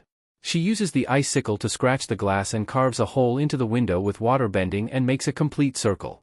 She then has water encasing the cut glass and pulls it away quietly. Another water tentacle arm holding 3 red darts is soon raised. Naga awakens and growls, but she is quickly knocked out by Shushu spit darts. Korra wakes up to the sound of her whimpering, as Zahir bends a blast of air into the window. She avoids it and jumps out of her bed, attempting to firebend, but she is hit by a dart as she lands. Gazan and Ply enter and pick her up as she loses consciousness. Back in Bolan's room, Pabu leaps onto the bed to get his owner's full attention. In the hall, Naruto wearing only pajama pants walked with Asami who was in her nightgown before hearing Bolan. They got Korra. They've got Korra. Naruto ran outside with Bolan and Mako and saw the group surrounded by lights. Let her go. So much for the element of surprise, Minghua said as Gazan looked around. Backup plan. Ply turns and fires a blast at each spotlight before curving a third around the pillar Mako and Bolan are using for cover, sending them flying to land outside Asami's door. She runs out to help them. We can't let them take her. Asami ran out and threw Naruto his hidden blades that he put on. I don't think they're going to get far. Look. One of Zaofu's guards attacks the group but is easily overpowered. The criminals try to flee but are stopped in their tracks as they are surrounded by slabs of metal, bent by Lin. Wei and Wing add to the pile, backed up by the female guard and a group of them. We have you surrounded. It's over, the female guard said to them as lava began to flow out. Naruto threw rocks at the group and dodged the combustion attacks before seeing lava coming at him. He threw his hands up and stopped the lava, getting wide eyes from the group. He looked down before creating fire blades and shot fire at the group. What the hell? Gazan asked as he brought up lava to block the attack. I thought he was an earthbender. But he just threw fire? I guess the talk we heard about in Republic City was correct, Zahir commented looking at Naruto before leaning out of the way of the kunai Naruto threw. There really are 2 avatars now. He leaned forward as Naruto pulled the blade back before it went back into his vambrace. No way. That guy's lava bending. That's awesome. Bolan said as the others looked at him. Lie is not good for us. I'm going to create some cover. We're getting out of here, Zahir said before he started to airbend with his staff. He makes a mask of smoke from Gazan's lava but is caught by the wrist by a cable of one of the guards, who can reel Zahir off the platform. Gazan sends a lava bomb at the guard who breaks cover to go after Zahir, but it is blocked by another guard with a metal slab. Naruto, Bolan, Mako, Lin, and Asami take cover together behind a slab of metal to avoid the criminals' attacks, firing off some of their own. Ply notices them and arcs a combustion blast to hit them, but it is blocked just short of connecting by another metal slab bent by Suin and her twin sons, who join them. How did they get in here? Lin asked her sister who looked over. I don't know, but we're not letting them escape. They look over, as 3 guards use more metal slabs to create a bridge to get to the criminals before Gazan knocks the guards off with earthbending. There's no way to cross that moat, Asami said as Naruto threw a rock at the criminals. We don't need to cross it, Su said, getting their attention. Lin and I can drop in from the dome on cables. That's a great idea. Except we'll get blown up the second that third-eyed freak sees us. She's a combustion bender. If one of you can stun her, her powers will be knocked out temporarily. Su explained as Mako looked at her. Bolan can land a shot. I can. You have to take her out right before we drop down. Suin finished and walked away as Bolan blinked. I do. The sisters and Su's sons got up top and opened a hatch before Naruto jumped over the barricade to get the group's attention. He threw rocks at them and dodged lava before stopping more from hitting him. Ply grins and gets ready to fire as Bolan gets up and quickly launches a tiny pebble at her. The pebble hits her dead center in her third eye tattoo, knocks her head back, and causes her attack to explode right above her team. The explosion knocks the criminals down, having Mako cheer on the success of Bolan's attack, which allowed Suin and Lin to land safely. Nice job, little bro. No. Zahir got on his staff to fly, only to get hit as Naruto was on his and threw fire at his wings. He then lands at his team to yell out. We failed. Zahir angrily airbends a huge cloud of smoke and when it clears, the lava has cooled, and there is no sign of them. Later, in Suin's office, Iway was giving Korra a green bottle to drink out of. This should neutralize the Shirashu toxins. How could you let this happen? You assured me this was one of the most secure places in the world? Lin said to her sister as Naruto held Korra as she sat up groaning. It is. I don't know how this happened. Obviously, this was a well-planned operation, so don't blame me. Su explained as the female guard walked to the door. We searched the entire estate. But there's no sign of them. Well, keep looking. Lin barked as the guard nodded and left. It would seem they had some inside knowledge of Zaofu. They must have been working with someone. Iway spoke as Korra looked up. The guards. It had to be one of them. I agree. Question them all. Whoever betrayed my city will suffer the consequences. Suin ordered before leaving. Later, Naruto had Asami and Korra in Korra's room before holding out a box and opening it, showing 2 chokers with a red spiral pendant and 2 rings. The 2 looked up in surprise. I was waiting for the right moment to ask you 2 to marry me dash. He stopped as the 2 hugged him. Yes. The 2 took the choker before Naruto looked at Asami. It marks me as yours? Naruto just blinked at that. 1. The next day. Iway interrogates everyone from the guards to Veric, whose description of his nightly routine leaves his interrogators annoyed and more than a little disgusted, and he finds them all innocent. At Lin's insistence, Suin is also interrogated and found innocent. Finally, Iway interrogates a young guard named Hongli, whom he accuses of lying. A furious Suin berates Hongli for betraying the clan and demands he tells them everything he knows about Zahir and how his group got into the city. Iway suggests searching the guard's home, where a note from the 4 criminals and a copy of the guard's logbook are found. Convinced that Hongli is guilty, Mako suggests confronting the guard with the evidence, but he is surprised when Iway announces he intends to delay the interrogation. Later, Team Avatar was at the fight scene looking around. Naruto crouched as he put his hand over the ground and saw it heat up. Whoa! Naruto looked over his shoulder and saw Bolin standing there. Are you lava bending? Don't know. I was able to stop the lava from hitting me. Naruto replied before standing as Mako turned to speak. I don't understand why we're not talking to that guard right now. Every minute we waste here, those guys get further away. I mean, how does a random guard get involved with a group of super criminals, anyway? What do you mean? Asami asked, hand on her hip. That guard is only 18 years old and has lived in Zaofu his entire life. Zahir and his gang have been in prison for more than 13 years. I don't know, but we all saw the evidence, Korra said, crossing her arms. It's pretty overwhelming. Maybe a little too overwhelming? They jumped as Veric popped up over a metal that was used as a blockage and stepped over it. Hey, Veric. What are you doing here? Collecting pumice stones with Zhu Li, he replied holding said stones in his hands. That lava bender did a lot of damage. But he makes a nice exfoliating rock. And when you get calluses like mine, you take all the pumice stones you can get your hands on. Or in my case, feet. Veric finished raising a bare foot as Zhu Li used one on the bottom. What were you saying about the evidence? Naruto asked, standing and turning around. I was saying that I can smell a conspiracy when I see one. Look, if I was trying to set someone up, I would tell everyone he's guilty, and then plant the evidence in his apartment as proof. You're right. All the evidence points to this guard, but maybe he's just the fall guy, Mako explained as Korra looked over. But for who?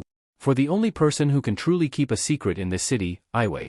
Later, they look through an empty home and proceed to search it for evidence, intending to compromise the official and prove his involvement with Zahir.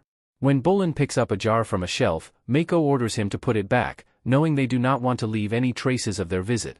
The earthbender cannot remember the exact placement of the object, however, prompting Mako to return it to what he believes to be its rightful place himself. By doing so, Mako notices scuff marks on the floor and theorizes that they were made by the bookshelves sliding open.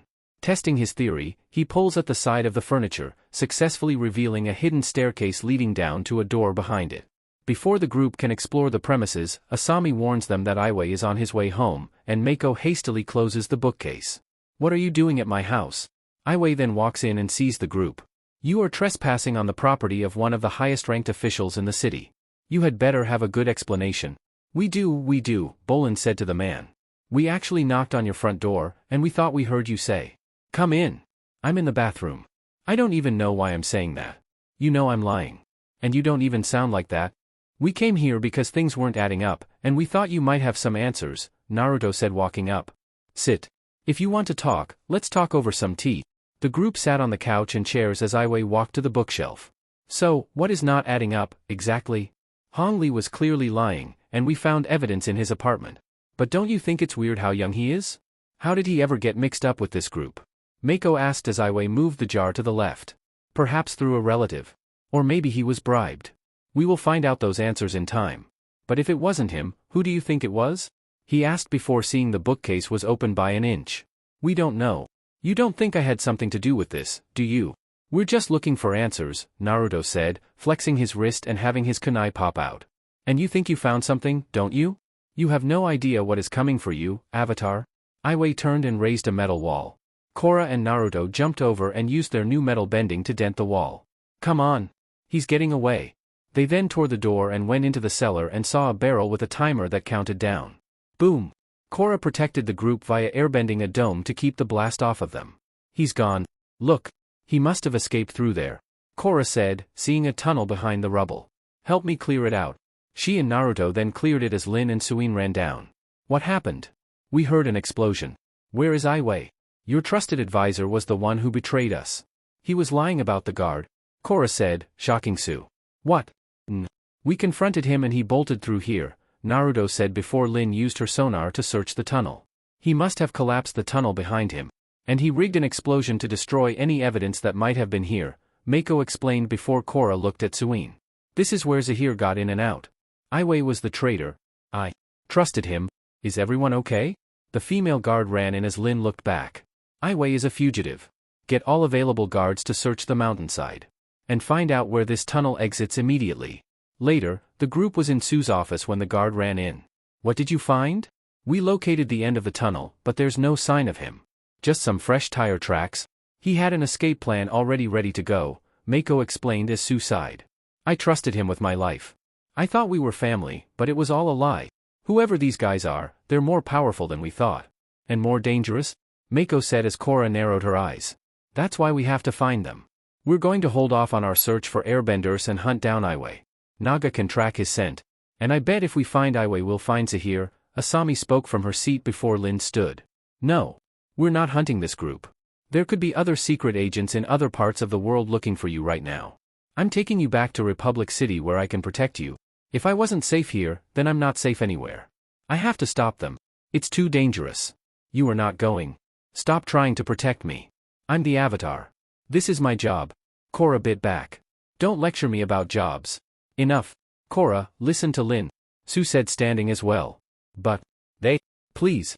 Lin's only looking out for you. I promise you Aiwei and everyone he's working with will be brought to justice. Fine. If you really think it's best. Korra sighed at that. I do. Thank you, Su. Everyone should get some rest tonight. I'll have my people prep your airship and you can leave first thing in the morning, Su said before they went to their rooms. Later, Su went to the team's room and walked in. Su, you really think Naga could track Aiwei? Definitely. Korra nodded at that. Then here. Su handed Korra a car key. There's a jeep packed with supplies by the east gate. It's all gassed up and ready to go. What? Why? Because I want you to hunt down Aiwei and bring him back to me, Su explained to her. But you said dash. I said what Lin wanted to hear, and I bought you guys some time. Go. I'll deal with Lin in the morning, Su said as Naruto stood and grabbed Kurama. Oi. Hey. Let's get this guy. Book 3. Change. Chapter 8. The Stakeout. Zahir infiltrated Zaofu and attempted to kidnap the Avatar. After a harrowing battle, Korra was saved, but she soon discovered a shocking truth. Aiwei, Su's trusted advisor, has been working with Zahir. This truthseer-turned-traitor managed to escape, but Su tasked Team Avatar with tracking him down. Now the hunted becomes the hunter as Korra searches for answers. Team Avatar. Aiwei's definitely been through here, Korra said as she rode Naga in a town as the others were in a jeep. Nice tracking, girl. Let's ask around. Maybe someone's seen him, Mako said before they went to a bar. Ooh, look, they have a mover poster of me, Bolin said, seeing a wanted poster of himself at the door. Must be big Nuktuk fans. Yeah. I should go over and say hello. No, those are wanted posters, and there's one for each of us, Naruto said, seeing posters for each of them. Wanted by Her Majesty, the Earth Queen, for crimes against the kingdom. Naruto read her poster's writing. I'm guessing this is because we took her airbenders. They weren't hers to keep. Korra bit, throwing her arms up. I swear, if I ever see her pinchy little queen face again, I am gonna… guys. They turned to see Asami looking at the patrons. We should get out of here. Zaofu. Where is everyone? I've been waiting to leave for half an hour, Lin said as she and her sister were outside. And good morning to you too, Lin. Now, don't get mad. Korra's fine. I'm just waiting to hear if she has tracked down Aiwei yet. What? You let Korra go? I thought we were on the same page about this, and then you go stab me in the back. Oh, don't be so overdramatic. Su waved her sister off at that. You can't control the Avatar's every move. I can try. Team Korra. Naga found something. The team was outside of another town when Naga stopped at a boulder. Korra got off and moved the boulder, revealing another jeep. Naga then nudged Korra at that. Oh, sorry. I forgot to bring treats. But good girl, she said as Naga looked down. Only to perk up as Naruto threw her jerky. This must be Aiwei's jeep. He can't be far. Bolin and I will investigate the Misty Palms oasis and see if he's holed up there. Yes, I love it when you talk like a cop, Bolin said as Korra looked over. I'm coming too. No. You, Naruto, and Asami wait here in case he comes back. Besides, we don't want to call too much attention to ourselves, Mako said as Naruto shrugged. I mean, people know what the avatar and the second one looks like, even without the wanted posters. Alright. Ooh. Mako, we should wear disguises and pretend we're going undercover. That way, no one will recognize us. Bolin spoke up with a laugh. Police work is so exciting. He then picked up 2 yellow ponchos and green goggles. Alright, now we need our undercover identities. I'm an ex-United Forces operative named Ting Ting. War was the only woman I ever loved until Ivy came along and showed me what real love is. Tragically, she was taken from me by my archenemy Dr. Razor, and he dashed. Enough. Let's just find Iway. Mako walked off as Bolin looked at him. But I haven't even told you your backstory. I'm a cop. I don't have a backstory. Ooh, you're good at this. As they got into town, Asami looked at Korra who was sitting on another boulder. Are you okay? I'm just frustrated. What does Zahir want with me? What's his plan? I don't know, but I think I found a clue, Asami said, looking through Iway's jeep and picking up a paper. Korra got down and took the paper. Zaibao's Grove, sundown. This must be where and when Iway's going to meet Zahir, she said as Naruto looked down. Alright, Zaibao's Grove, where are you? Asami said, pulling a map to lay on the hood. And had a small blue spirit land. With the brothers, they stop at a tavern called Misty Palms Oasis and approach a tavern owner and inquire about Iway. Although the tavern owner recalls encountering Iway the night before, he denies knowing where the man headed afterward, prompting the 2 brothers to search elsewhere. Later, outside another tavern, Bolin notices 2 individuals, a man and a woman eyeing him from a distance and tells Mako that they seem to be bounty hunters. Assuming that they have been discovered, Bolin and Mako flee and hide in an alley. While hiding, Bolin sees Iway, and they follow him to the Misty Palms Inn. Up with Naruto, Korra, and Asami, Mako walked up holding his poncho. We found Iway hiding in an inn. That's great. We found something too. It looks like he's going to meet Zahir at sundown at a place called Zaibao's Grove, but I can't find it anywhere on the map. Asami said, looking at the man before Naruto snapped his finger. I remember the other Bijus talking about that place. The others looked at Naruto strangely at that. It's what we called Kurama and his siblings. That place is in the spirit realm? Naruto then pulled Kurama from the jeep, at that. Isn't that right? What? Zaibao's Grove. That's a place in the spirit realm, right? I think. The fox replied, scratching his ear when he was dropped on the hood. The name sounds familiar. Then let's go. Naruto stopped Korra at that. Let's wait until sundown in case Zahir's partners come for Iway to move or protect him. They went to the inn and went inside to the innkeeper as Pabu played with spirits. Good afternoon. We'd like a room on the ground floor across from 102, please. Forget it. The middle-aged woman said to them. Last time a bunch of teenagers came in here, they trashed the whole room. We found you. They turned to see the 2 Bolin saw earlier as Mako and Korra created blades of fire. Hey, no bending in here. Take it outside. Whoa. We're not here to fight you. We're here to meet Nuktuk, the man said, waving his arms. We're your biggest fans, the woman said, pulling a poster of Bolin's mover. Could you make it out to Lily and Macau? I'd be happy to. Always love meeting my fans. Bolin nervously smiled as he autographed it before a homemade Nuktuk doll was held up. I made this Nuktuk doll for you. It's cute. Why didn't you tell me your friend was a mover star? The innkeeper smiled at that. I'd be happy to rent you any room in the inn. We'll just take the one across from 102, Mako said to her. But that room is too small for the 4 of you. We need that one and the one beside it, Naruto said before taking 2 keys. Why'd you get 2? Mako asked Naruto as they walked out. For Naga, I've seen inns and the rooms are usually only big enough for 2 people. Later, the 5 are in the small room with a door leading to the one beside it open as Naga lays on her back on the bed. And Kurama snoring on a pillow. Hey there pretty vixen, wanna dash? Naruto closed the door at that before walking to sit on the floor at the wall. There he is, Korra said as Iway looked out the window across them before closing the blinds. Now to wait until sunset, then Korra could go into the spirit realm, Naruto said as they waited. Later, Bolin sighed as he looked up at the ceiling. I thought stakeouts were supposed to be exciting. This isn't at all. He then looked at the dresser before walking over. Ooh, I wonder if there are any snacks in here. He opened one and saw a folded board game. Hey, look. A pie show board. Mako, you want to play? Kind of busy here, brr. I'll play, Asami said from her spot between Naruto's legs as they both sat on the floor against the wall. Oh, well. No offense, but I learned Street Paisho from Shady Shin, and I am pretty good, so it wouldn't be a fair game. So? I learned to play from my dad, the diabolical genius. I'll destroy you. Well, it looks like we have ourselves a pie showdown, Bolin said, unfolding the board. And revealing it's a large, circular board split into 12 sections, and divided into a grid of colored squares. Ladies first. Asami moved a piece as Bolin quickly followed. She then looked down and thought out her move. I don't want to rush you, but let's speed things up a bit. Why? She asked looking up. This game is all about slow, methodical strategy. No, it's not, this is a fast-paced, edge-of-your-seat game of chance. Don't think. Just go. I don't know what Shady Shin taught you, but it wasn't the real pie show. Oh, really? I think our friend Mr. Rulebook might disagree with you, Bolin said, picking up said book and opening it. The origins of pie show date back over 10,000 years. It is a game of both strategy and chance. Wait, how could it be both? Let me see that. Asami took the book and continued reading. There have been countless variations of pie show through the centuries, and each culture has its own rules and variations on the game. That's no help at all. Korra, as the avatar, you need to standardize these pie show rules. Okay. I'll put that on my to-do list right after bringing back the Air Nation and taking down the group that tried to kidnap me. She said over her shoulder at that. That's cool. Whenever you get to it, what are you gonna do about Zahir?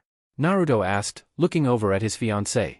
I mean he is in the spirit realm now to meet, and he was locked away for 13 years, and never broke. You have a better idea? Nope. I win. Naruto looked to see Asami winning the game. What? Bolin grabbed his hair at that. Alright. You know what? That was just a fluke. Best 2 out of 3.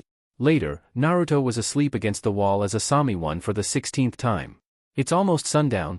Naruto woke up at that, before standing. He could be meditating in his room already. They ran over and found Iway meditating on his bed before Korra followed suit in front of him. We'll watch him in case he wakes up, Naruto said, kissing her cheek. Spirit world. Korra appeared by a tree and saw Iway before hiding as Zahir appeared in front of him. What happened back in Zaofu? You told me we wouldn't have any problems getting the avatar. Because of you, we've all been compromised. No, any evidence was destroyed when my library burned, Iway said to him. Where is your physical body now? At the Misty Palms Inn. But there is no need to worry. I was not followed, Iway said, walking over. You left a loose end? I assure you no one knows anything about us. No, you are the loose end. Zahir grabbed Iway just as Korra ran out. Zahir. The two disappeared before Zahir reappeared by himself a moment later. It seems Iway was mistaken. He was followed? That's right. We knew he'd lead us straight to you. So what did you do with him? Korra asked. Zahir smiled. He'll be spending eternity in the fog of lost souls, which just leaves the two of us, he replied before moving to sit in a meditative pose. Don't move, Zahir. You're gonna give me some answers? There's no need for aggression. Neither of us has our bending, and I'm not going anywhere. I'll answer whatever questions you have. You deserve that much. What would you like to know? First off, who are you people, and why do you keep trying to take me? Korra asked, walking up. We are part of a secret society dedicated to restoring freedom to the world. We are the Red Lotus. Red Lotus? Are you related to the White Lotus? She asked, crossing her arms.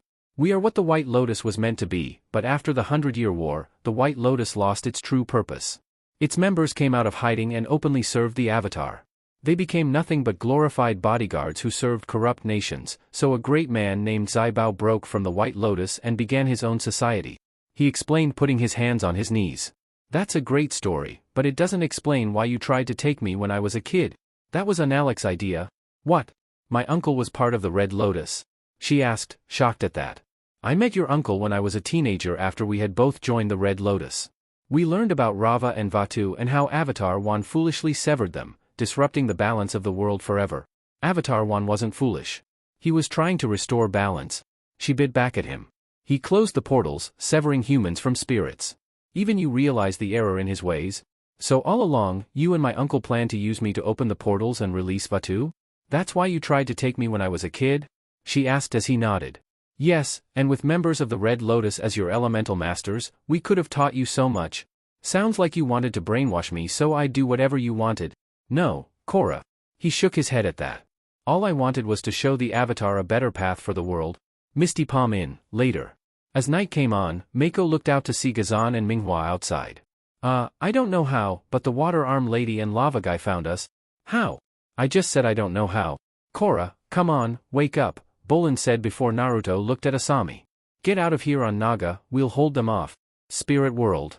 If my uncle came up with a plan to abduct me when I was a kid, why wasn't he caught?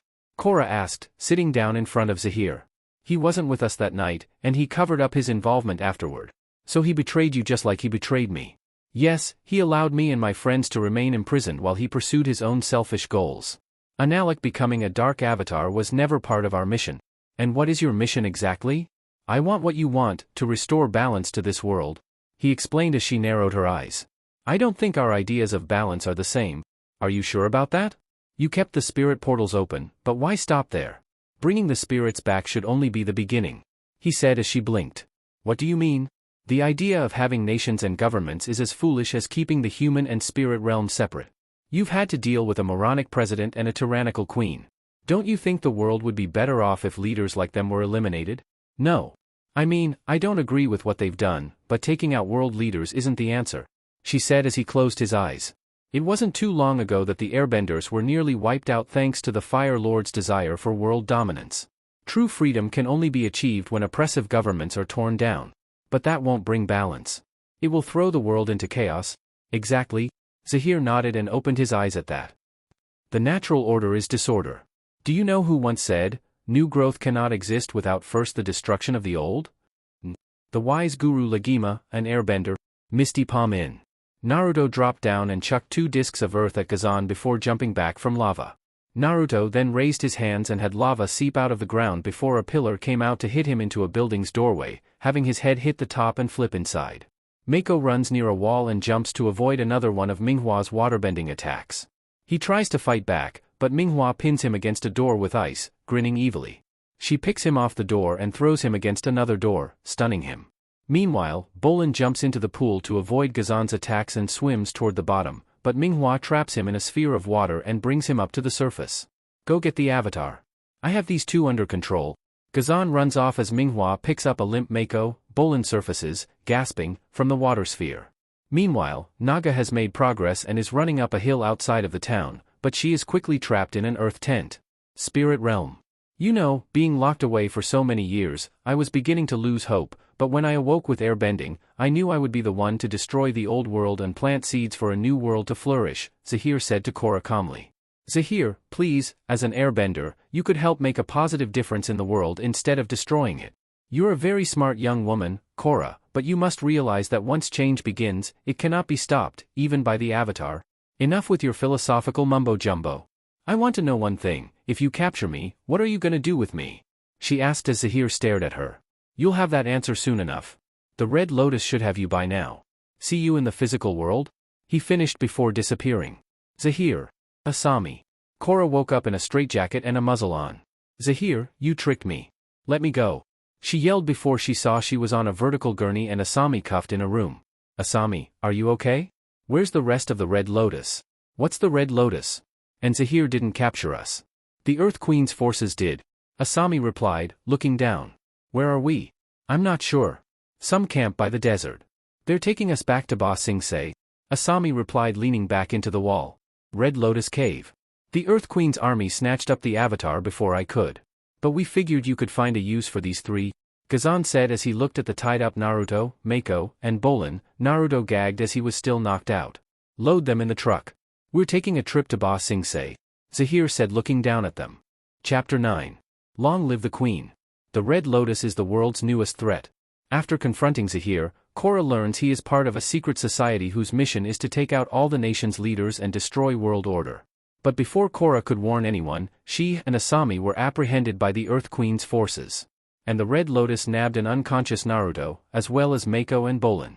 Now both parties are headed toward Ba Sing Se. Earth Queen's team. You have to let me out. The Earth Queen is in danger from a group of terrorists calling themselves the Red Lotus. Korra yelled as she was being pushed into the airship. I talked to one of them in the spirit world yesterday. He's insane. Screaming about terrorists in the spirit world? You're the one who sounds insane. The captain said as he turned and walked inside his ship and the hatch closed.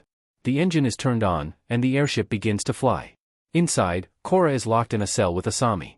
After locking Korra to the wall, the crew chains Asami to the floor.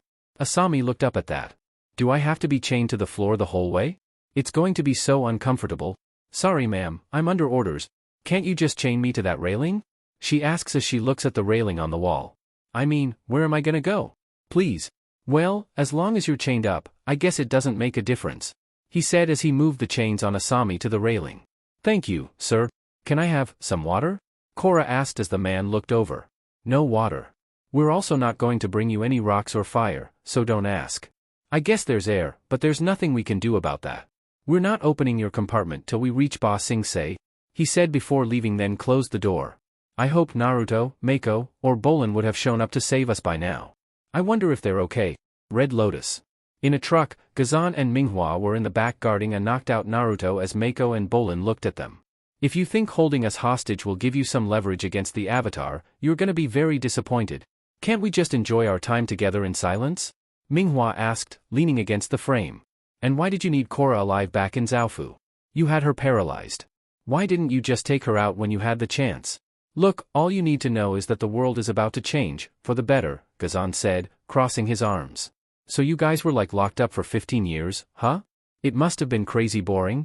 Bolin spoke, having Gazan shrug. It was only 13 years. But it felt like 30. I mean, what did you do with all that time? Did you sing songs, work on crafts? Not a lot of craft supplies in a volcanic prison cell. And I must have renamed the constellations about 1,000 times. When it rained, that was a big event. Gazan sighed after Minghua spoke. Sigh, I would have killed for some rain. Mostly I just made up stories about the guards, who was having trouble with his girlfriend, which one secretly wished he'd become a pastry chef. Ooh, okay, that sounds like fun. Bolin smiled at that. Let me try that on you guys. He looked at the lava bender before speaking. You were raised by an older sister, your mustache grew when you were 10 and I'm sensing, just sensing, an unspoken attraction between you two.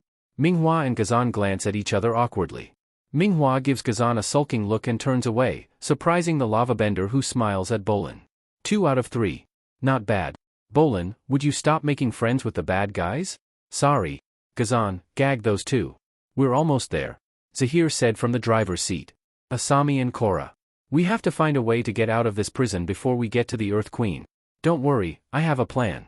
These airships the Cabbage Corp sold to the Earth Kingdom are way cheaper than the ones Future Industries built, Asami said, pulling on the chains. She stands against the wall and struggles, pulling off the railing. She jumps to bring her hands in front before throwing the railing to catch it upright. Now that's just shoddy workmanship, she sighed before walking up to Korra. There's no way I can get these locks off. I need the keys. She then looks at the floor before prying a panel open with the railing. Give me 5 minutes, then start yelling for help? Ba Sing Se Palace. When is the Avatar scheduled for delivery? The Queen asked Gun, who was standing in front of her. The airship already left Fort Bosco and should be arriving in a few hours. Excellent. Bring it to me as soon as it lands? Yes, Your Majesty. But first, there are some people here who captured 2 of Avatar's friends. They would like to present them to you personally, Gun said as she scowled. You know I don't meet with bounty hunters. And of course, I told them that. But they say they have some information that might interest you, about the location of your stolen airbenders. Ho Ting smiled at that. Really? Fine, send them in. The Red Lotus enter the throne room, throwing the bound and gagged trio in front of them. Ah, yes, I remember these 3. We'll find an acceptable home for you in prison, with the rest of the dissidents, she said before looking at Zahir. Now, I'm told you have some information for me. I hope this isn't just some ruse to increase your bounty. We don't want any bounty, Your Majesty. You can consider these 2 a thank you gift for simply taking the time to talk to us, Zahir said to her. How very magnanimous. So, where are my airbenders? I'd be happy to tell you, once you hand the Avatar over to me, Zahir replied, getting her to glare. Who told you that we have the Avatar? How I know is not important. But if I found out, others will too. And that could put you in a difficult position, is that so? Your Majesty, imprisoning the Avatar will cause the other nations to turn against you and demand her freedom. Before long, we'd be in the midst of a sticky international incident. If you let me take her today, no one would ever need to know she was here, and you can get your airbenders back without interference. We both win, Zahir explained as she looked at him and thought. And what do you plan to do with the Avatar should I see fit to grant your request? All I can say is, I have business with her. But she won't be bothering you again. I can assure you of that, he said as Mako and Bolin glanced at each other with worried looks as Naruto moved a little, still unconscious. Ho Ting ponders over the deal while tapping her long fingernails on the arm of the throne. She sits up straight with a smile after some consideration. I find these terms agreeable. Gun, escort them to the antechamber until the Avatar's arrival. Gun escorts the Red Lotus out of the throne room. Send these 3 to the dungeon. 2 Dai Li agents open the floor beneath the trio, leaving them to drop into the unknown. Korra and Asami. Guards, get in here.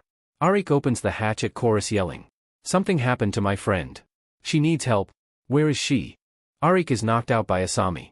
She opens the door, triumphantly spinning the keys around her finger. She frees Korra from the straitjacket while Korra removes the muzzle before kissing her roughly. Nice work. Now let's take control of the ship. Korra then barges into the cockpit with metal bending as the co-pilot runs up but is knocked against the steering wheel by an air blast, causing the airship to lose control. Mayday! Mayday! The Avatar has escaped. We're going down in Quadrant 4 of the Siwang Desert. The captain yelled out. The co-pilot regains consciousness and charges Korra, before being knocked against the captain by another air blast. Asami runs up to the steering wheel. I think you might have been a little over-aggressive with the air bending. The controls are busted. She picks up the radio phone which has broken into 2. Also, you broke the radio? Sorry, but it's not my fault this airship's a hunk of junk. Asami looked up to see that the airship was about to crash into a dune. Hang on to something. She yelled as the ship crashed. Korra and Asami climb out of the airship from the roof. Well, they say any landing you could walk away from is a good landing. But, given our location, I'm not so sure about that. You're the engineer. What do you think? Can we fly again? Korra asked her while they looked out at the desert. It doesn't look good. Even if you metal bend the propellers back into shape, we have to dig this whole thing out of the sand. Is everyone all right? Korra asked as the crew walked out as well. Like you care? What the heck happened? She said her friend needed help, then they knocked me out. I'm sorry. But I couldn't let you take me to the Earth Queen as a captive. There are dangerous forces at work that you don't know anything about. Korra bit back at them. More dangerous than being stranded in the desert? One of the men asked as the captain. Don't worry, Kong. I radioed Ba Sing Se before we went down. We just need to sit tight. Somebody will be here to rescue us. I'm not waiting around for that. We need to get out of here now. If we all work together, we might be able to get the ship up and running, Asami said as Kong shook his head. Not likely. I just tunneled out of the engine room. It's like a sandbox there. This ship isn't going anywhere. And neither are you. You're prisoners and we have to transport you to the Earth Queen. You realize that I'm the Avatar, right? You don't want to fight me. I'm afraid you aren't giving us much of a choice. We have our orders, the captain said back to her. Asami notices a moving dune out in the distance. Wait, did that dune just move? It was probably just a mirage. The desert will play tricks on you. That's no mirage. Look. She points as the dune moves. I heard that since all the spirits came back, this desert has been haunted by them.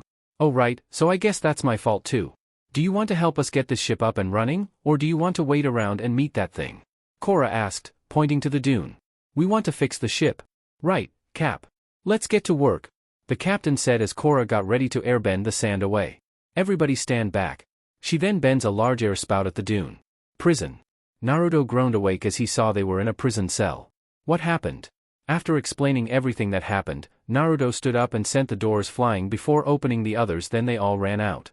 Misty palms. Lin drives a jeep near where the others drove theirs before she notices some tire tracks. She reverses and drives up to the abandoned jeep. As she inspects it, Naga leaps from behind, Kurama and Pabu on her saddle growling aggressively, startling her. Naga soon recognizes Lin and smiles, running around her and licking her. First, you scare the life out of me, now you want to lick me. Naga licks Lin once more. Pabu emerges from the jeep and crawls on Lin's body. Lin manages to grab Pabu by the neck and put him on top of Naga. Lin then threw treats at the animals. Here, chew on this and leave me alone. She walks to her jeep and picks up a radio phone on the jeep. Tonrak, you read me. Yes, we copy. I found Korra's jeep, but the kids aren't here. Meet me at the Misty Palms Oasis, she said before hanging up. And where are they? Captured, I believe, Kurama replied from his spot. And you didn't save them? Not my job. Plus I was asleep. Naruto's with them so I wouldn't worry. Korra, Asami and the Queen's team. Asami welds the rudder before stopping to look down at the others, pushing up her mask. How's it looking in there? I just airbent all the sand out of the engine room. I think it's clean. Hasn't been this clean since it floated off the showroom floor, Kong said wiping his hands. How's it going out here? Korra asked her lover. Well, she's still pretty banged up, but I think she might be able to limp out of the desert.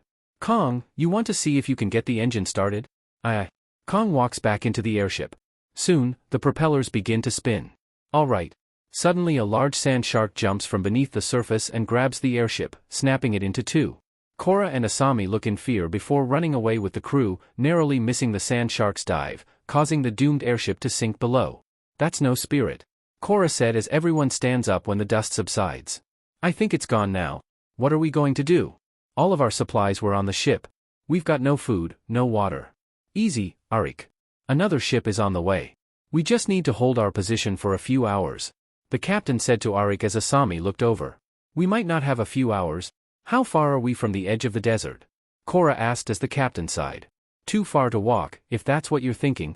We can't just wait around for that thing to pick us off one by one. You'll do as you're told, airman. Now get a hold of yourself, the captain said as Asami examined the mess.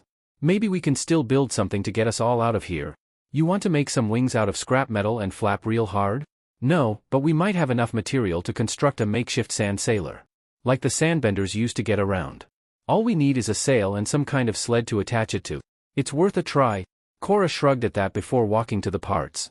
Gather every piece of metal you can find. We'll give that sandy beast a run for his money yet, Boss Sing say. A Dai Li agent walks past the door, alerting the Red Lotus. Looks like he's in a hurry. Wait here. Zahir leaves the chamber and, after noticing no one around, stalks the Dai Li agent. As the agent opens the throne room door, he leaps up against the wall, entering the throne room via the ceiling lattice. Your Majesty, we received a distress signal from the airship carrying the prisoners. We believe the ship crashed in the Siwang Desert and the Avatar may have escaped. This is outrageous. Send another airship to retrieve the Avatar immediately. It's already on its way, Your Majesty, the agent said to the Queen. Zahir leaves the throne room and returns to his chambers to explain what he just heard. What are we going to do now? There's no way we can track her down in the desert before the Queen gets to her, Ghazan said from his spot as Ply side. You think we'd be lucky enough to capture her again? She'll be long gone by the time they arrive. It doesn't matter. We're through chasing her. It's time to make her come to us, Zahir said before they walked out and into the throne room. What is this riffraff doing in my throne room unannounced? Apologies, Your Majesty. But I couldn't help overhearing that the Avatar won't be joining us today, Zahir said to her. The Avatar is still in my custody. However, eavesdropping on royal conversations will land you in a cell right next to those boys you brought in. Now, if you value your freedom, you'll tell me where the airbenders are right now. That wasn't the deal? He said as she stood. I will not bandy words with bounty hunters. Seize these hoodlums and throw them in prison until they decide to show proper respect for the crown. Dai Li agents surround the Red Lotus. Ply fires a combustion beam to the floor, knocking off a group of Dai Li agents. 3 Dai Li agents fire rock gloves at Ghazan, who easily redirects them back to the agents. A Dai Li agent attacks Zahir with an earthbending attack from below, though he can leap up to avoid the attack and counter with an air blast. Another Dai Li agent attacks him from the pillar, only to be knocked against the pillar. The third agent runs up to Zahir, only to be thrown away and frozen against a pillar by Minghua. Gun, noticing the battle, runs away. Gun. Get back here and lay down your life for your queen, you coward. The queen yells before she notices Zahir walking forward and follows suit. You wouldn't dare attack a queen. Zahir leaps to the throne. Maybe I forgot to mention something to you. I don't believe in queens. He then starts airbending and pulls air out of Hoting's lungs and traps her head in a vacuum sphere, leaving her gasping and collapsing onto the floor. You think freedom is something that you can give or take on a whim? To your people? Freedom is just as essential as air. And without it, there is no life. There is only darkness. Later, they walk into a radio room. Hey, you can't be here. No need for alarm. I just need to announce the entire city. How do I do that? Zahir said to the man.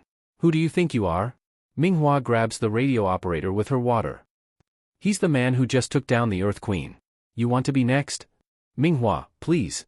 We're here to help citizens like him, not hurt them. To the radio operator. Now, can you help me? The radio operator nods before Minghua throws him to the seat. He sets the controls and bows to Zahir, who takes the seat. Attention citizens of Ba Sing Se. I have an important announcement to make. Moments ago, the Earth Queen was brought down by the hands of revolutionaries, including myself. I'm not going to tell you my name, because my identity is not important. I'm not here to take over the Earth Kingdom. I think you've had enough of leaders telling you what to do. It's time for you to find your path. No longer will you be oppressed by tyrants. From now on, you are free. I deliver Ba Sing Se into the hands of the people. Outside, Gazan readies himself at the wall and punches the floor, melting it to lava. Soon, the inner wall begins to melt. With a stomp, the wall collapses. Bystanders brace themselves from the collapsing wall and cheer when the dust settles before making their way out, while Gazan looks on. At the prison, Naruto busts down the doors and sees Zahir, who jumped in the air onto a roof. I have a message for you to give to the Avatar, Korra, Asami, and the Queen's team. Arik welds the finishing touches to the sand sailor before Asami spoke. She ain't pretty, but I think she'll do the job. Korra notices the approaching sand shark's dorsal fin. No time for a test run. Let's move. Everyone boards the sand sailor. Korra readies herself and bends a large gust of air, moving the sand sailor. Cut to Asami at the helm as the beast approaches them. Far shot of the beast jumping out, but missed before making another unsuccessful attempt. Cut to the sand sailor leaving as the sand shark's sand trail disappears. I think he's gone. We did it. The sand shark emerges from beneath the sand sailor, preparing to devour it whole. Korra firebends into the mouth, saving them. The beast returns to the sand, pushing the sand sailor from beneath. Cut to later on the day, when the sand sailor made its way to the Misty Palms oasis, where they parked the vehicle next to onlooking sandbenders before the sail and mast break off. You want to buy a slightly used sand sailor? Asami steps onto the dock as the last of the group. Thanks, Asami. You got a good head on your shoulders? The captain said, hands in his pocket. I'm sorry for getting us stranded out there. I didn't mean for that to happen, Korra said as the captain looked towards her. You know, whatever the conflict between you and the Queen is, I'm sure it's above my pay grade. He shakes Korra's hand with his hooked right hand. You've got a tough job. Good luck, Avatar. Captain, have we been in the desert for too long? Or is that a dragon over there? The crew turns to see Druck, Zuko's dragon on the ground, while two camels tied to a tree avoid the dragon, shivering in fear. Ugh, let's go get a drink. Korra watches the airship crew leave before turning to see Naga pin her down and lick her face. Daha. Easy, girl. Did you think we weren't coming back to you? Korra and Asami walk and enter the cantina, where they see Lin, Tonrak, and Zuko at the far end. Korra smiles and approaches them. What are you all doing here? Korra, you're safe, Tonrak said, hugging her before seeing her choker. Naruto proposed. Do you remember Lord Zuko? Tonrak gestured to Zuko, who stood. I met you when you were a very young girl. It's good to see you again, Avatar Korra. It's good to see you, Lord Zuko. Thanks for ditching me back at Zaofu, Lin said, annoyed as Korra turned to her. Yeah, sorry about that. But, how did you all find us? I am a detective, you know. Did you find Naruto, Mako, and Bolin? Some people at the inn saw them captured by Zahir's crew. We don't know where they are. Did you hear about the Earth Queen? Tonrak asked Korra, who turned to him. What about her? She asked before the radio came on. Once again, the Earth Queen's reign has come to an abrupt and violent end. Ba Sing Se has descended into chaos. Rioters and looters have overrun the palace. The Red Lotus? What's that? Tonrak asked Korra, who turned. The name of the group that's been trying to capture me and just took out the Earth Queen. I'm afraid this is only the beginning, Dad. Chapter 10. The Ultimatum. Ba Sing Se has fallen. After Zahir and the Red Lotus toppled the Earth Queen, the city descended into chaos. Meanwhile, Korra and Asami tried to escape their captors but crashed in the desert. After getting to safety, they met up with Lord Zuko, Tonrak, and Beifong. Back in Ba Sing Se, Zahir gave Naruto, Mako, and Bolin a vital message to deliver to Korra. But will they find her in time? Ba Sing Se. Should we do something? Bolin asked as they saw the looting going on. No time, Naruto spoke up. We have to deliver Zahir's message to Korra immediately, right? Okay. Find Korra, and deliver the message. Yeah, this should be easy. We just gotta get out of the city and get to the desert, then somehow find her in the vast, expansive wasteland that goes on for thousands and thousands of miles. This isn't gonna be easy. We need an airship, Mako said before running to one that had people breaking the equipment. Hey, the vault's open with tons of gold still left. Naruto yelled, getting the people to run out. This still able to fly? I don't know, Mako replied, walking to the wheel. They took everything. I mean, who rips out a transmission radio? Some folks just do not have respect for other people's property. Now let's steal this airship. Bolin said, walking up to the wheel as well. You know how to fly this thing? Technically speaking? No. But, come on, how hard can it be? Bolin started the ship as it nosedived into the ground. Up. Up. I don't see any up button. I see levers and switches. Oh, there it is. They went to their family's house and rescued them before flying out into the desert. Let's go to where the SOS came from first, Naruto said as they flew. Later as the sun rose, one of the cousins spoke. I found it. There? They flew to the wreckage as Mako looked at it. That's a Ba Sing Se airship, all right. But where's the rest of it? I don't know, but there are some tracks. Bolin pointed to the sailing tracks leading toward the oasis. They then flew and landed harshly at the docks. See? I told you. Landing is hard. Bolin said to Naruto, who sighed and rubbed his face with his tattooed right hand. They all then walked up to a fountain with ice and spirits as Bolin got up to it. Spirits? Okay, guys, we think Korra found her way back here. Now let's split off into teams and scour the town. Bolin said as Pabu jumped on him. Yes, we'll need your help too, Pabu. Now just give me a second while I... He trailed off before picking Pabu off his shoulder.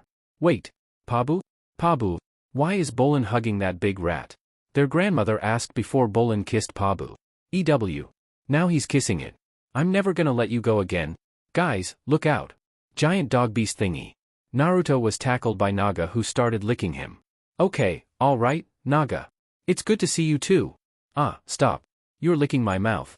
Naruto pushed her off as he saw his fiancés walking over. Asami. Korra. You guys are okay? Good. You guys aren't dead? Lin said walking up. Don't get all mushy on me, Chief, Naruto said before seeing Tonrak. Tonrak, sir? Oh, my gosh. It's Lord Zuko? Bolin said walking to Zuko, and started geeking out. I can't believe it. Forgive my brother. We're just really honored to meet you, sir. Mako said bowing with Bolin as Zuko followed. It's a pleasure to meet you as well. You must be the Avatar? The grandmother said to Asami holding her hand. Mako told me so much about you. You are even more beautiful than I imagined. Actually, that's Asami. This is Avatar Korra, Mako said, pointing to Korra. Korra, this is my grandma, Een. You are very muscular for a woman, Een said looking at Korra's muscular frame. Thanks. You too. What lovely young women. Mako, why aren't you dating any nice girls like them? Een asked her grandson before Asami spoke up after a moment. So what happened to you three? Where have you been? We were captured by Zahir and taken to Ba Sing Se. We were there when the Earth Queen was overthrown. Naruto explained, crossing his arms as Korra looked surprised. What? How did you escape? Zahir let us go. Why would he do that? She asked before Bolin spoke. Because he wanted us to find you and deliver a message. Zahir is headed to the Northern Air Temple as we speak. He said he's gonna wipe out the new Air Nation and everyone in it unless you turn yourself over to him. Naruto finished rubbing his neck. Zahir's threatening innocent lives, just to get to me. He could be bluffing, Tonrak said before Naruto sighed. He's already taken out the Earth Queen. I don't think he bluffs. We need to radio Tenzin and warn him that the Red Lotus is coming. I agree. Unfortunately, we don't have a radio on the airship, Naruto said before Tonrak spoke. There's a portable radio in the jeep, but the signal will never make it to the Northern Air Temple. We need to get to a place that has a strong radio transmitter. The Metal Clan will have one, Lin said before they went to the airship. Let's go. We'll radio Sue on the way, Korra spoke as they walked. Hopefully she can get a hold of Tenzin at the Air Temple by the time we get to Zaofu. Later, the group walked out and up to Lin with two guards. Did you have any luck getting through to Tenzin? No one's answering. What if Zahir is already up there? I should never have let Opal go. It's going to be okay, Sue, Lin said to her sister, placing an arm on her shoulder. I hope so. They went to the radio where the operator tuned the radio. We have a strong signal, but no one's answering. I can't just sit around here while a madman is on his way to the Northern Air Temple. We have to do something. Korra sighed before Sue spoke. I'll ready my airship. With the full force of the Metal Clan security backing us, we can take them. She left at that before Mako spoke. We'll never make it up there before Zahir. There might be another way to stop him. It's a long shot, but Zahir is always meditating in the spirit world, and I know exactly where he goes, Zaibao's Grove. If I could find him there, maybe I could somehow trap him, Korra said before Lin looked over. We can't protect you in there. I don't like it. I'll be fine. I have to try. I'll watch over her as she meditates, Naruto said before Asami nodded. I guess in the meantime, Mako and I will stay here and try to get through to the temple, Bolin said, sitting at the radio. We'll help Sue ready the airship, Tonrak said as everyone but Een walked out. I'm going to take a nap. Spirit world. Korra appeared by the tree and looked around. Zahir, come out. Face me. Leave the airbenders out of this. She turned as a figure walked up through the mist. There you are. Please don't hurt me, Korra. I'm just an old man. The man said, walking up revealing Iroh. Iroh? What are you doing here? I was just out searching for a new teapot to add to my collection, but instead I found you. He replied as he got up to her. In the spirit world, you always seem to find something you didn't know you were looking for. You look troubled. I am. Sit, he said, sitting as she followed. What is on your mind? There's a maniac on the loose, and he's threatening to destroy the new air nation. I don't know what to do. Just because you are the avatar doesn't mean you will have all the answers. I know many avatars have needed guidance, but after the fight with Vaatu when he tried to get inside me, it's been harder to talk to the others. You know, Zuko and Aang were close friends, Iroh said, causing her to blink. Lord Zuko, of course. Yes, my nephew. Their relationship started a little rocky, but they grew to become lifelong friends. Best friends? He said as she smiled. Thank you. Thank you so much. You're right about the spirit world. I came here looking for someone else, but I'm glad I found you, she said before fading. Zaofu. Korra woke up between Naruto's legs before Asami spoke. Did you find Zahir? No, he wasn't there. But there's someone I need to talk to, Korra said before walking away as Naruto followed while Asami went to the ship. Korra saw Zuko packing his bags on his dragon. You're leaving? Aren't you coming to the air temple with us? I'm sorry, but I can't. I'm going back to the Fire Nation. If it's true that the Red Lotus is targeting the nation's leaders, I need to protect my daughter. I understand, you have to keep the Fire Lord safe. But before you leave, I was wondering if you could help me with something, she explained having Zuko nod. I was off in Aang's council, and I'd love to be yours. That's just it, you knew Aang better than anyone. I'm having trouble talking to him and I was wondering if you knew what he might do if he were in my situation. Rebuilding the Air Nation was Aang's biggest dream. He would be beside himself with joy with what you've done, and if he accomplished that goal, he might have sacrificed anything to protect it. Zuko explained after a moment of thought. So he would give himself up to save the Air Nation? I don't know for sure. The airbenders might have been closest to Aang's heart, but as the Avatar, he was concerned with people of all nations. No one knew better than Aang that in times of turmoil, the world needs its Avatar the most. Thanks. Your uncle was right. It was helpful talking to you, she said, surprising the former Fire Lord. Wait, you spoke with my uncle? Yes, in the spirit world. A couple of times actually, she said as he just stared before Mako ran up. Guys, we got through to the air temple. They ran to see an annoyed Bolin talking to Milo before Naruto took the microphone. Milo, I'm not playing Get Your Father now. A moment went by before Tenzin spoke. Hello, this is Tenzin. Tenzin, listen to me carefully. Zahir is on his way to the temple. He's coming for the airbenders. You have to get everyone out of there immediately. Drop everything. Leave now. Oh, no. What? What is it? Tenzin. Tenzin, what's happening? It's too late. He's here, Tenzin said before the radio went silent. Northern Air Island. What is it, Daddy? Tenzin looks at the airship and then turns to Milo. We need to get everyone out of here. Stay close to me. He grabbed his glider and ran off. Tenzin jumps out of a window and opens his glider as Milo follows him. Finally, they are landing in a garden where Bumi, Kai, and the other 4 airbenders look at the flying airship. What's going on, Tenzin? Bumi asked his brother who looked at him. It's Zahir. Round everyone up. We need to get to the bison and evacuate immediately. Bumi, Kai, and another airbender start running as the airship is flying behind them. They then get to the training area where Da and another airbender are training until Kai speaks. Guys, we have an emergency. We're evacuating the temple. Come on. Kai, Da, and another airbender start running when lava appears underground and blocks their way. Look out. Kai, Da, and the other airbender eject themselves back as Kazan smiles. In the meditation room, Kia is meditating with Opal and 3 other female airbenders. A door sound disturbs them and they turn toward it as Bumi runs in. It's Zahir. We have to leave. They run outside before Opal screams as Minghua grabs her from behind and creates an ice spike. No one's going anywhere, or she gets it. Over at a bridge, Tenzin and his family run across it before Zahir lands in front of them. Good. The entire family is here. All the airbenders are rounded up in the courtyard by Minghua, Kazan, and Zahir. It's a pleasure to finally meet a true airbending master, Zahir said to Tenzin. What is it you want from us? Nothing at all. In fact, if everyone cooperates, you will all walk out of this situation unharmed. Then what are you doing here? Tenzin asks him as Zahir puts his hands behind his back. I want Korra, and I'm tired of chasing her. You're using us as leverage? Zahir nodded at that as Tenzin stood. Yes. I will never let you get to Korra. Unfortunately, you don't have a choice. Yes, I do. Tenzin pushes the 3 criminals away with airbending. Jean Aura. Get everyone out of here. Bumi, Kia, help me hold them off. Ply shoots near Tenzin from the airship, but he uses his airbending to protect the group. And stay out of her line of sight. Go, go. The airbenders all run away as Ply fires a beam at the exit, though everyone has evacuated. Kia bends water from a fountain and forms a ring around her. The Red Lotus ready themselves and Zahir throws a gust of wind. Up ahead, the airbenders reach the end of the sheltered route. They look at the stable and Kai gestures for them to move out, though they are forced to retreat when bombarded with combustion beams. It's too dangerous. We'll never make it to the stables with her up there, Pema said as they hid back inside. With the others, Zahir somersaults, avoiding Tenzin's air blast. He constantly avoids Tenzin's attacks by jumping to new heights. Before reaching the roof, Tenzin manages to land a hit on Zahir, but he is still able to run off, avoiding the master's attack.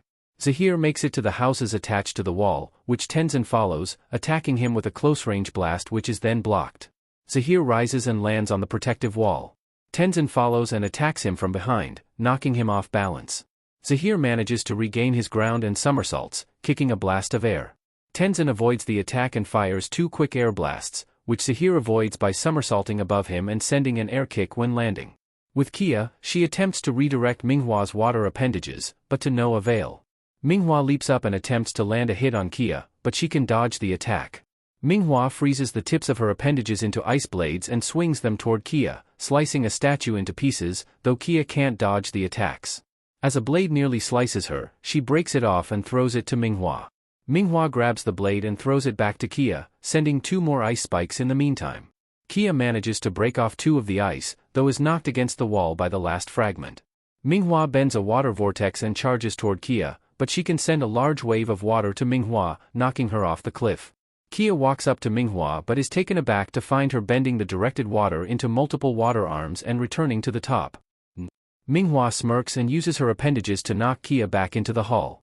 Bumi jumps down to the first floor with Gazan giving chase, melting the floor above. Once on the same floor, Gazan erupts the floor into lava, forcing Bumi to land in the hall. Gazan bends the floor beneath Bumi into lava, but he can jump out of the way before it erupts. Gazan directs the lava to Bumi, but he leaps to the wall and charges toward Gazan with air bending, sliding beneath his legs behind him. He pounces atop the lava bender, grabbing him by the neck and pulling his hair before biting him on the shoulder. Gazan screams in pain before launching Bumi off with an earth pillar. With Kia, she evades Minghua's attacks before being thrown toward her brother.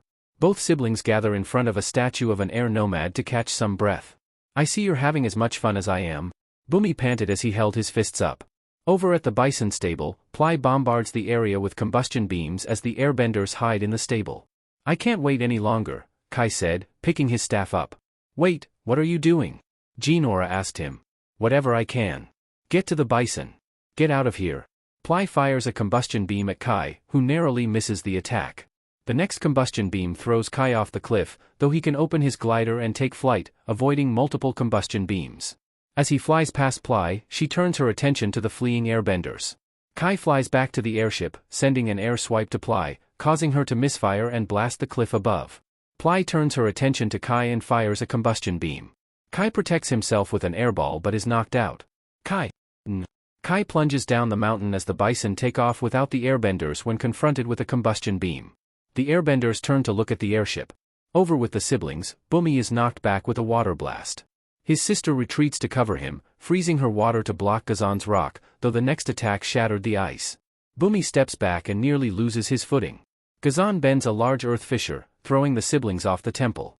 Bumi airbends and holds onto the ledge while grabbing his sister. I got you. Bumi groans before turning to see Ply. Bumi, let go. Kia said, looking up. But we could die. We're gonna die if we hang on. Ply directs a combustion beam toward Bumi. Bumi hangs on before letting go, narrowly missing the combustion blast. Both siblings plunge down the cliff before their fall is cushioned by trees, and they land on the cliffside, unconscious. Up with Tenzin, he's attacking Zahir with an air blast, which Zahir dodges. Tenzin jumps behind Zahir to avoid an attack and counters by arching his back to throw another blast, knocking down Zahir. Tenzin charges toward Zahir but is knocked off by a combustion blast. He cushions his fall with air bending, preparing for another attack, but is struck by Minghua on his right and Gazan on his left. He dodges barrages of attack by Minghua, Gazan, and Zahir, though is knocked down. As the Red Lotus surrounds him, he braces himself up and blows off Gazan and Zahir. He protects himself in an air sphere but is blasted against a wall by Ply. He props himself up, his clothing badly tattered and his face bruised. Give up. It's over. As long as I'm breathing, it's not over. Tenzin strikes Zahir with a close-range air blast but misses before the Red Lotus launch assaults against Tenzin. Over with Kai, he's licked in the face, causing him to regain consciousness. He opens his eyes and sees he's hanging upside down on a tree and the bison calf that licked him awake. Whoa! Kai frees himself and lands on the bison. Thanks, buddy. Yip, yip,